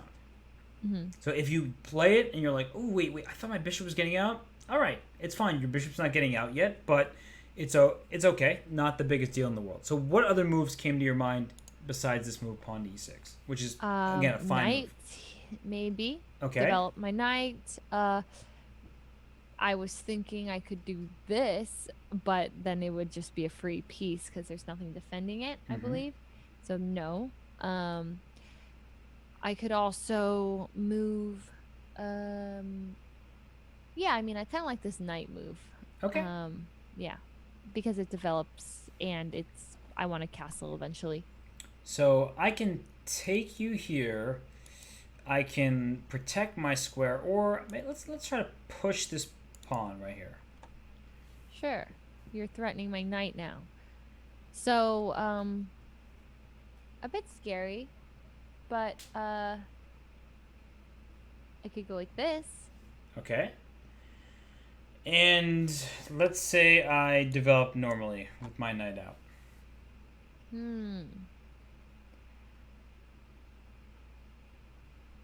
I could. I could do this. Okay. So remember how you were upset about your bishop before? Yeah, now I'm really upset about it. That bishop is really stuck. Okay, but I could. Yeah, that's okay. So we could also. If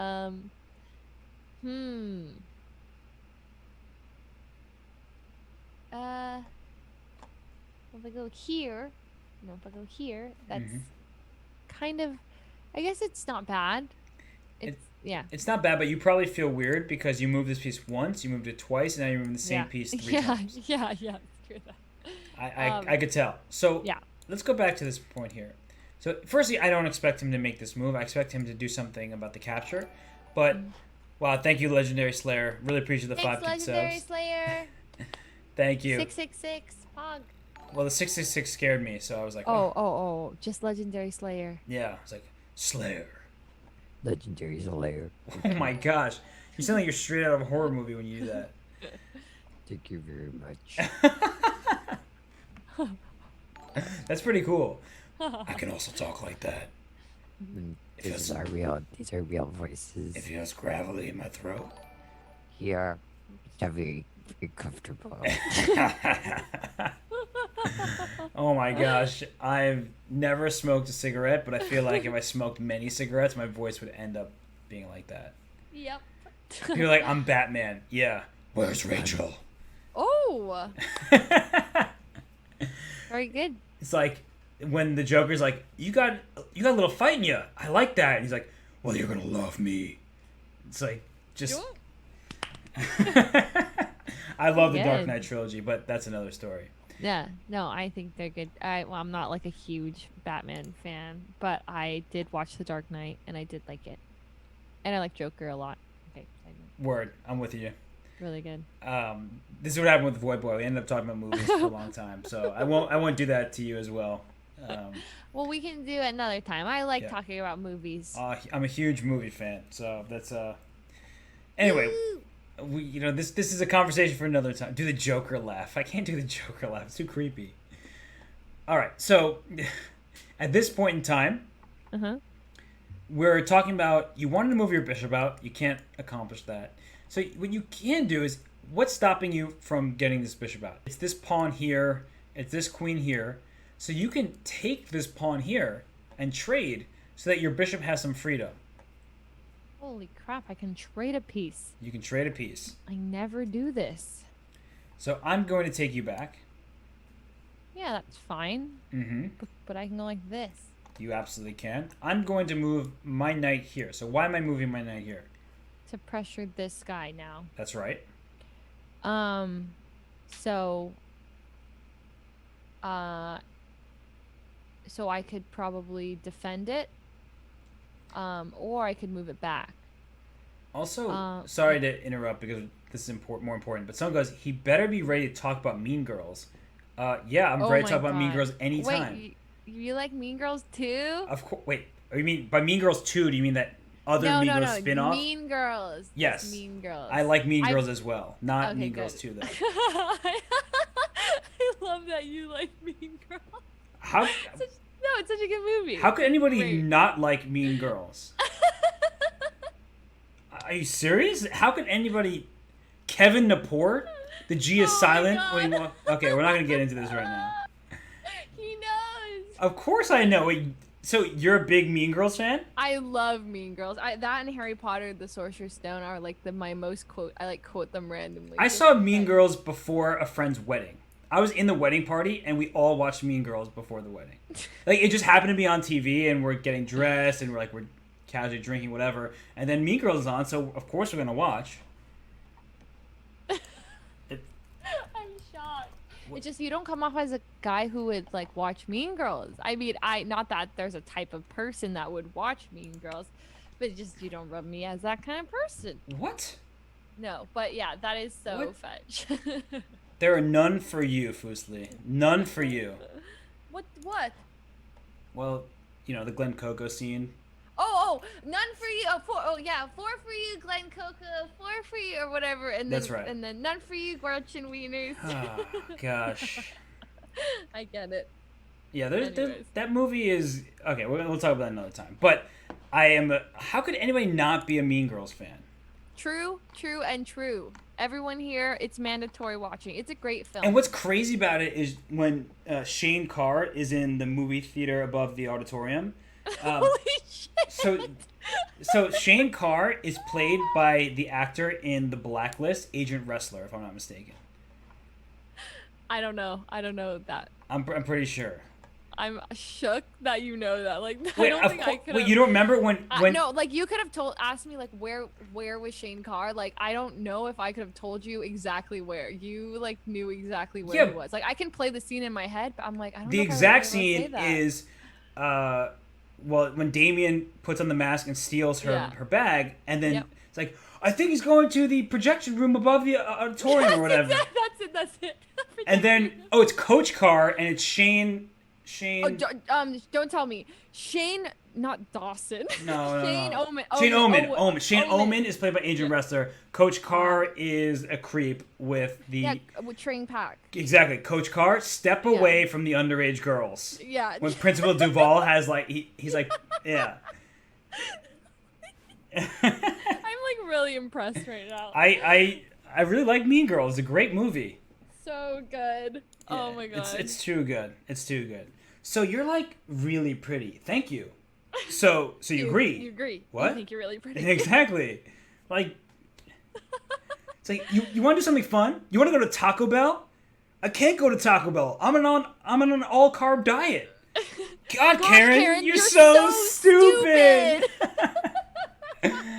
Oh gosh. Oh gosh. Well, I don't know how this happened just now. No, I love it. Oh my god. Usually like people judge me, or like a lot of people understand it. A lot of people, like no one has like joined me in quoting Mean Girls. Wait, okay. And I How love can that. people judge you? Because Mean Girls is a great film, objectively a great film. And I understand how Yes. some people be like, "Oh, like it's too girly," blah blah. No, whatever. Like that's just some bullshit. Like people need to get. Oh, I curse. Yeah, and I don't- no. It's so, I think anyone, even like, it seems like a movie that like guys would never watch until you like actually just watch it, and then you realize it's like completely, it's like poking so much fun at itself, and like it's just a really smart film. Yeah. Like, really. I mean, really I honestly think that if people think it's too girly, that's a problem with them rather than the film is awesome. It's hilarious. It's so good. It's Like so it's just funny. insanely clever. It's so so you guys funny. Just oh my should- all gosh. of you guys need to watch Oh, it. what was the girl's name? This part was messed up. Which part? When she calls Oh. when Jason is dating going out with the other girl in the mall, and she's like, Yeah. "Hi, this is Suzanne from Planned Parenthood. I'm just calling to let you know that your tests are back or whatever." It's like Oh, her name. And she's like, Mom. Oh, wait, sorry. What's the girl? she's random. Yeah, she's like a random character, but I know the exact scene. They're at the mall, and then she's like with Jason, and then, I know her name. Oh Frick. gosh, I can't remember her name for. I can't remember either. She's a totally irrelevant character except for that scene. So Yeah. Yeah, I felt so bad for her. And then her mom faints. yeah, I mean, it's a terrible scene. Like that is objectively a horrible thing to do, but it is funny within the confines of the shows movie. how far Regina would go, and like how it's like really good. It like develops her character, you know, just like we develop our pieces. Oh, look at you. Okay, so this knight on G3 attacks the bishop on F5. This is not fetch. You don't want to lose that bishop. Okay, so not fetch. So what would you do here? Oh my god, I love your bracelet. Where did you get it? Vintage! Oh, God. That is the ugliest effing bracelet Yeah. I've ever seen. Okay, sorry. Okay. So bishop to F5. Okay, bishop to F5. Wait. So whose move is it? So, I forgot. No, white just went knight here to Yeah. attack this bishop. Yeah. Let's see. Yeah. Okay, so now I need to think of what to do with my bishop. I would probably pull my bishop back. And my first instinct is like Monka. Very scary. And I could, I could go crazy and attack this and just die. I could go here, attack your bishop, but then you just take my bishop. I could go here, go here. I could go. I would probably just retreat and say, maybe like, frick, here? No. Where would I go? I could even go more. No, I don't know. Or I don't have to move my bishop. I can move a piece that would attack you. So that would be the probably second best move, because you are in danger of hurting your pawn structure. But the best move would be just to retreat the bishop, just to go to safety. Okay. Your bishop's on a good diagonal. It's a long diagonal. You're safe. But now, let's say I make this move. What am I threatening by making that move?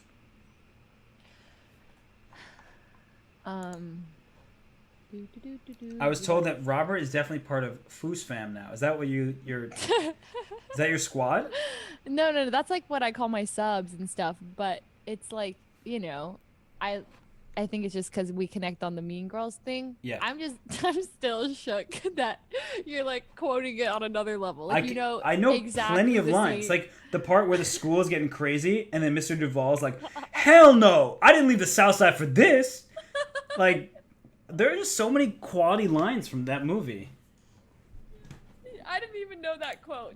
Honestly, I didn't. I now that you say it, like I can picture him and where he says it, but like I don't think I could have like said that. And then there's the part where another he's level. talking to Tina Fey. What's her name? Miss.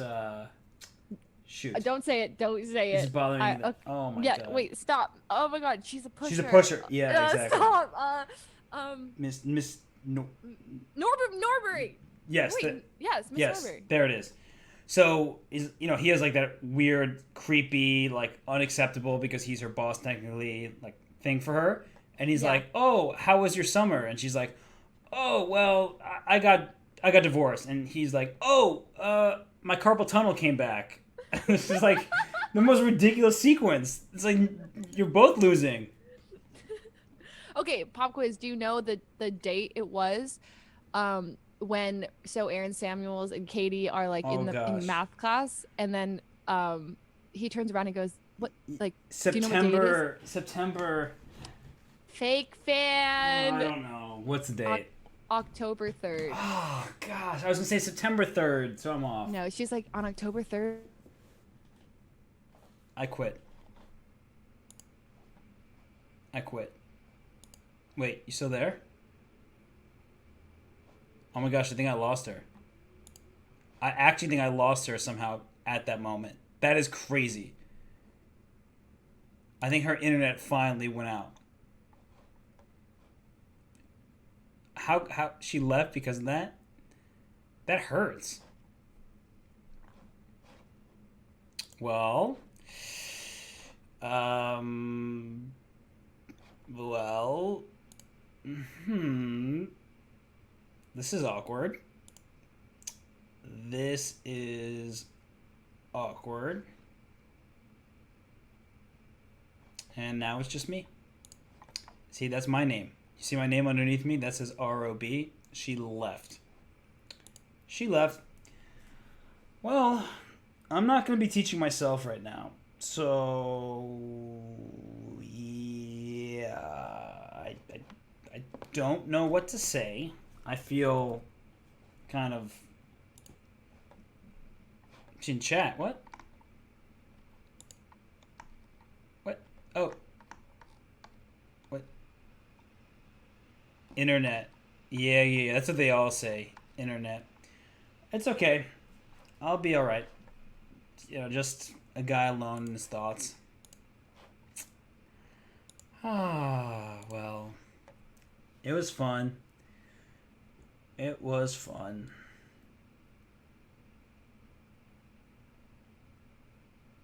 What do I think of the tournament participants? Well, before about a minute ago, I thought pretty highly of this participant named Fuslie, but then in the last 90 seconds, my opinion has soured drastically because breaking news, she just dipped out of this coaching lesson because she didn't appreciate that I had all these other quotes and she was like, dang, I'm impressed. And I couldn't remember a single date and it's the end of the world. Can you believe that?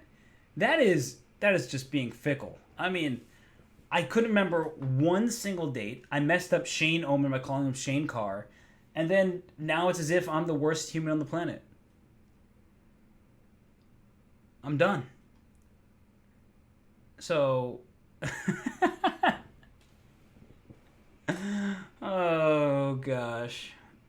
Internet. Yeah. I remember when I blame my internet, too, when things go wrong. I'm like, oh, I couldn't call you at the time we were scheduled to talk because my internet went down, even though I don't need the internet to make that call.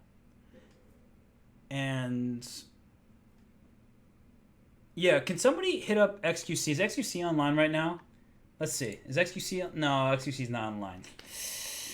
Dang, XQC ain't here. Internet's still dead. Well, now I'm starting to feel bad. Wait, what? XQC's online?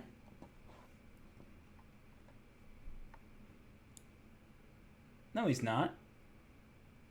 He's not online. He's not online. Oh, he's definitely online. Oh my gosh, he's online. So anyone want to get him over here? Anyone want him to get a little lesson? Oh, I just missed a call from Fuslie.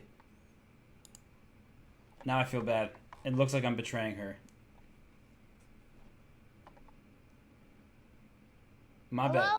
Hey, Hello? Hey, so I don't know if you just heard me, but I'm trying to get coaching XQC. Oh. Oh.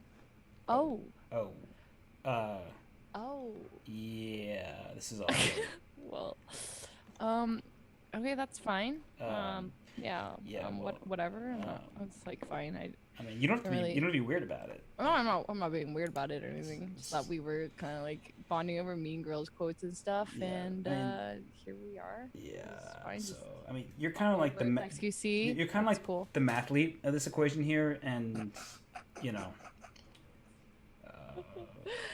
Listen, excuse the me. mathletes are hella cool, Yo, alright? do you mind? Do you mind if Yes. Oh, sorry. I run away real quick? I just need to go get a Oh. Caltine bar. Is that cool?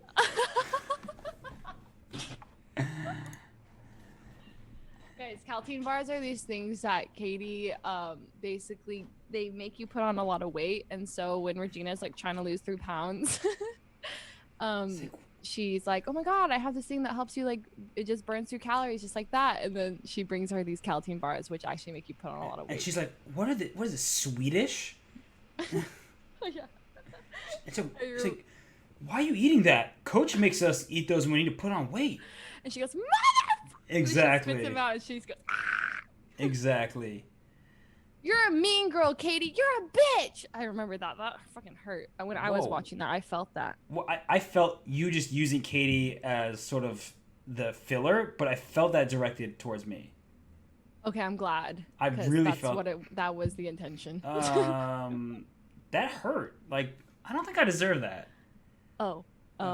This is awkward. Well, Janice Ian, I don't know what to do with you right now because. You think I'm like Janice Ian? Why are you calling me Janice Ian? Because you just quoted a Janice Ian Oh, line. you're right. Sorry. Like, if I said, I want my pink shirt back, you'd be like, call me Damien. Damien. Exactly. Yeah. So, I don't know where we're going with this right Yeah. now. Okay. Well, I don't know if you were serious about coaching XQC instead of me, but. No, I would never do that. Whee! Okay. See, the thing is, even though you just dipped out on me and then blamed on your internet, even though it was on purpose and you just want to make me look bad in front of all my friends, I'm a very loyal person. My internet went out for reals. Yeah. For reals. Why would I just hang up? We were literally like, I always quote Mean Girls quotes to my stream, and they roll their eyes at me and they're like, wow, this is where all your brain cells go, or like, this is what you spend all your mental energy on, or whatever. But here we have found someone who knows more about Mean Girls than I do. I don't think I know more about Mean Girls than you do. I just have a weird memory where certain things stand out to me. Like the entire Mean Girls No, movie. Well, not the entire Mean Girls movie, but the part where Amy Poehler is like, I'm a cool mom. And Oh, yeah, I'm not a regular mom. I'm a cool mom. what is the dog's name? That I can't remember for the life of me. I don't remember. But I remember what the dog does. Yeah, bites her. Yeah, exactly. And then Mom, can you go fix your hair? So good. So good. I can't believe I didn't remember October 3rd. Now I feel disappointed in myself. I wouldn't have It's guessed okay. that. I really wouldn't have guessed it if you gave me like 50 tries. That's fine. That's a random one that I remember. I think it's because I saw like a Facebook group about it or something. I was like, oh, October 3rd. Yeah, like we remember different parts of the movie. What's the score on the math exam that she got where she purposely tanked it? Oh my god, like, Almost like a 49 or something. oh frick, Was it I that would have bad? guessed 60 something. It was bad. I don't remember. I'm just putting out a number. Yeah, I don't remember, but it was bad. And then she's like, the funny thing, Katie, is that all your work seems to be right, but it's just the answers that are wrong or some shit. I forgot. And then I'm like, if you're trying to fail, Katie, like, why would you even bother doing the work? It seems weird. But anyway, that's just random. I don't know. I feel like something that I would think about doing. Yeah, I guess. It was stupid. She was throwing just for Aaron. I mean, I get it. It's kind of cute. Nah, it really wasn't cute. No, it wasn't. My Yeah. Lady Smith. Oh shit, Lady Smith. Something Mombasa. Lady Smith Black Mombasa. Is that? That's a. Yes, that's her mom. No, Oh, no. well, it's, No, that's the ticket. That's the place where her mom's going. The concert. you're right. Yes, that she goes and then then her parents go to it and then she has the house party where Aaron comes in and then yada yada yada. It's funny because in my head just now I mix up that house party with the house party in 22 Jump Street, which is a very different kind of house party. I kind of remember 22 Jump Street. I seen that movie like twice. I like that movie. 21 Jump Street or 22 Jump Street. 22 Jump Street is when they're in college. Oh, And yeah. I was thinking 21 Jump Street. Wait. Hold up. I don't remember that movie as much. Yeah, I was thinking 21 Jump Street. I just remember liking it a lot. Oh, my name's Jeff. That's from 22 That's Jump 22. Street. Yeah. Yeah. He's like, what's with your friend, man? Why isn't he talking? He's like, my name is Jeff. He's like, what the? Yeah, your memory. I'm guessing it's you like remember a lot. You just have really good memory because I certainly remember the Titans. That's oh, I remember the Titans, yeah, the movie. yeah, Oh, yeah. I- That's all I got for I you. get it. I've never seen that movie. Left side, strong side. All right, different. Keep topic. going. Yeah, sure. Keep quoting. No, we're good right now. Yeah. So. All right. So back to the game. Okay. Back to reality. Yes. Whoop! There goes. Are you quoting something again? Yeah. Oh, snap back to reality. No. Yep. Exactly. Okay. Okay. Cool. I thought you were There gonna. goes gravity. Oh, he's so mad, but he won't give up that easy. There we go. I'm glad. See, I actually have a tendency to do this. So I have some friends who are either like singers or musicians, and I'll just talk some song lyric and just wait for them because I know they can't refrain from actually start singing it, and it always makes me happy. I'm sort of like that. Like, if you quote a song or quote a rap that I know the words to, I'll kind of have to jump in. That's awesome. Yeah. That's awesome. Yeah. So that's a good thing for me to know because I'm going to use that against you in the future. No, I mean, it depends. There's like a lot of songs I'm like whatever about, but like you and I are from different generations, so we probably don't really have the same music. Wait. I'm 28 years old. How old are you? 27. Damn. I just got tossed out to the curb like, yo, you look old as shit, my man. No, I know you're 28. I was It's kidding. okay. You just full on okay boomered me. Yeah. Yep. Okay, boomer. Damn. 1 year difference. Damn. Now I don't even know what I'm to do. I'm hurt. Yeah, I did. I apologize. It's Very sorry. You're definitely not sorry, and Okay, boomer. Okay, let's move on. yeah. So this H4 move. What was the point of Yeah. that one? H4. Let me think. Well, you push out your pawn. Honestly, it's just kind of annoying. It's out there. It's to stop my bishop, maybe. Okay. So what would my next move be?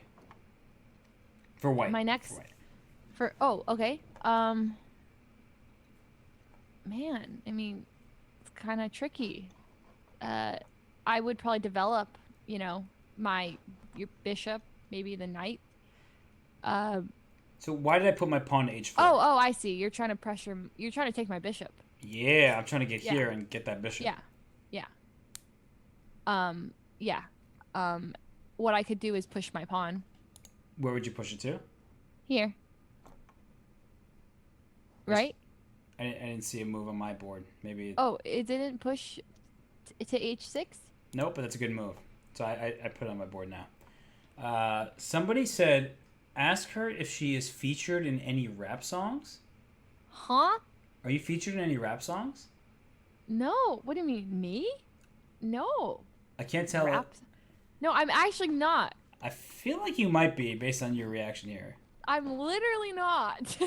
Okay. I've never done any rapping in my life. All right. Maybe I am without knowing. Oh, then Yeah. why was I trolled? Yeah, I mean, Oh my Oh. god, that's why. Have you heard In the Chess Club? I saw it today on someone's stream. Oh gosh. but I'm too scared to play it because that's the song that people got DMCA'd for. In the chess club?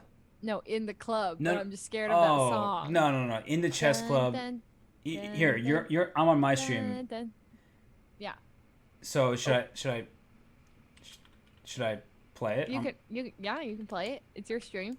You're like, if you get kicked out, then that's fine. I mean, it's fine. Okay, I see how this friendship goes. I would be upset. Oh, what did I just do? I would be upset if you were banned from Twitch, but you're totally fine if something happens to me. Okay. Listen, I have 2 strikes, so. Yeah, and with me, you probably have like 7 by now after bouncing. All right, hold up. I'm gonna play this. Okay. And honestly, I'm sorry that I've just gone away from the chess completely. I feel like I'm letting you down. It's okay. Well, just as long as we close out with like going over a black opening, I'm good. I feel confident on white side. I don't need to do any of that. And then I learned some checkmates today. I feel pretty good. Sweet. In the club. That's what I'm labeling this freaking source. And here we go. Are you ready for this? I'm ready. I cannot believe I'm playing this song, but the bars are fire. Like this song is unbelievable. Hold on. I'm ready. Let me. All right, I'm playing this thing. Oh yeah, and I want to practice single rook checkmate one more time. Natural 20 Productions on the track, baby. You know how we do. Roll it up. You can find me in the club, acting like a thug, baby. I got what you need if you need to play some bug. I'm into playing chess, I ain't into making love. So if you wanna mate with me, you know where to look me up. You can find me in the club, acting like a thug, baby. I got what you need if you need to play some bug. I'm into playing chess, I ain't into making love. So if you wanna mate with me, girl, you better know your stuff. When I'm rolling on Chrome, you see chess.com. I bet you think you're pretty clever when you play the poison pawn. But Grandmaster G ain't never calculated wrong. And if you put me under pressure, keep it even cool and calm. But homie, ain't nothing changed. Jerk down, queen up. Got the bishop in the corner, fiend kettle from C1. If you watch how I move, you'll mistake me for Deep Blue or Fritz. But make no mistake, fool, I don't think with the chip. Like the Black Kings, bishops on a slay in the dark. I intimidate the ex-cons of playing the part. From New York to LA, Paris to Moscow. The plan is to put the chess game in a lockdown, and I can't be stopped now. Tactics on my mind, I got 3 days to play, so I'm taking my time. And my trophies on the mantelpiece, all in a row. Got my homepage loaded, now we're ready. You can find me in the club, acting like a thug, baby. I got what you need if you need to play some bug. I'm into playing chess, I ain't into making love. So if you wanna mate with me, you know where to look me up. You can find me in the club, acting like a thug, baby. I got what you need if you need to play some bug. I'm into playing chess, I ain't into making love. So if you wanna mate with me, girl, you better know your stuff. And it doesn't even matter what opening you choose. The Sicilian or Indian, you're always gonna lose. I will smash through defenses with my tactical tricks while you playing the French. When this is a blitz, fool, it's what I'm tearing you apart for. Son, I elevate trash talk to an art form. Cause I'm fly like a G6 accelerated dragon, soaring over your head, spitting flames and laughing. No break in the action, I guess it's true what they say. You can hate the player, but you can't hate the game. Still, it's hard to get by in a material world. I'm a positional guy, she's a material girl. And she was sitting next to me like, boy, you teach chess to me. So I showed her all the moves, she was a tasty little recipe. Soon I had her begging me for 3 full repetition. But baby, we should switch it up and try some new positions. Cause I'm into playing quick, I ain't into laying plans. It's a small mate girl, call it a one-night stand. Baby, I can make your bed rock, basics of chess, man. Put my king on the G-spot, OOX glam. And get you horny all for me when I sack you like my queen as if my name was Paul Morphy. I know what you find arousing. ELO rating over 9,000. Straight up, you can find me in the club, acting like a thug, baby. I got what you need if you need to play some bug. I'm into playing chess, I ain't into making love. So if you wanna mate with me, you know where to look me up. You can find me in the club, acting like a thug, baby. I got what you need if you need to play some bug. I'm into playing chess, I ain't into making love. So if you wanna mate with me, girl, you better know your stuff. Yeah, you know where we be. Chess.com, all day, every day. Shout out to my home team. We let the Bulldogs out. Yeah, we the best, man. Forget Bobby Fischer, we got Bobby Hess. Oh, that's ridiculous. Alright, we're done here, man. Cut it. Just cut it. I don't always play chess online, but when I do, I choose chess.com.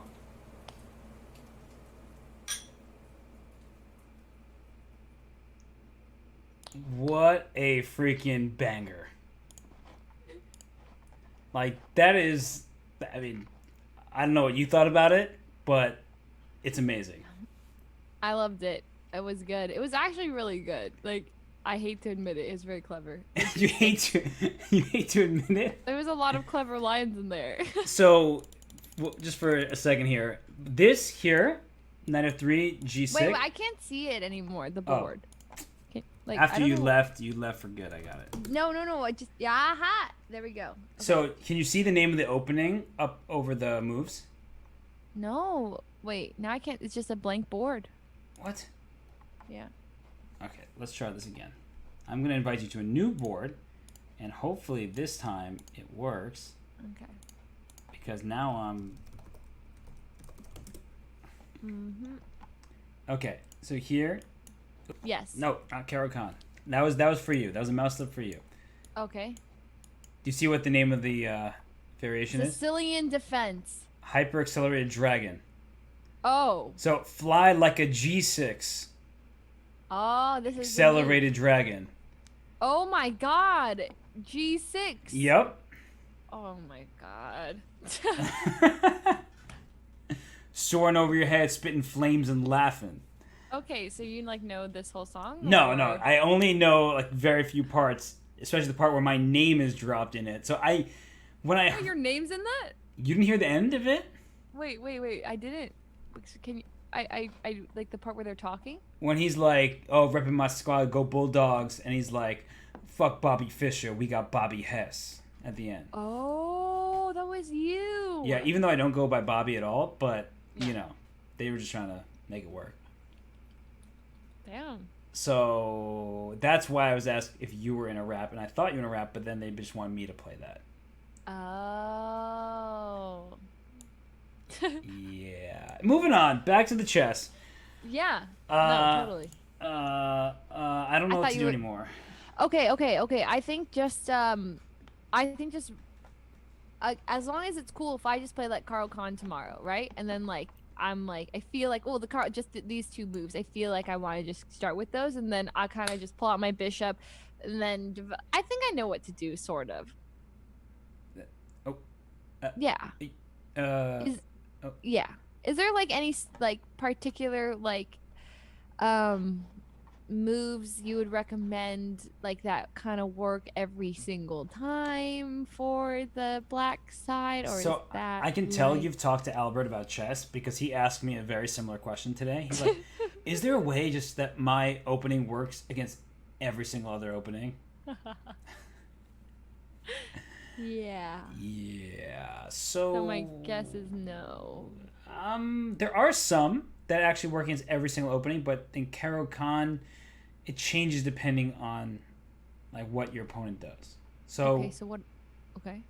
So if I can give you an example, let's say like these are your first two moves. Yeah. Like here, no matter what white does, so here you can go here, and then you can move your bishop out over here. Oh, I can do this no matter what? Pretty much no matter what, yeah. Okay, and then that's kind of good because you get the frappuccino. You get the frappuccino, and if you're a sugar addict, then that sounds great. You get the, what's the biggest one? Venti? Oh, Grind? they have a Trenta now, or what? Oh my gosh, they never stop. So yeah, you can play like this, and that way you can do this no matter what. Okay, so these are kind of like 3 fast moves that I could do. Yes, But exactly. what's the benefit to this this pawn right here? Like, why that one? So that frees up your bishop on f8 for the future. Oh, I see. So this is basically like the open bishop. Like this is freeing the bishop's opening. Exactly. It's called the French. This is the So- French. It's a different. It's a French defense because e6 on the first move is the French defense, and my chat knows how I feel about the French defense. Not a fan typically, Oh. gonna be honest. Okay. but I think that this kind of thing can be good because your bishop starts eyeing at the center of the board, and it's a good Yeah. surprise weapon. Okay. So- I kind of like this. Yeah, I mean, it gives you a good degree of flexibility, and I would say that. So, for instance, let's say I go knight here. Okay. What would you do? pull my bishop out. Okay, so you're attacking my pawn. So I'm gonna go here. Okay. Well, okay, I'm attacking your pawn, right. So, So I defended it. yeah. So, I mean, I could... Oh, I just blocked my own bishop, huh? That's not a bad move, though. Yeah. But you can also make this move here, which not only attacks the knight, but, you know, pins it to the king. And that I like knight that. is needed to protect this pawn. Oh, I see. Then I can just take it. Right, so if I leave it there, you'll take it. But what if I attack your bishop? I just do this. Oh, What? Did I... Botez Gambit? you got your bishop stuck. Ah. So the Frappuccino doesn't work with this bishop retreat. Ah, I see. Why not? Oh, because this pawn is blocking. Exactly. Right. So when I push this pawn, you have nowhere to retreat to. So I would have to kind of pull back So you can here. you can go back, or you can take it. So you don't like taking knights with your bishops. I don't. I always think it's a bad trade, but it's not, is it? It's not always bad, especially now, because what has the knight been doing? Knight's been defending a piece. Aha. So if you take the knight first, then you can win this pawn in the center. Right. So exactly. So you stole my pawn. I don't like it. You can, if I attack your bishop, so like if I move my queen here, what would you do? Whew. Also, Nikki Wu in my chat made a great point. Well, you don't like knights, so why not trade? True. That's a genius idea. This is I think this is the move here. Oh, well, I wasn't. Not the best move. No, Sorry. it's fine, but you don't need to capture here right away. You can develop your knight, for instance, to protect. Okay. Or I thought we just you getting can, rid of all the knights. yeah, I was thinking this knight here that you took was nice because you just developed your bishop naturally and took it. Here is fine, but after I go queen takes f3, what's changed now? What's my queen Now doing? you're attacking here. Where else am I attacking? My rook. Exactly. So when you give up the Frappuccino, you have to watch out for what's happening down the diagonal. Damn, I'm wondering if it's too difficult for me to do the Frappuccino opening. I think you can do the Frappuccino opening, but you typically don't want to give up your Frappuccino bishop. And if you do, it's not the end of the world, but you have to just keep an eye on the diagonal. So that's... Yeah. Okay. So keep the Frappuccino bishop alive. Yes. Because the whole point is that he's like on that diagonal, and it's great for him. Exactly. So your Frappuccino bishop is very happy. So let's start from the beginning. Okay. Okay. You're up. I'm going to move my pawn up. I'm going to move my knight. And I see you're attacking my pawn. So instead of moving my knight out, I'm going to move my bishop here. Okay. Now after this, I guess I'm a little stuck, but I could move my bishop out and check your king, you know. And how am I going to but reply if you give me a check? You're going to push a pawn, right? Exactly. And attack yeah, and then I'll just have to move back. So it's not going to do that much for me. That's right. So instead, I could look to develop some of my pieces. I'm thinking about moving my knight to develop it to c6, but that blocks my Frappuccino. So maybe I could do this and develop this and threaten that kind of the middle. So you're threatening me there. I'm going to see that, and I'm going to push my pawn. All right, that's fine. So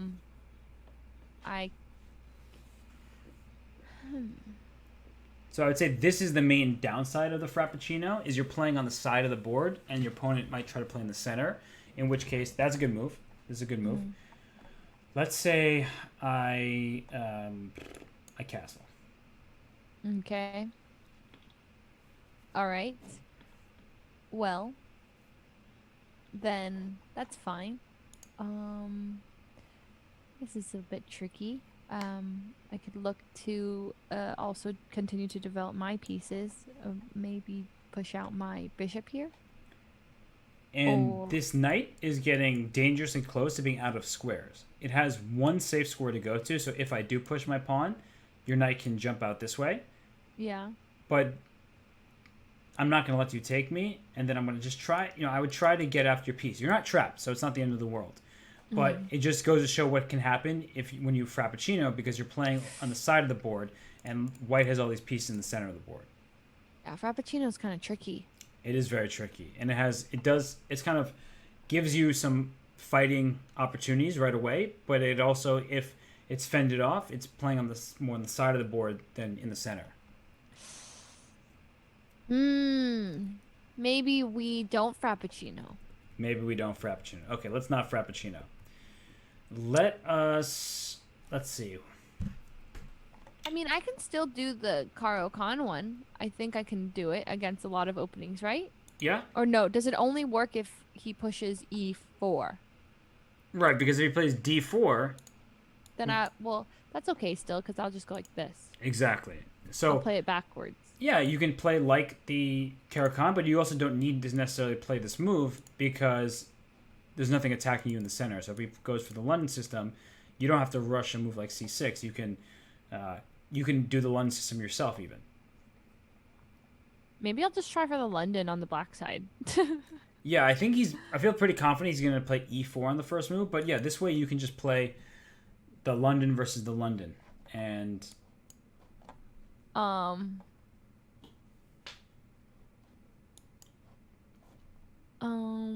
yeah, I feel like it's okay to do this. Yeah, no, it is. And let's say I try to go full London on you. Okay, that's okay. So you're threatening I could do my stunt double. Stunt double, I like it. So you can just replace. And I that's one of my favorite things I've learned from the PogChamps is the stunt double. That's such a cool way of putting it. And your bishop on f5 is really helpful because the queen comes here. It's not threatening anything. Well, it's threatening f7. So if I go here, I am threatening this pawn, but what would you do? I could just push the pawn. You could do that. What else can you do? I could pull back the bishop. You could pull back the bishop. What else can you do? I can move the knight. Definitely. Anything else? I could... castle. There we go. And your bishop here makes it so that you're not going to get E-robbed. Or fuslie. Right. I never know which way this goes, but... Yeah. I could tell you didn't want to castle because of that fear still. Yeah. Like you think about how you won that game, like, oh, I have to watch out for that. But your bishop here makes it so that you're not getting in big trouble over there. Okay, I like this. I think I'll just London on both sides. So it's really not that bad, right? Yeah, it's not at all. And if he plays D4, then you can just do this kind of London. And there is I'm trying to think, because I don't want to give you like too much to work with, but like in general, the Caro-Kann is very solid.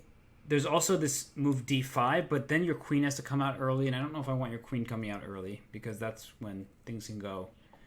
Right. Well, if the one I just played, the where I Londoned from this side, which pawn do I push for that? That's a D5 push?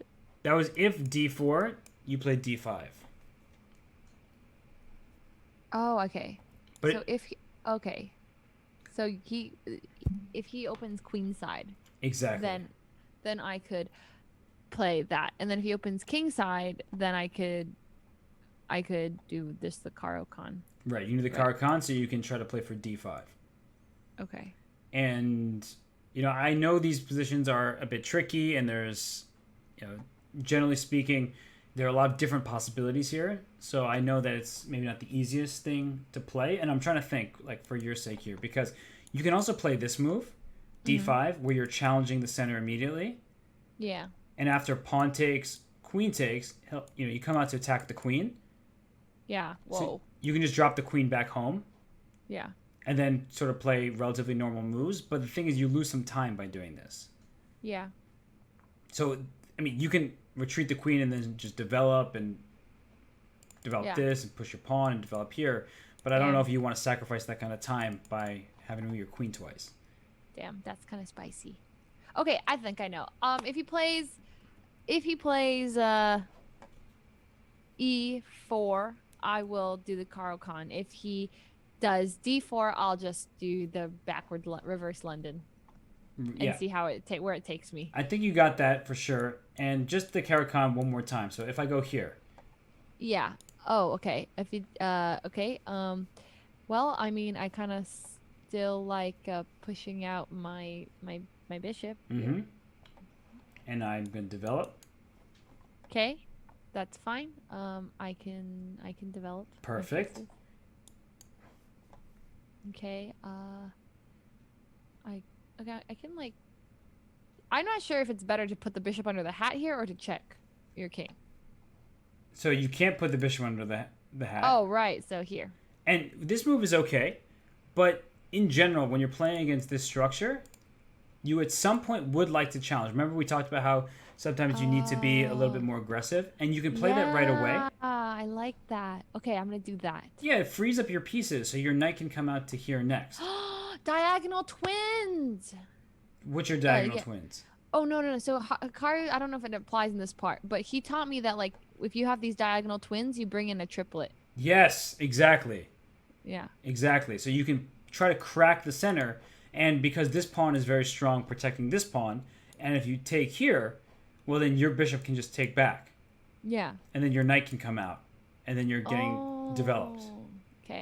Okay, so if I see the diagonal twins, I will bring in a triplet. Exactly. When it's safe and sound here, we got the diagonal twins. Yeah. Let's go for this c5 Hat move. into diagonal twins. I love it. Okay, yep. So, wait, what did you do? And a raid is incoming. I'm waiting for this raid. I don't know who's coming in. I'm scared almost. But, so you can play c5 and challenge the center right away. And let's say I try to keep my pawn chain. Okay. Damn. Should I even push it more? You or I do this. Finish Nice. the imposter hat. Nice. So you get to put pressure in the center more. So I'm going to castle. Okay. Now, so these guys are like kind of cucking my bishop. So I don't like that. But I don't know if I just take because then you take or you take and it just seems tricky. So my thoughts are maybe I pull my bishop here. I can develop my knight out there. I'm just looking so I can castle eventually. Right. But it's like these are in a really annoying position, so maybe I even take. But then I have double pawns. Well, I'll take back. Oh, I see. Okay, that's fine. And then, okay. Well, then that's okay, because I could pull my bishop out. So where would your bishop go to? Maybe here. Yeah, it can go there, and then your knight can come out here. So if I push my pawn, what you gonna do? Well, then I would retreat. Right, and if I push my pawn again? Whew, it's annoying. But I would, retreat some more probably. I don't think I would probably go back here. Good, because now even though it's protected twice, you're putting pressure on that square. Yeah. And then you can bring your knight out, you can castle, so you get all your pieces out, you feel safe and sound. Mm-hmm. And if I ever start trying to attack you too much on the queens, like with a push pawn here, then your knight can go forward, and it's kind of, I'm giving you a lot. Even though I'm pushing forward, I'm allowing you to do the same.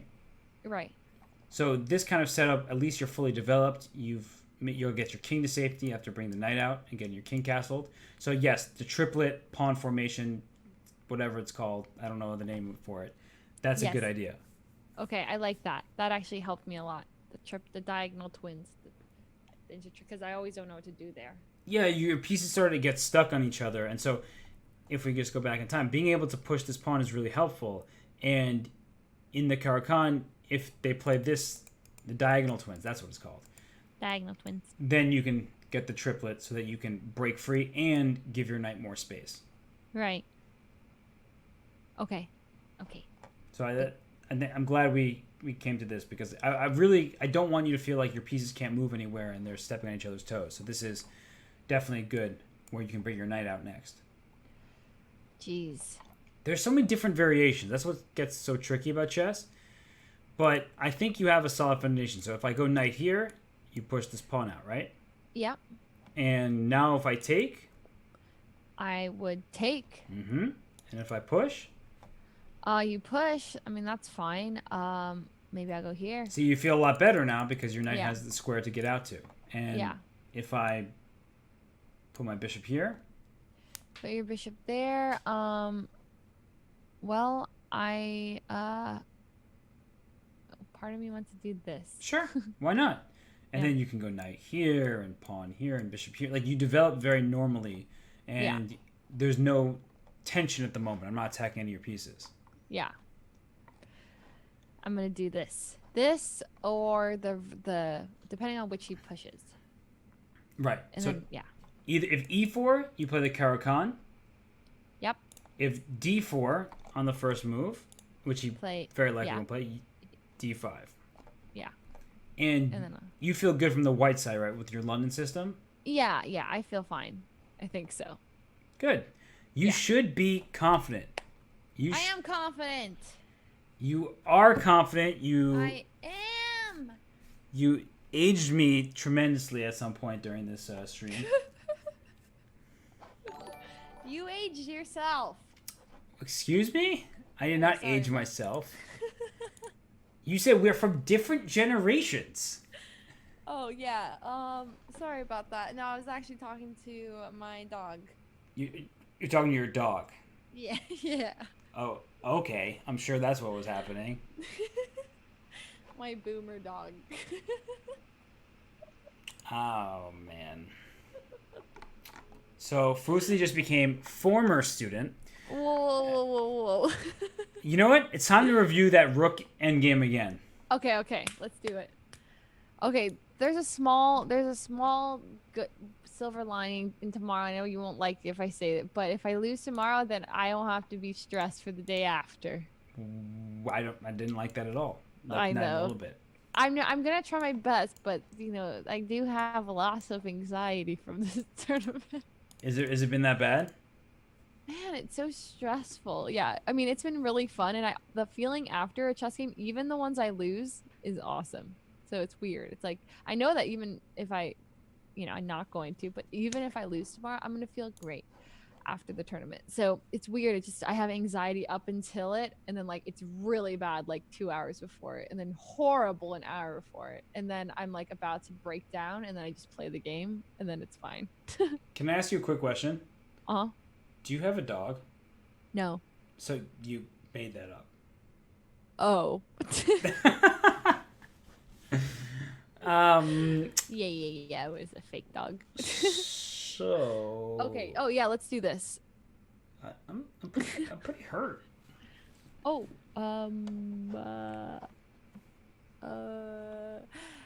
Right. Okay. Listen. I do have a dog. No, you don't. You don't have a dog. I don't have a dog. Your imaginary dog. What breed of dog is it? Yeah, cool. It's a Newfoundland.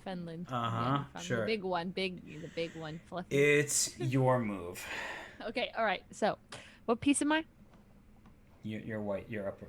Okay. Is that, Let's see if I remember this.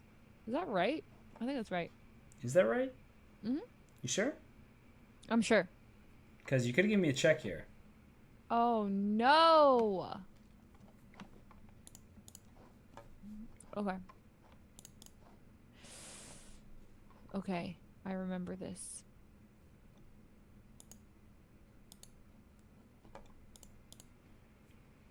Ooh.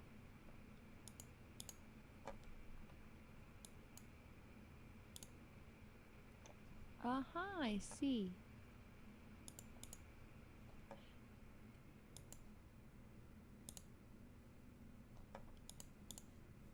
Okay.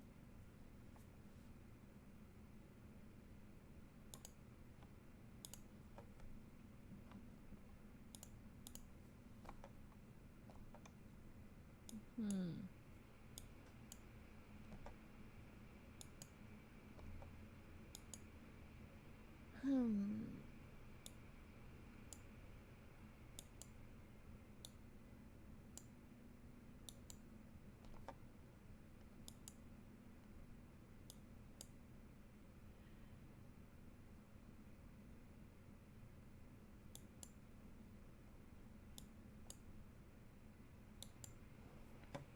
Yeah, you just crushed that. Woohoo! You just crushed that. Everyone in my chat, been going nuts for you. Damn, it actually just like got easier after it just settled in my brain. You just went through that so quickly. Like even if you had a minute on your clock, you just did that in less than a minute, pretty much. Damn. Okay, so there's something weird about my brain is that sometimes like certain things stick really easily, and then certain things like just don't go in. Yeah, like It's us weird. being a part of the same generation has not sunk in with you. Okay, whoa. Okay, listen, I feel like your feelings are kind of like hurt, so I would like to issue a former A former apology. apology. Yes. Apology. What do we say about apologizing? We don't apologize here. So, yep, you're still a boomer. Damn, that hurts. It's just because I won't install BTTV. Yeah, you don't even have white people sad. I mean, White people happy and white people sad. because it's just not happening. You don't have Yep.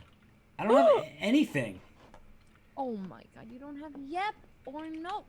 and it's not going to happen. Oh, you don't have Way Too Dank or Salami? I really feel like I've been missing out. Keck W? Oh no. This is how PogU, happened. Where I saw the letters and I was like, what is that? Like my alma mater? And then now I'm a PogU grad. Pog Universe. That's how this all happened. Okay, you know what? Yeah, don't install BTTV. I think it's like your thing, you know? Exactly, it's my thing. I'm going to Yeah. be that guy, that boomer, as you call me. Exactly. Hold up, we're doing one more thing. One more? Okay. Okay, Okay. you're up. What the heck is this? Okay. Okay. I mean, okay.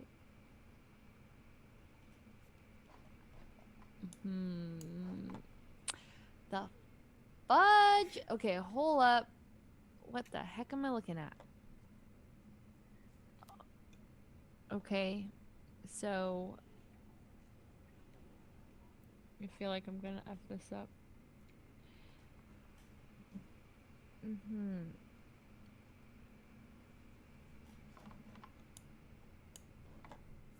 Uh-huh. Okay. Oh no. I knew it. Okay, hold it.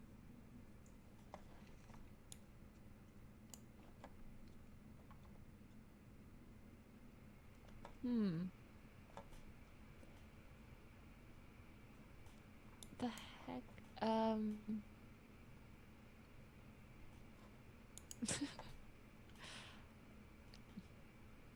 Well, I don't know how to deal with this piece.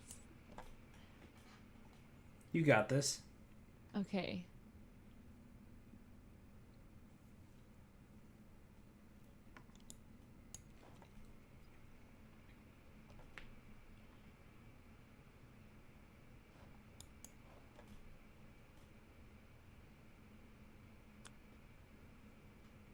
King. You know why you're stuck? Why? Because essentially, if you go all the way back to the start, it's the same position we were looking at before, but instead of using the ranks... Oh my god! I get it. Okay, I can do it now. Yeah? Go for Yeah. it.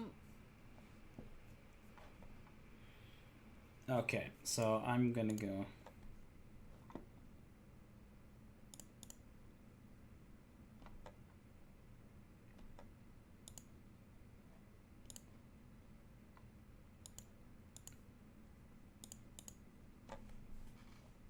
What the heck?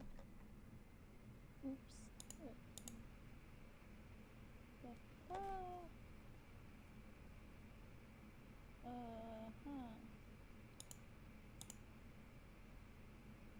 Right.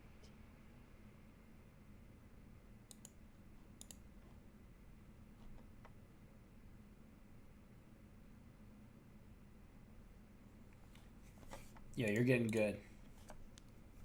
My head is turned 90 degrees To the right. Did you actually turn your head? Yeah. I don't think I could do it if I don't.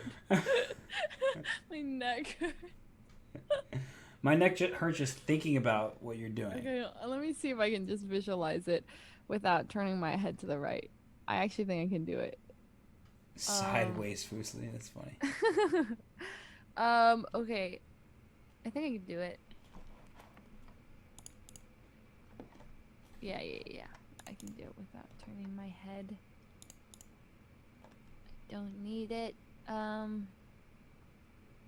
can't believe I was so tricked by that. I knew you would be. Why do you say that? Well, you sounded really insulted. Yeah. I knew you would be because you learn it in one specific way. So when you rotate the board, you're trying to get back to what you originally learned. Well, I'm being completely serious. Like I'm not even saving myself. I know. But so you like are still trying to make it work from the way you originally learned, and then things change. Yeah. People change. Yeah. Yo, you're getting way too good at this. Hell yeah. Okay, this part is always the challenging part for me.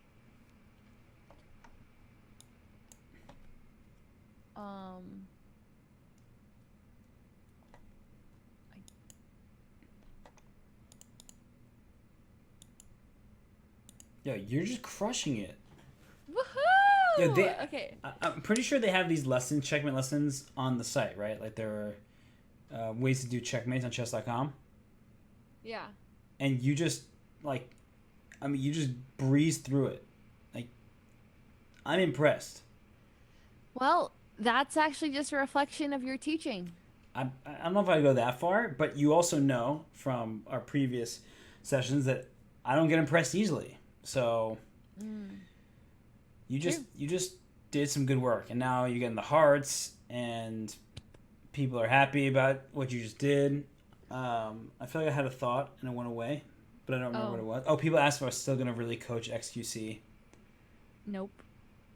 Yeah, the answer is nope. I couldn't do that to you. Yay! Yeah, I was telling my chat that like you're a really good teacher.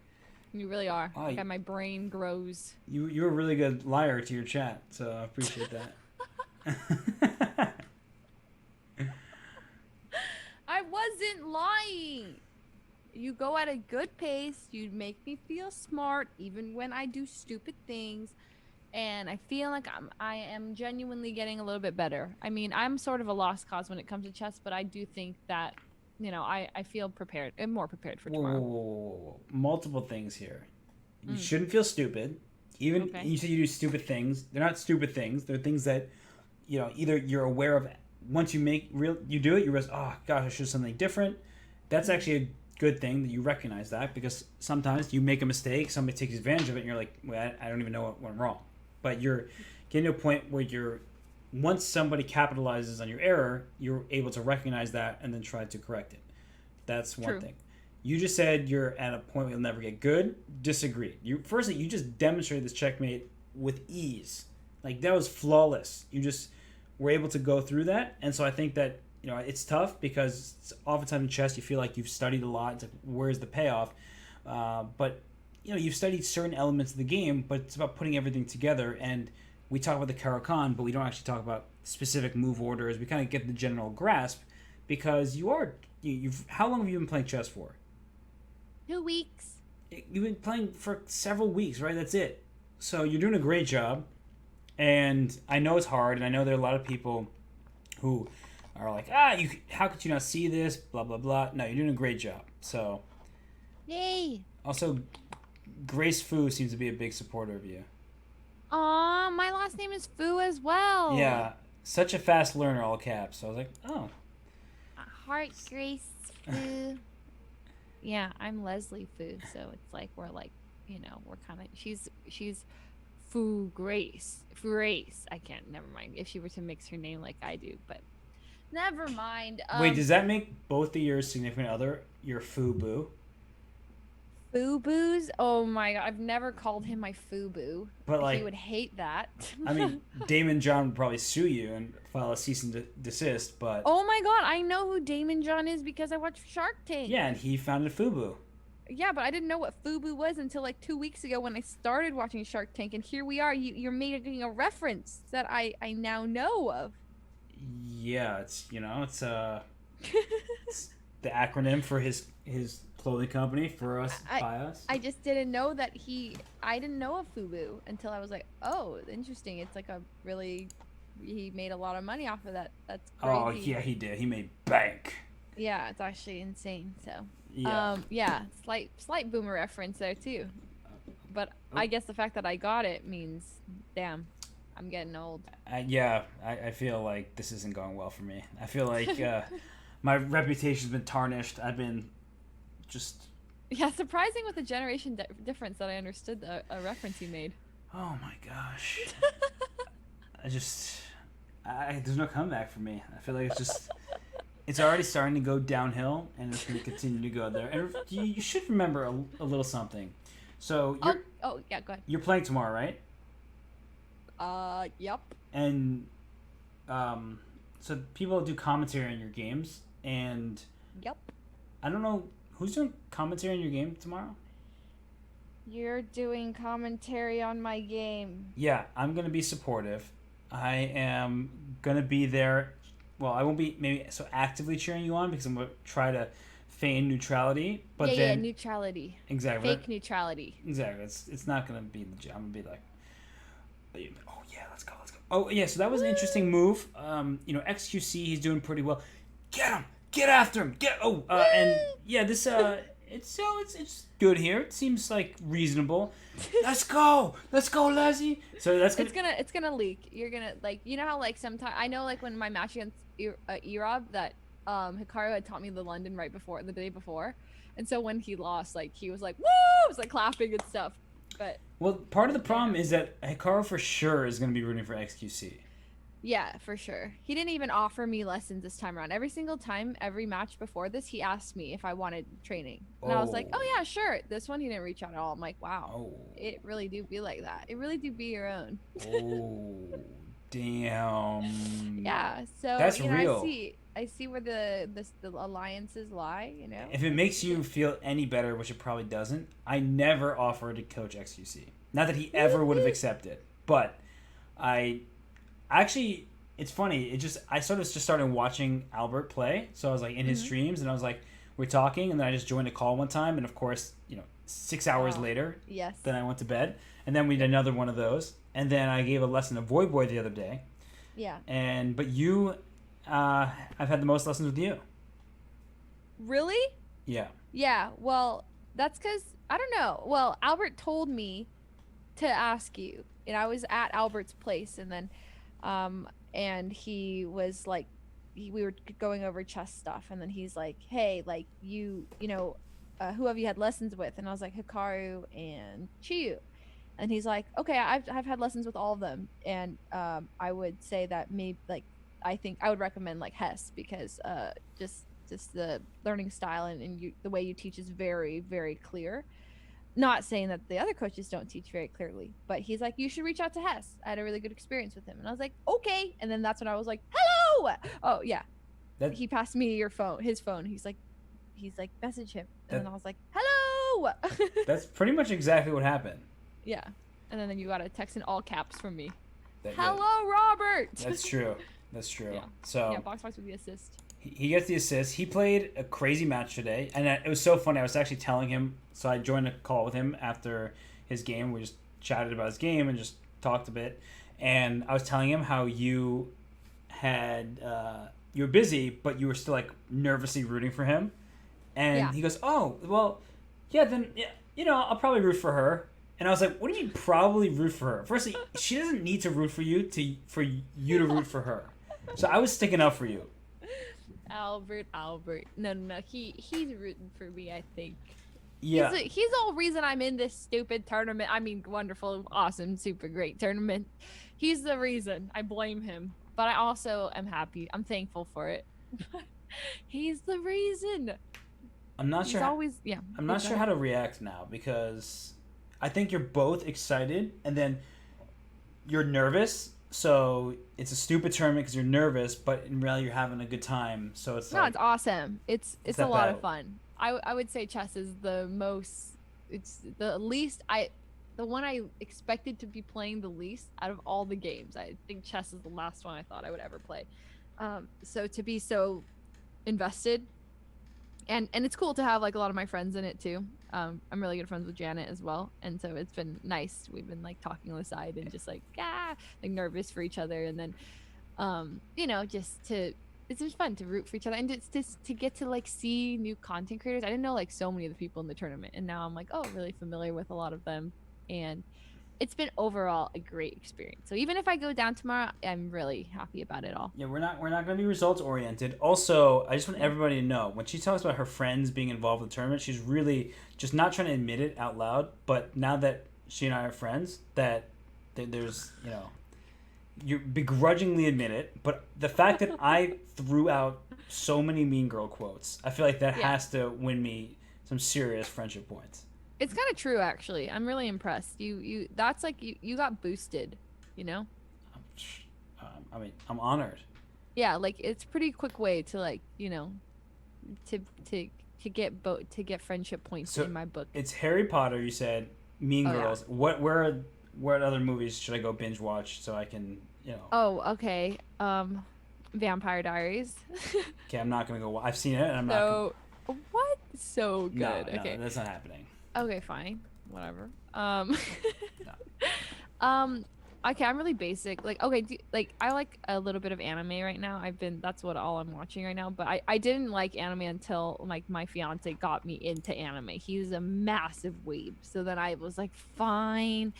So then I started watching because of him. But I watch. I'll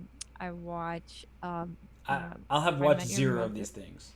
How I Met Your Mother, Grey's Anatomy, Breaking Bad, any of these? Oh, okay. Stranger Things. Well, my God. I thought you were about to label or name a bunch of anime, and then you start saying those are not anime, and I've seen, of course, Stranger Things. So good. Did you watch BoJack Horseman? No, I've been told such good things. Damn. So Void Boy and I bonded hard over BoJack Horseman.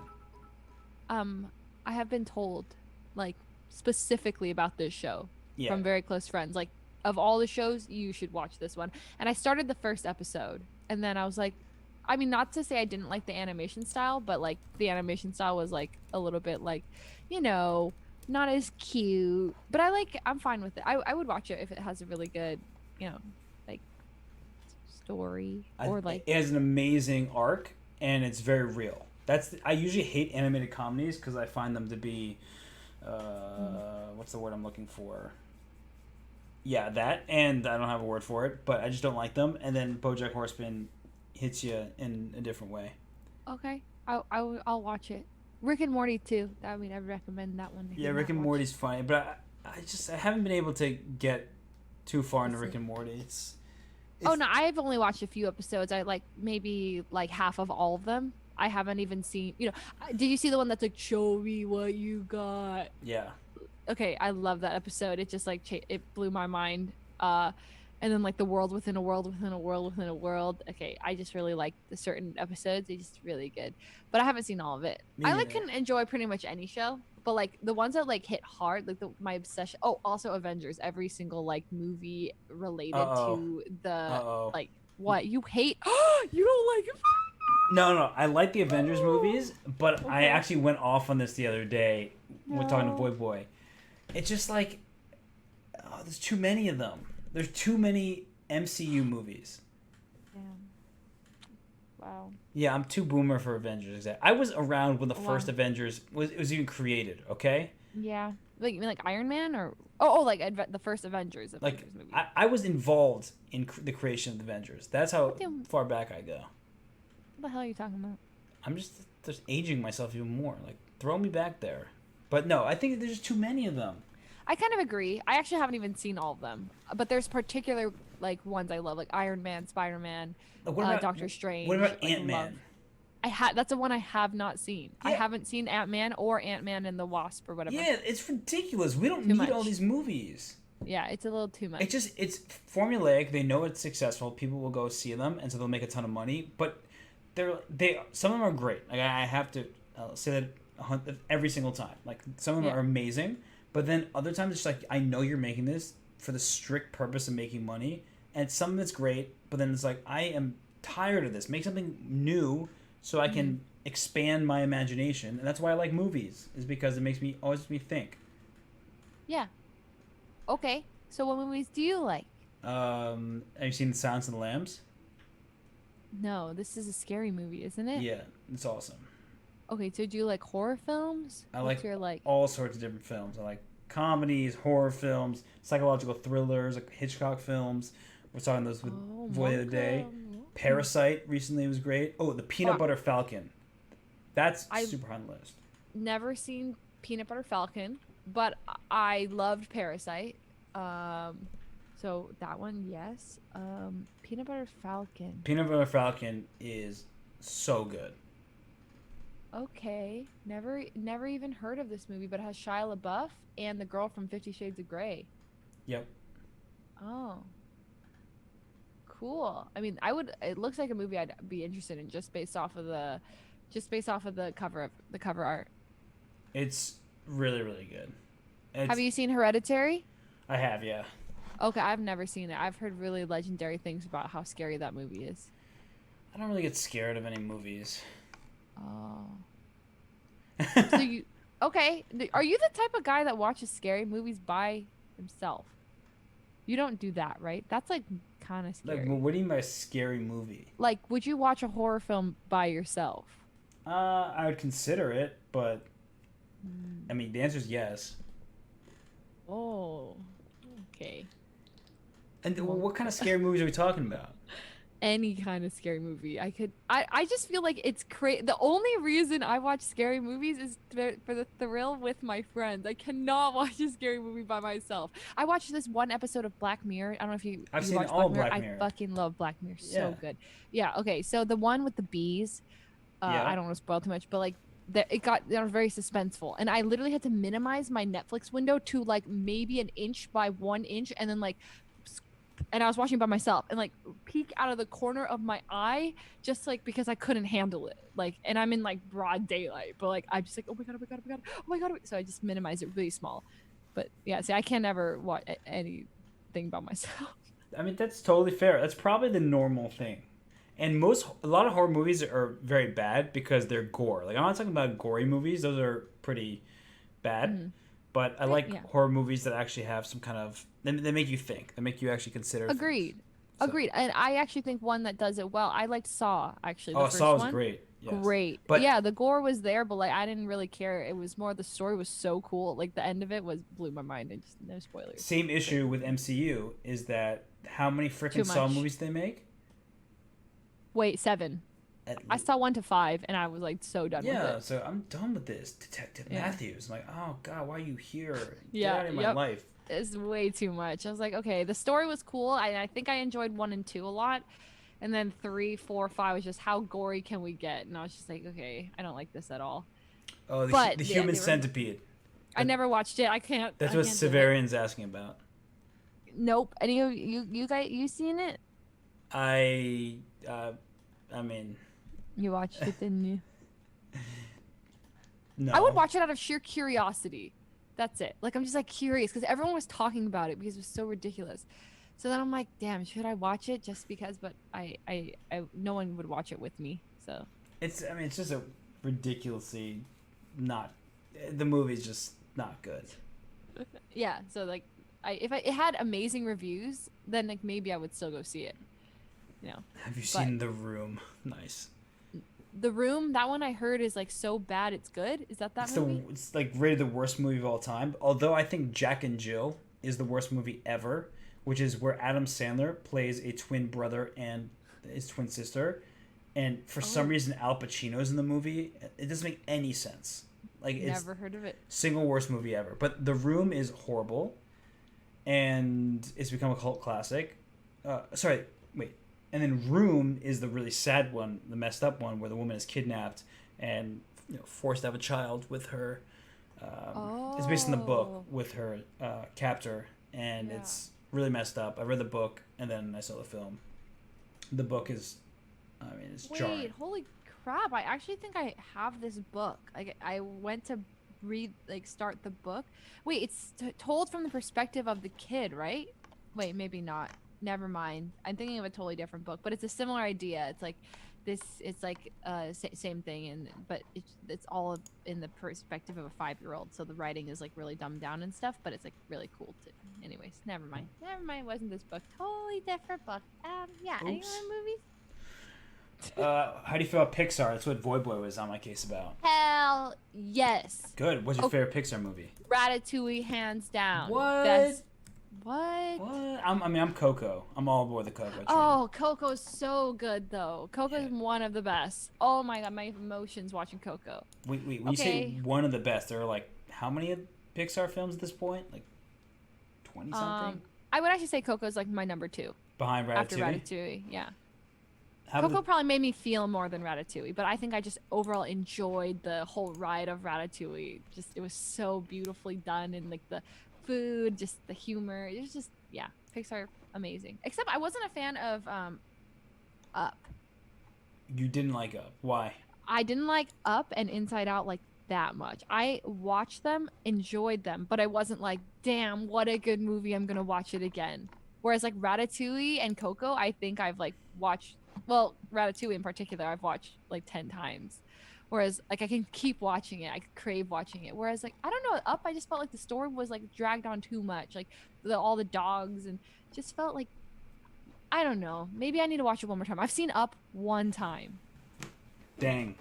That's it. Like I watched it in theaters and I was like, it was good. And I never like watched it again. Inside Out I watched like 1.5 times, whereas like I watched through it part of it again. So maybe I rewatch it. Up Maybe is I'm pretty uncultured. good. I gotta be honest with you. It's pretty good. So besides Coco, what are your favorites? Well, which of the Toy Stories is your favorite? Oh, I fucking love Toy Story. But which ones? I actually never saw Toy Story 4. That was the one that like I tried to get people to go see it with me, but by the time I went to go see it, everyone had already seen it, so I never got to see it. I'm pissed. But the one Lotso, 3. Okay. I love him. I like the OG, the first one, the best. I'm kind of like that with most films and series. And how about The Incredibles? I didn't see the first one. I only saw the second one, and I loved it. Okay, well then you love the first one because it's even better. So good. The part where what is the little guy gets he's in the backyard with the raccoon. Yeah. Epic Soy Milk said going to the movies alone is very underrated. I agree because I used to have Movie Pass before that went out of business. Oh yeah. And I used to just go to movies by myself, and I really enjoyed it. I saw Black Klansman by myself. I saw Parasite by myself. I saw. I think I would want to go to a movie by myself. I never think it is weird or anything, but just I don't ever do it. Yeah. Also, What's Black Klansman? it's extremely good. It's a Spike Lee film.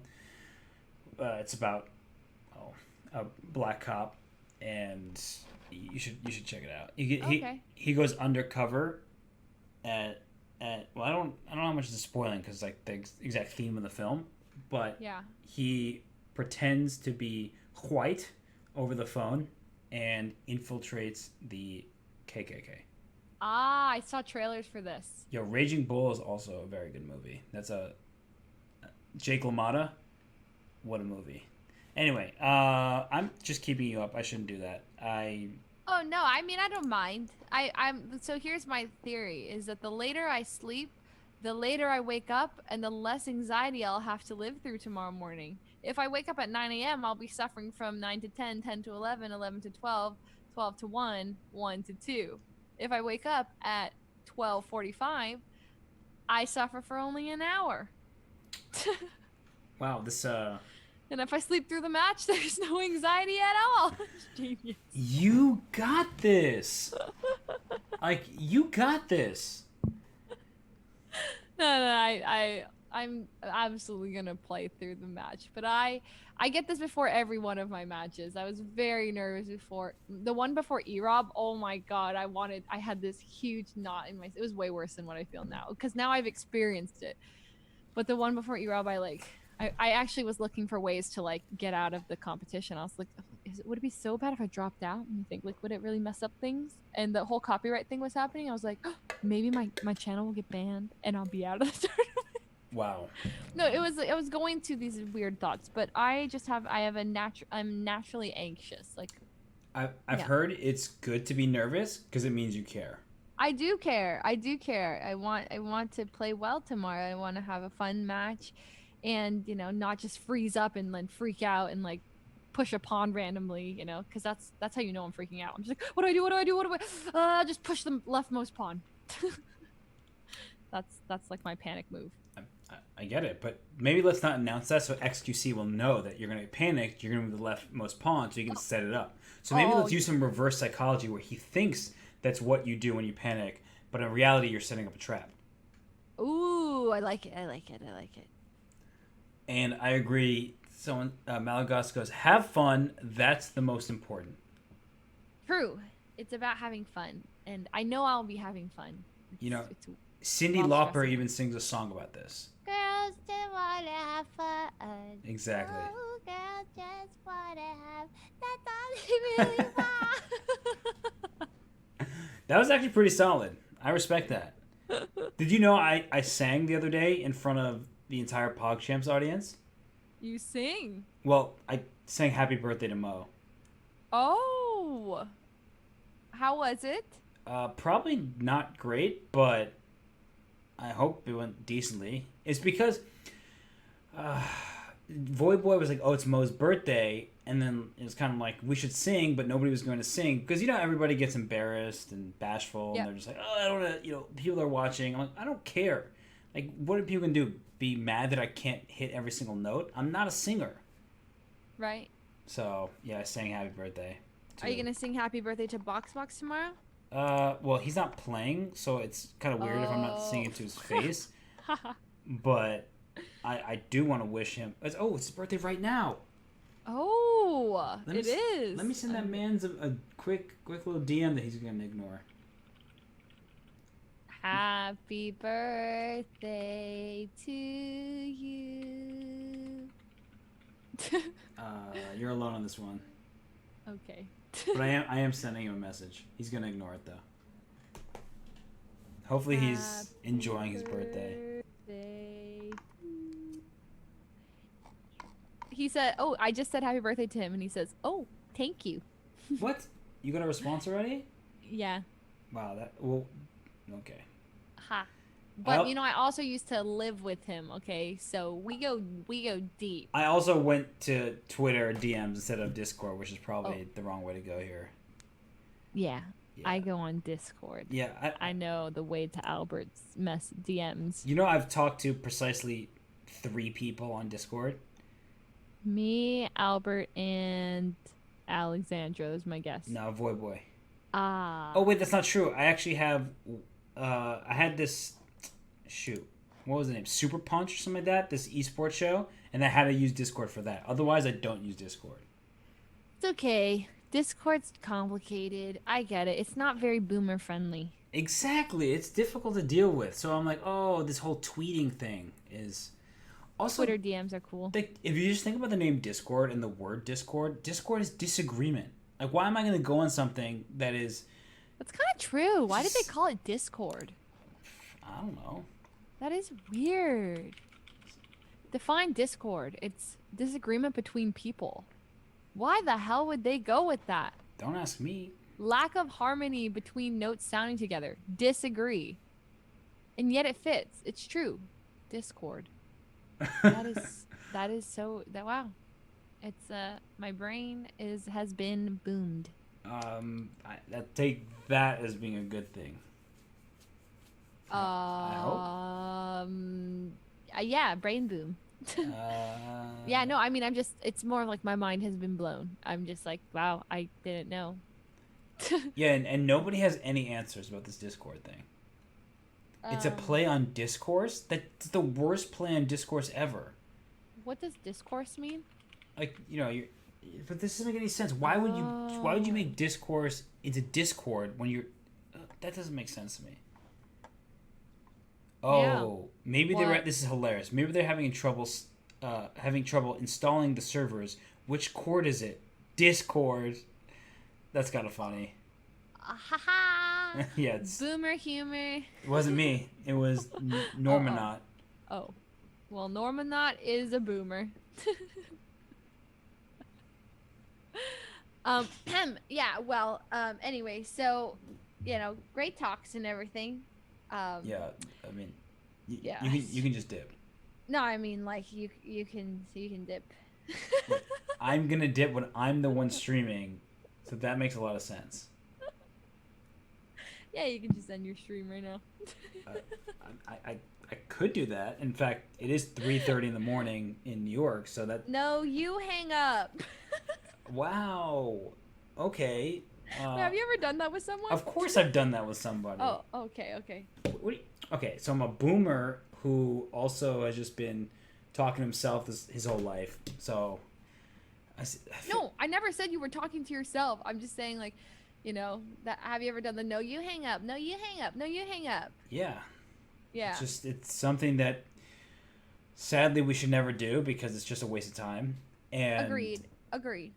But the thing is, I'm very curt, so people think that I'm being rude, and I just want to hang up. Like, if the conversation's over, it shouldn't be sort of I don't want to be rude, so then you hang up, I hang up. Like, just hang up.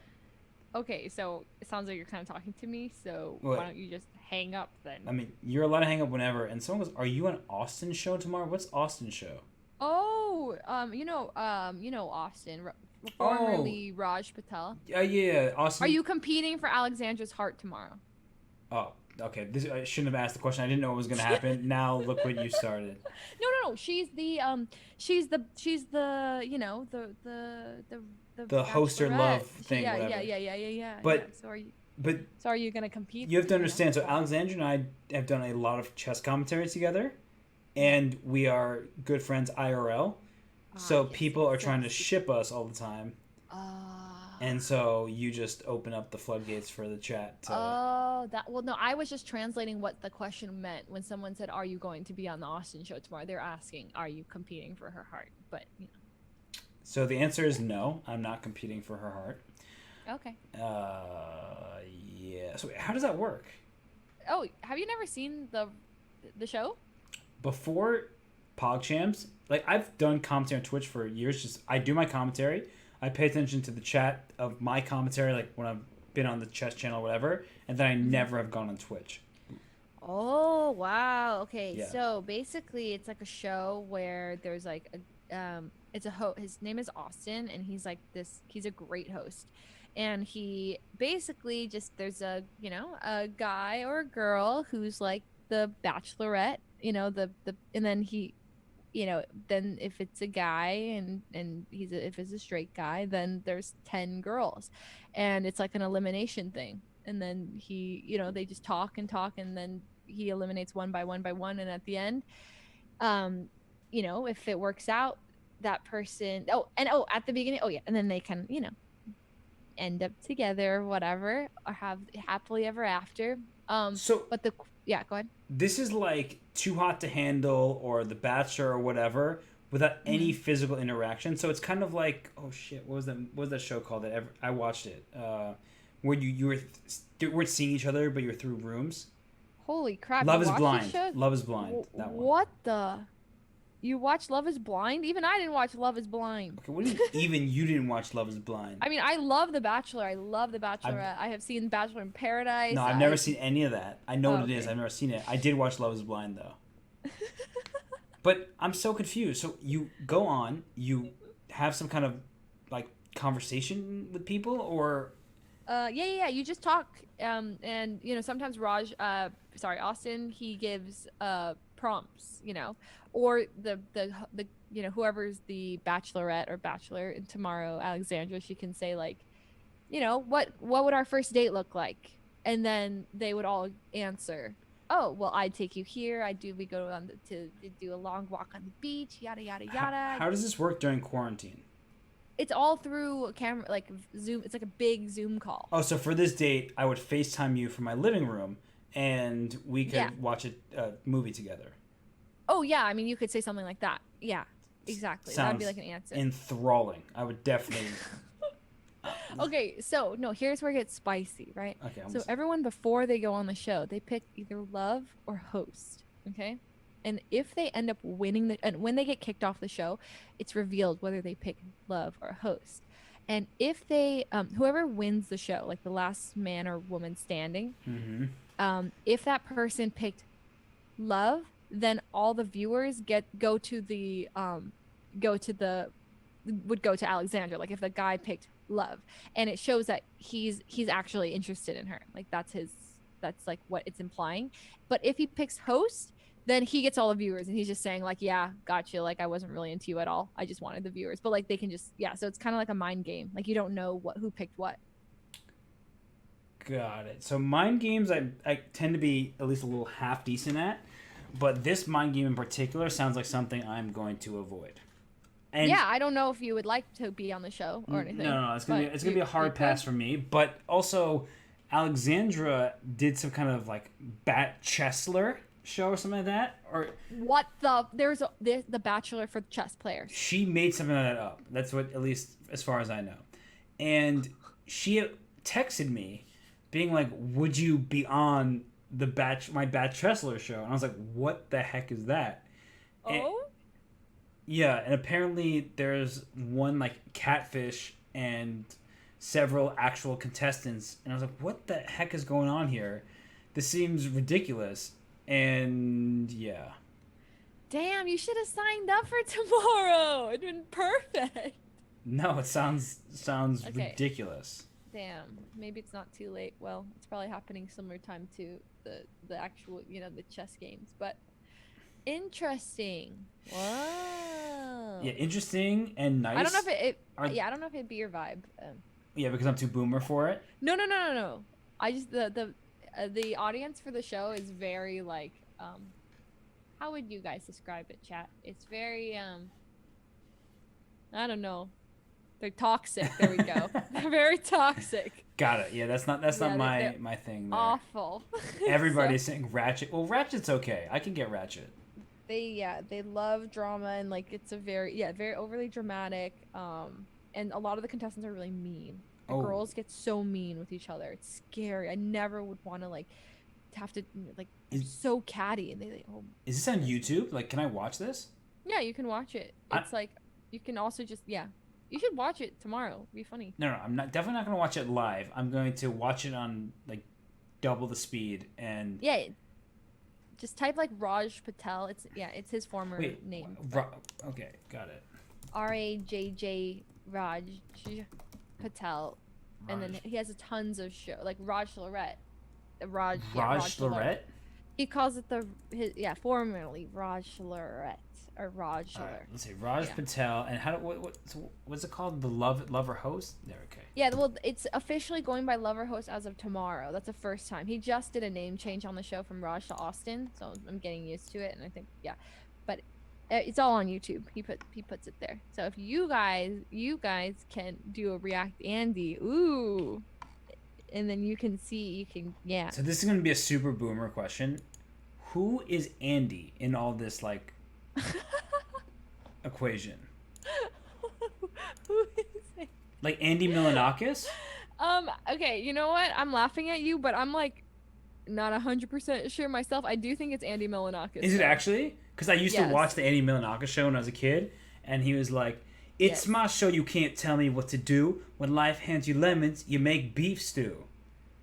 Did you ever watch that? No, I didn't watch it, but I know he was on MTV. Yeah, he had this ridiculous show where he was like, "I put bologna in my left pocket, spit some cream cheese in put some cream cheese in my gold locket." Oh shit! What was the rest of the lyrics? It was the most ridiculous theme song ever. I don't know. I do know Andy. Oh my god, I- yeah. I got bees on my head, but don't call me a bee head. I got peas on my head, but don't call me a pea head. I got Bruce Lee's on my head, but don't call me a Bruce Lee head. Yeah, that's how the show started. Yeah, for sure. No, keep going. Wait, so is this the same? Yeah, so yeah, it's like React Andy is just Andy's are how do you describe it, guys? It's like somebody who how to describe it's like someone who just reacts to things, and it's a person who does something. Yeah, it's just React Andy is just somebody who it's like it's a filler name for a given activity. Yes. It's like yes, that's exactly right. Okay. Sorry, I'm like terrible at explaining things if you haven't. You are very good at explaining things and I am awful at it. His Twitch channel is Andy Milanakis. So Yeah. wait, I actually used to watch this dude's show and I remember some of the more lyrics now. He's like, pancake on my face makes me extra happy. I like shampoo bottles to sit on my lappy because it's my show. You can't tell me what to do. When life hands you lemons, you make beef stew. So I remember that part. That's the part I remember.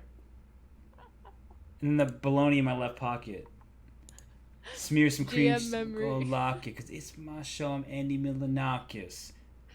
Yo, you should reach out to him and coach him in chess and then sing that to him.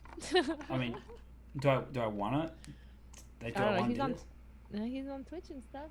I'm sure he would love to. Gotta react to Andy because he was the first big name on Twitch.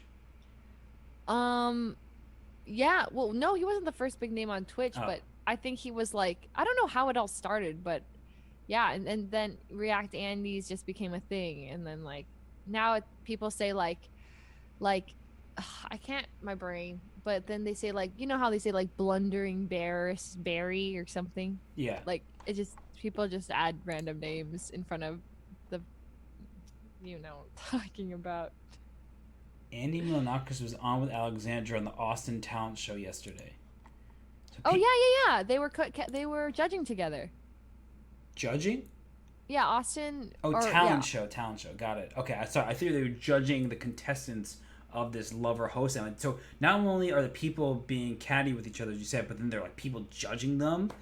So there's two different shows. Well, three. So Austin has multiple shows. He has a Rod Schiller, which is like what Alexandra's doing tomorrow, which is like her and like 10 guys.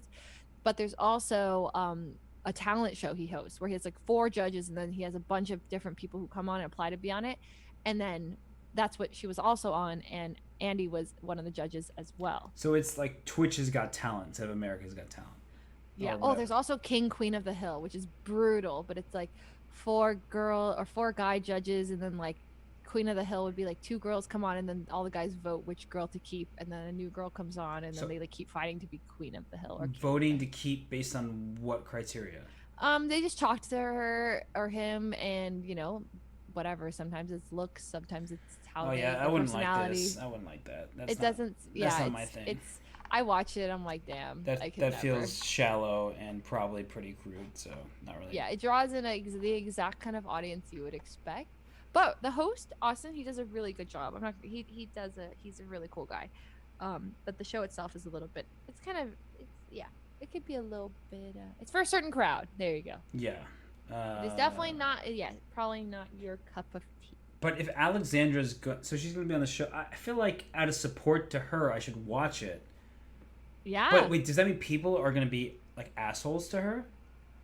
I don't think so. I don't. Maybe like, but I feel like she is someone that is like well received by. I don't know. I don't think people will be too mean to her.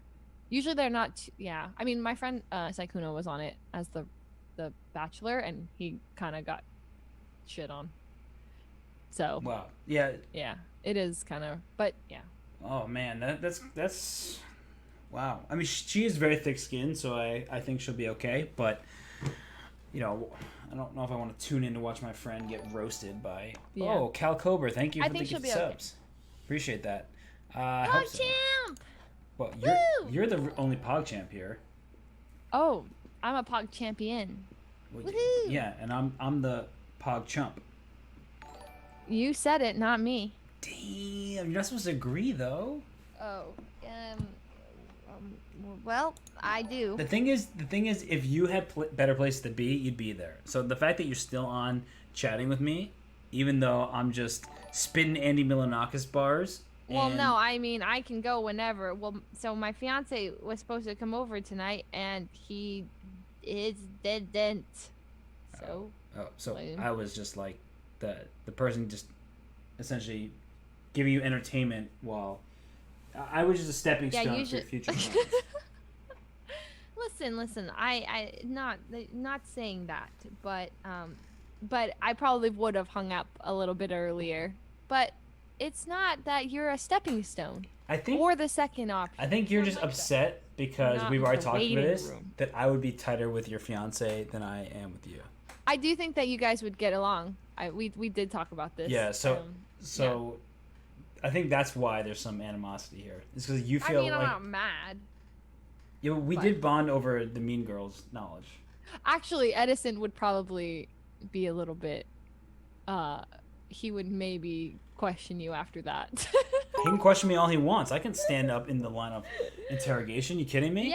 Yeah. No. I can handle that. That's not a problem. And I would say, what you got a problem about that for? And he would say something, and I would say something back, and then we'd Yeah. have a little laugh, move on to something else that we both. Then you hug it out. We haven't even met yet, so I don't know if we're gonna. Sorry, I don't know. We're gonna hug, but I mean, maybe. I don't know. Just because you haven't met doesn't mean you can't hug. yeah, but we shouldn't. We should be social distancing. So. Oh right. There you go. So It was a I'll probably not give him a hug. Yeah. An social air distancing hug, is though. important. Air hug through the computer. Yeah, that's right. Or just send the emoji. Oh.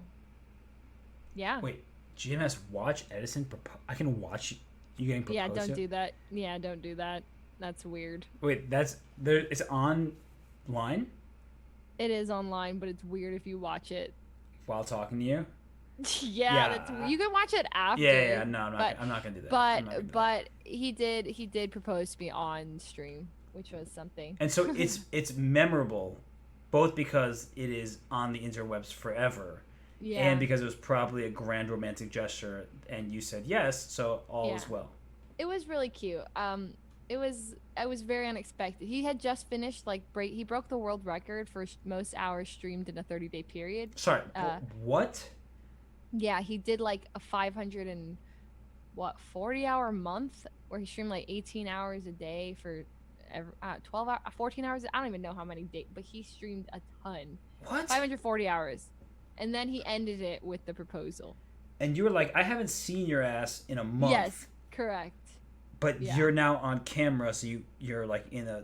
I mean, I'm not saying that you wouldn't say yes in other circumstances, but you're kind of now. This is difficult territory. Yeah. I mean, I was just like, I just brought him some Chipotle. Or no, I just went over and I thought he gave me some Chipotle, but it was actually in the Chipotle bag. It was a ring. And I was like, why are you giving me a burrito? And then he's like shaking. And I'm like, why are you shaking, dude? You look so nervous. Calm Damn. down. Chill out. And Damn. then he's like, well, actually, I have a different kind of surprise. And I'm like, uh-oh, what the hell is this? And then I was like, oh my god, he's dressed in a suit. Oh my god, oh my god, oh my god, oh my god, oh my god. Oh my god, oh my god. Let's go, Yeah, Edison. That's my guy. That's he my was so guy. nervous. Yeah. It was pretty cute. Also, Chipotle should pay for that advertising. Just I throwing don't that know out if you there. can actually see it in the clip, but But we're talking about it Yeah. right now. yeah. So. Oh, well, now, yeah, free advertising. Chipotle. Woo woo. But yeah, it's pretty cute. And so we're going to get married soon and stuff, which is awesome. I have to plan it. Cool. and Can't it's wait hard for to plan can't with, wait for my COVID. invite. For sure, no doubt. I'll invite you and the whole chess crew. you Yeah, know? no. Then I'm not gonna go. Okay, yeah. Yeah, okay. just you know. I'm just letting you know when the invites are going out and you have one invite left. And you're like, which random chess knucklehead do I want to invite? And you're like, oh, well, Hikaru is like one of the best players in the world. His stream is big, but he didn't provide me coaching the day before my match against XQC. And you're like, yeah, but you know who did? It definitely wasn't Robert Hess because he was too busy talking about movies, Mean Girls, and Andy Milonakis to actually help me. Oh, true. So, True. Yeah. But, you know, at the same time, while all this is happening, your nerves, right? You're not nervous because I've just distracted you so much from the chessboard. Actually, kind of true. It's true. I'm not nervous at all right now. Zero. But now, as you talk about it again, my nerves are slowly. No, no, no, back no, a no, bit. no, no, no. That wasn't. Ah, fudge. No. Oh my gosh, that wasn't the point. Oh, I'm just stressed. no, I goofed. I'm the worst. No, it's fine. It's actually like it's fine because, when I'm stressed, what I think about is okay. Why am I nervous? Well, because my match versus XQC is probably gonna be watched in front of a lot of people, and I'm scared of what blundering back to back, looking stupid, people going, "Oh my God, she's so bad." Lol, W women, whatever. Okay, I'm scared about that. But then I'm like, that's literally the worst. So what? Then I lose, then I blunder, so I go 0-2, and then it's over. And maybe I go on the interview and I'm like stuttering over all my words. I'm just like, people are like, lol, W, nervous, you know, stuttering Sally, whatever people will say. And then I'll, you know, embarrass myself a lot. Damn, this got And kind then of sad, I'll honestly. just Like wanna cry myself to Yeah, sleep well, when like- I end my career. 'Cause well, everyone thinks I'm lame and oh. can't play chess and just. what? So that's the worst that could really happen. And it's not that bad when I think about it. So you know, then it's just like okay. So say that's what happened. Yeah. So okay. So just so you know, there are probably going to be like 80,000 or more people watching concurrently. I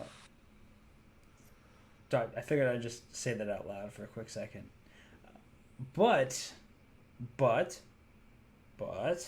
So many people. That's bigger than like a Taylor Swift stadium. There is somebody who is going to be on the commentary who has control over the board and the analysis, so that person can be talking positively about his new friend, XQC. Oh.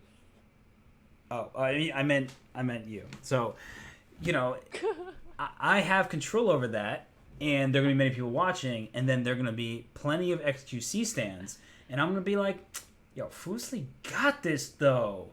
And she's been learning. She was out here tossing those rook checkmates out like it was nothing. True. And we talked about Mean Girls. We talked about so many different things. And you called me another generation from you, but we forgot about that already. We moved on. And thank you. It's you. I like. Oh, firstly, great username. Thanks for adopting Fuslie. Fusfam equals Hessfam. Damn. Hessfam. Wow. I don't know exactly who I just adopted, but feels good. Apparently, you've adopted me. Well, I guess didn't agree to being adopted. But because I am your am. parents' age, right? So You are my parents' age. Well, mental age. wait, I still don't know if that's a compliment or Oh no, my parents are with the times. They're hip. They're hip and cool. the fact Just that like you, Hess. anytime a parent or is called hip and cool, we're thinking A, back to Mean Girls, and B, it's probably not hip and cool. No. Trust. My parents are hip. They're hip. Oh my gosh, I'm nervous about this comparison.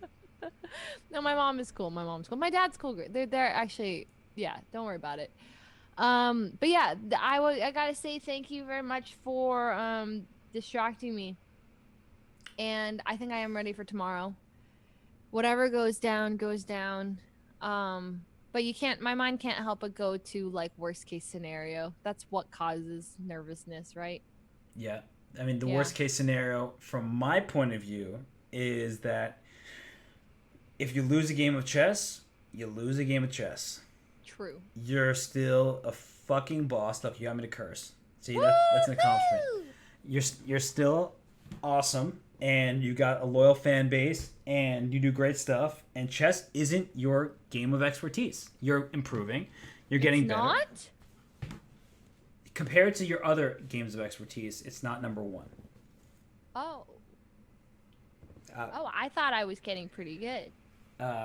Yeah, you are. You are. I'm not saying you weren't. I was just talking about how you've been improving. Okay. Yeah. So, yeah.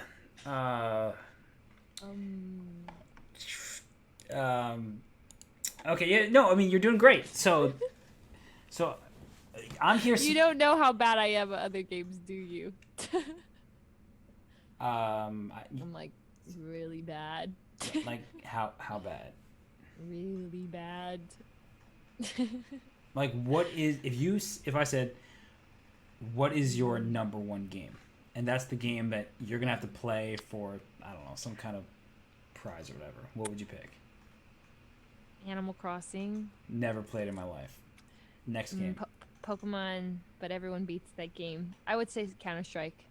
Never played Counter-Strike either. I'm just not a gamer. Holy he's not a gamer. No. That's crazy. League of Legends, never. Never played. Valorant, The Never Last played. of Us. Wait, first, isn't Valorant you have to, or at least you used to have like special permission or be super cool to be able to play Valorant? Yeah. That's like you had to get in the beta, but now it's open for everyone. Oh, well, now that's open for everybody. I really want to go run to that and join. This is your time to become a gamer, Hess. I'm never going to become a gamer. You're on Twitch. This is Yeah. the gamers. But people, for whatever reason, like me on Twitch because I'm like anti-Twitch while being on Twitch. It would be amazing to watch you play Counter-Strike. Yeah, because you want to see me just lose. Yeah, I do honestly. I would watch that. Why do you want to see me lose? That feels. It'd just be funny to see chess player plays Counter-Strike Global Offensive. Isn't that what like Hikaru does sometimes? Yeah, I mean, I don't know if he plays Counter-Strike, but he's playing Valorant, I think. But it's funny to see non-gamers try games. And this is coming from me. I'm not good at games, but I think I could still I think it'd be still funny to watch you play games. This feels very specific, not just like chess people, but specifically me. Well, no, chess people. You, yes, but I do think it'd be funny to watch just people who don't play games play games. I enjoy it. I think people think it's funny because it's like they're so out of their element. Like imagine you scoping down an op and then getting like mollied from behind. Do you even know what that means?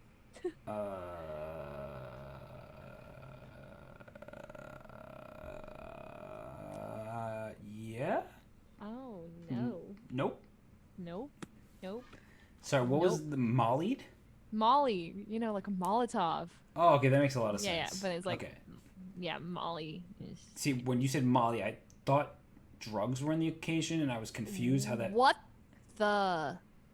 No one's talking drugs, Hess. You just said Molly, and yeah, like Molly, like Molotov. I just.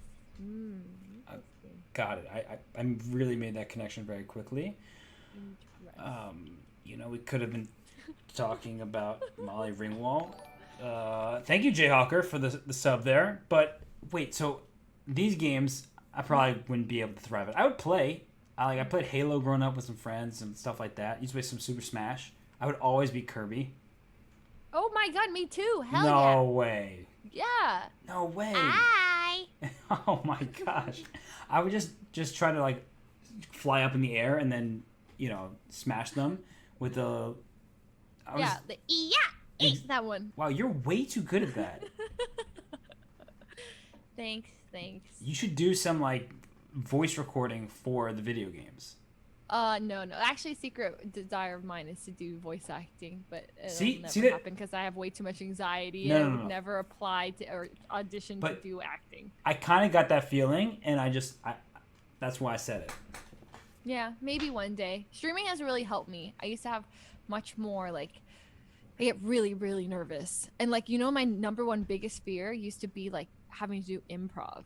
Or take a drama class, like an acting class. Yeah. I was I think I would rather die than have to do that. But because of streaming, I've been able to think of it in a different light, and I've been able to jump in. I'm bad at improv, but it's not my worst fear anymore. Streaming has made me feel a lot more comfortable with public speaking. So if you had to do one voice, this was your audition, what voice would you do?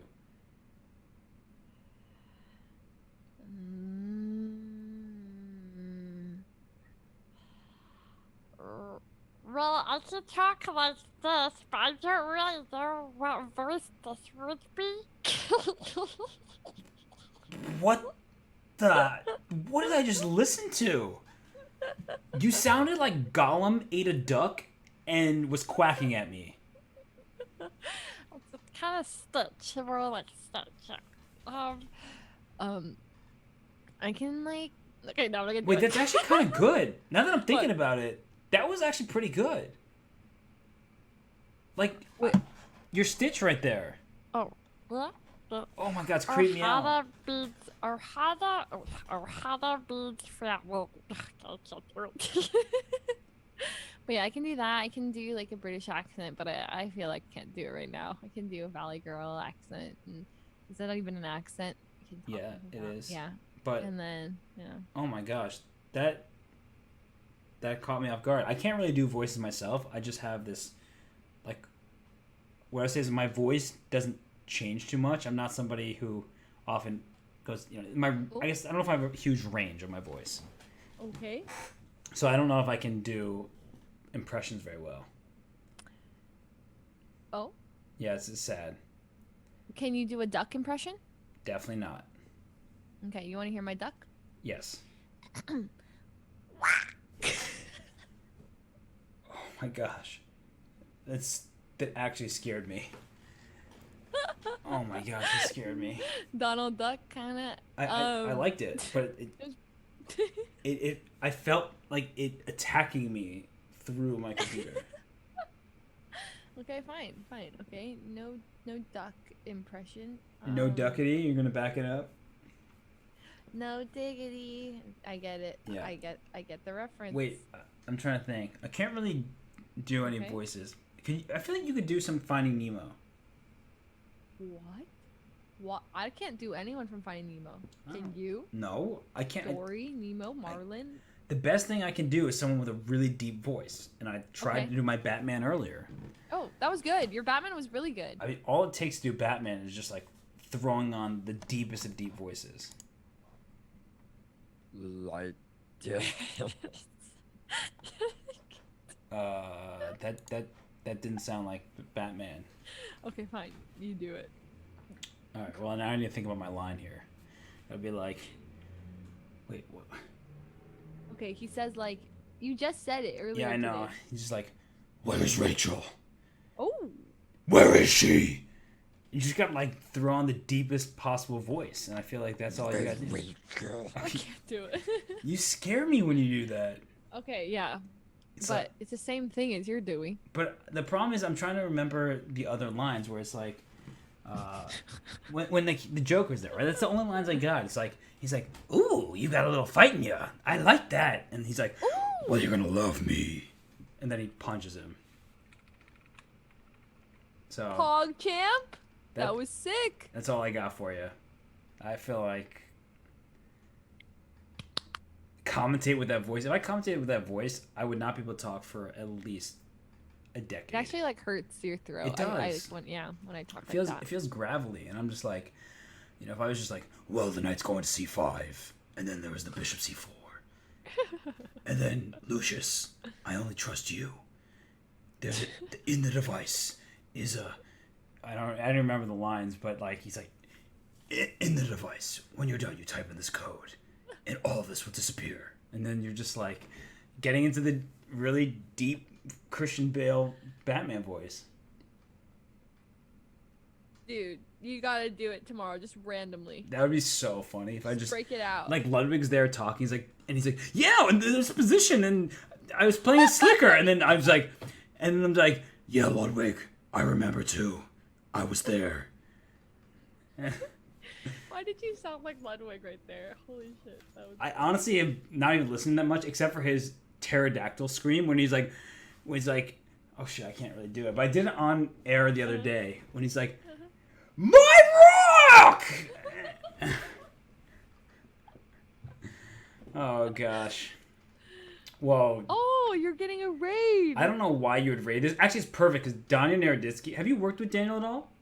No, I didn't. I did follow him on Twitter, with the hopes of working with him at some point. Well, welcome to the everyone from Danya. Danya is amazing at impressions. So he does a lot of different chess players, and he's so freaking good at them. So He does impressions of other chess players. yeah, he does. Like of Garry Kasparov, who is probably he's argued to be the best player of all time, along with Magnus Carlsen, the current world champion. Yeah. And Danya's impressions of Gary are so funny. It's amazing. Well, There's a YouTube video of it, oh. but you See, can't. I wouldn't understand any references. I don't know. I'm just learning the chess, like all the people in chess. You're just learning, but so here, why don't you just like on your own end, like quickly Google Garry Kasparov and hear a video. What? Garry Kasparov. Oh, Google? Yeah, like just try to get a so you can hear his voice, like, and you have it in your own head, and then I'm gonna start playing Danya's clip for everybody. I mean, it's not a clip; it's a freaking 10-minute video, but he's amazing. Oh, okay. I already got it. I can hear his. Oh Alright. wait, no, I can't. Hold on. Hold on, I'm finding this video. Danya, why do you have all these random YouTube videos? I don't want any of this content. Mastering piece placement with Daniel Naroditsky. You think I'm here to talk about chess? Danya, where's your impressions? Wait, what? Is this it? Oh, this is definitely it. I'm pulling up this video for everybody. All right. I Alright. just listened to Garry Kasparov's voice. So, give me a sec. Oh, there it is. We're going to get some Danya in our life. Whoa. All right. So, Danya's impressions are freaking unbelievable. And let's play this thing.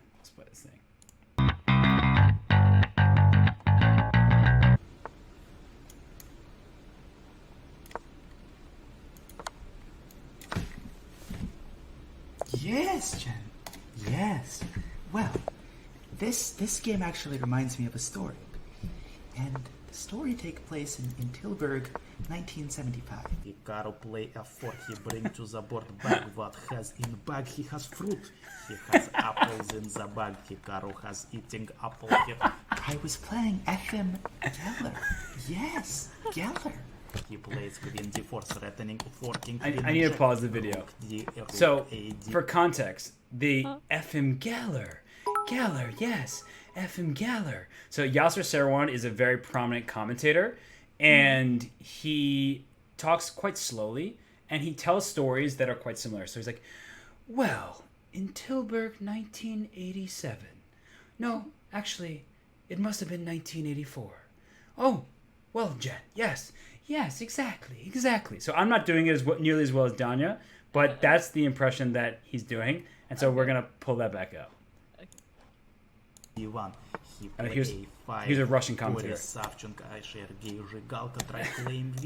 that tournament, This is Yasser again. Geller. Exactly, Jen. Yeah, precisely. Geller had started with 0 out of 10, but then he played a brilliant game against Karpov. Against Karpov, I remember Garry Kasparov. 1984, it was the form of, it's big knackers, because after 1965, there's bishop before and it pins the queen. Well, in the opening it was This one's a little it was a little bit questionable, I'd say, but complicated, but after that I think that it was a little bit unclear. But I remember here's Kasparov again. this idiot Naroditsky, he played this opening, and well, I don't want to compare him to Bernie Sanders, but what's his name in a piece, Yeah, let's begin a smooth h4. Let's put that in your pipe and smoke it. Right, play h5. I'm gonna play bishop h4. there. Get that queen out to f3. I'm just gonna drink some wine here. We're gonna play queen f3. I remember the old game by Korchnoi.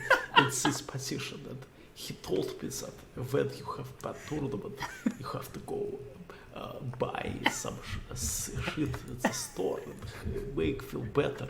Yes. Opponent wants knight takes c6. pawn at once. Knight takes c6, and then bishop gets away. Oh no. Oh no, bishop gets away. Bishop gets away. Thank you, Tagi.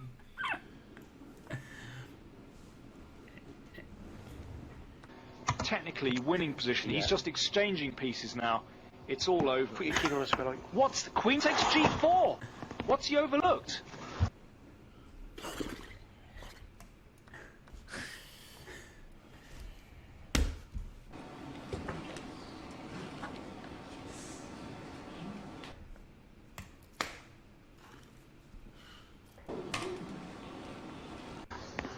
This is incredible. King c4, king g3, king e4, king e5, king e4, king e3. Boom. Blood close, yes. Gold. This one just creepies me out. Gold. It will be blood. Yes.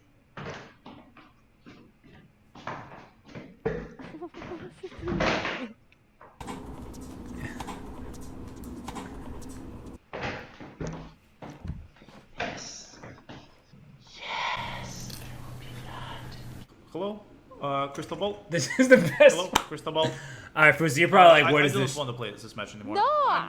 Former This is candidate, your famous stream, fucking I'm legend, watching. and this 2600 brick is flagging me rook versus rook. Okay. I'm a famous fucking legend, Congratulations, Crystal Ball, but I do not want to play this match. and that's just shit. Does he do Hikaru? He does. Hikaru. He does a car. Vai de 4, vai de 4, toma. Alfil toma C5, torre toma C5 y ahora Nari tiene bastante. If he takes, Nakamura takes on h6 with the bishop and queen. Pawn, what am I missing? We'll go to Hikar now. Yes, Jen. Well, in that case, I might take your queen. Right, I mean, yeah, you know, yeah, sir. I mean, you gotta understand, you know, yeah, well, Tesla, XQC. Yes, precisely. Yes. What would XQC do in this position? It would bing, how bang, boom, recent bing, is bang. this? Likes to make a check and make a From mate. the end of May. Check, make a mate. Yes, Jen.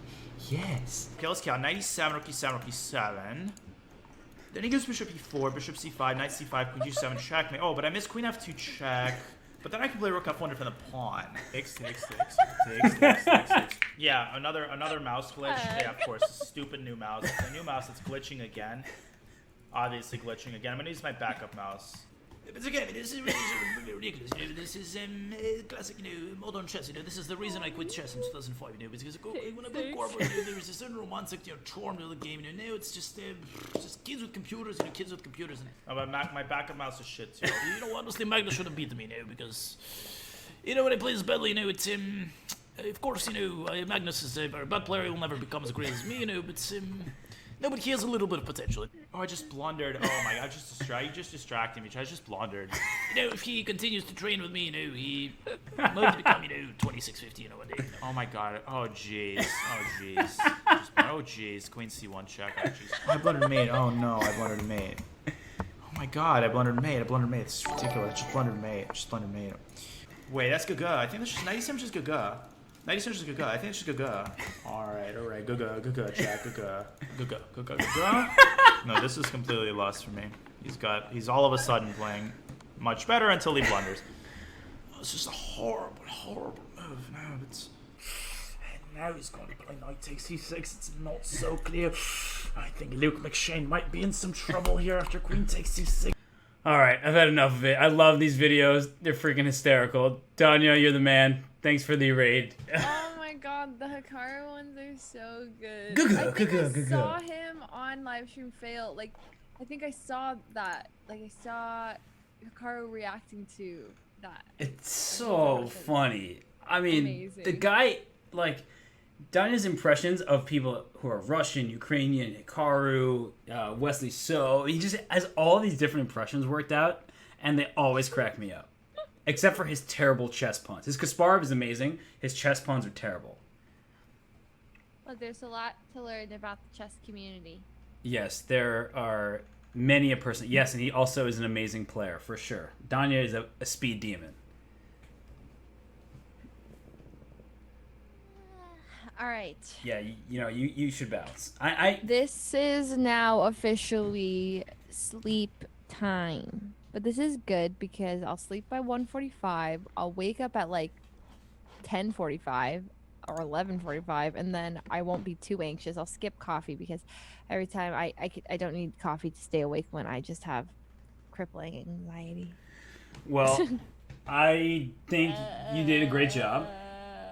Yeah. You don't really, I understand that me saying, "Oh, you don't need to be nervous," that's not going to help. But what I will say is that you are not any worse off going to this chess match than XQC is. So I know you're going to be concerned about potential blunders and just reassure yourself that your pieces are protected, that you're doing the right thing, getting your piece out castling, and don't bog yourself down with the kind of fear of threats because he also has to go through the similar process. So you're not alone.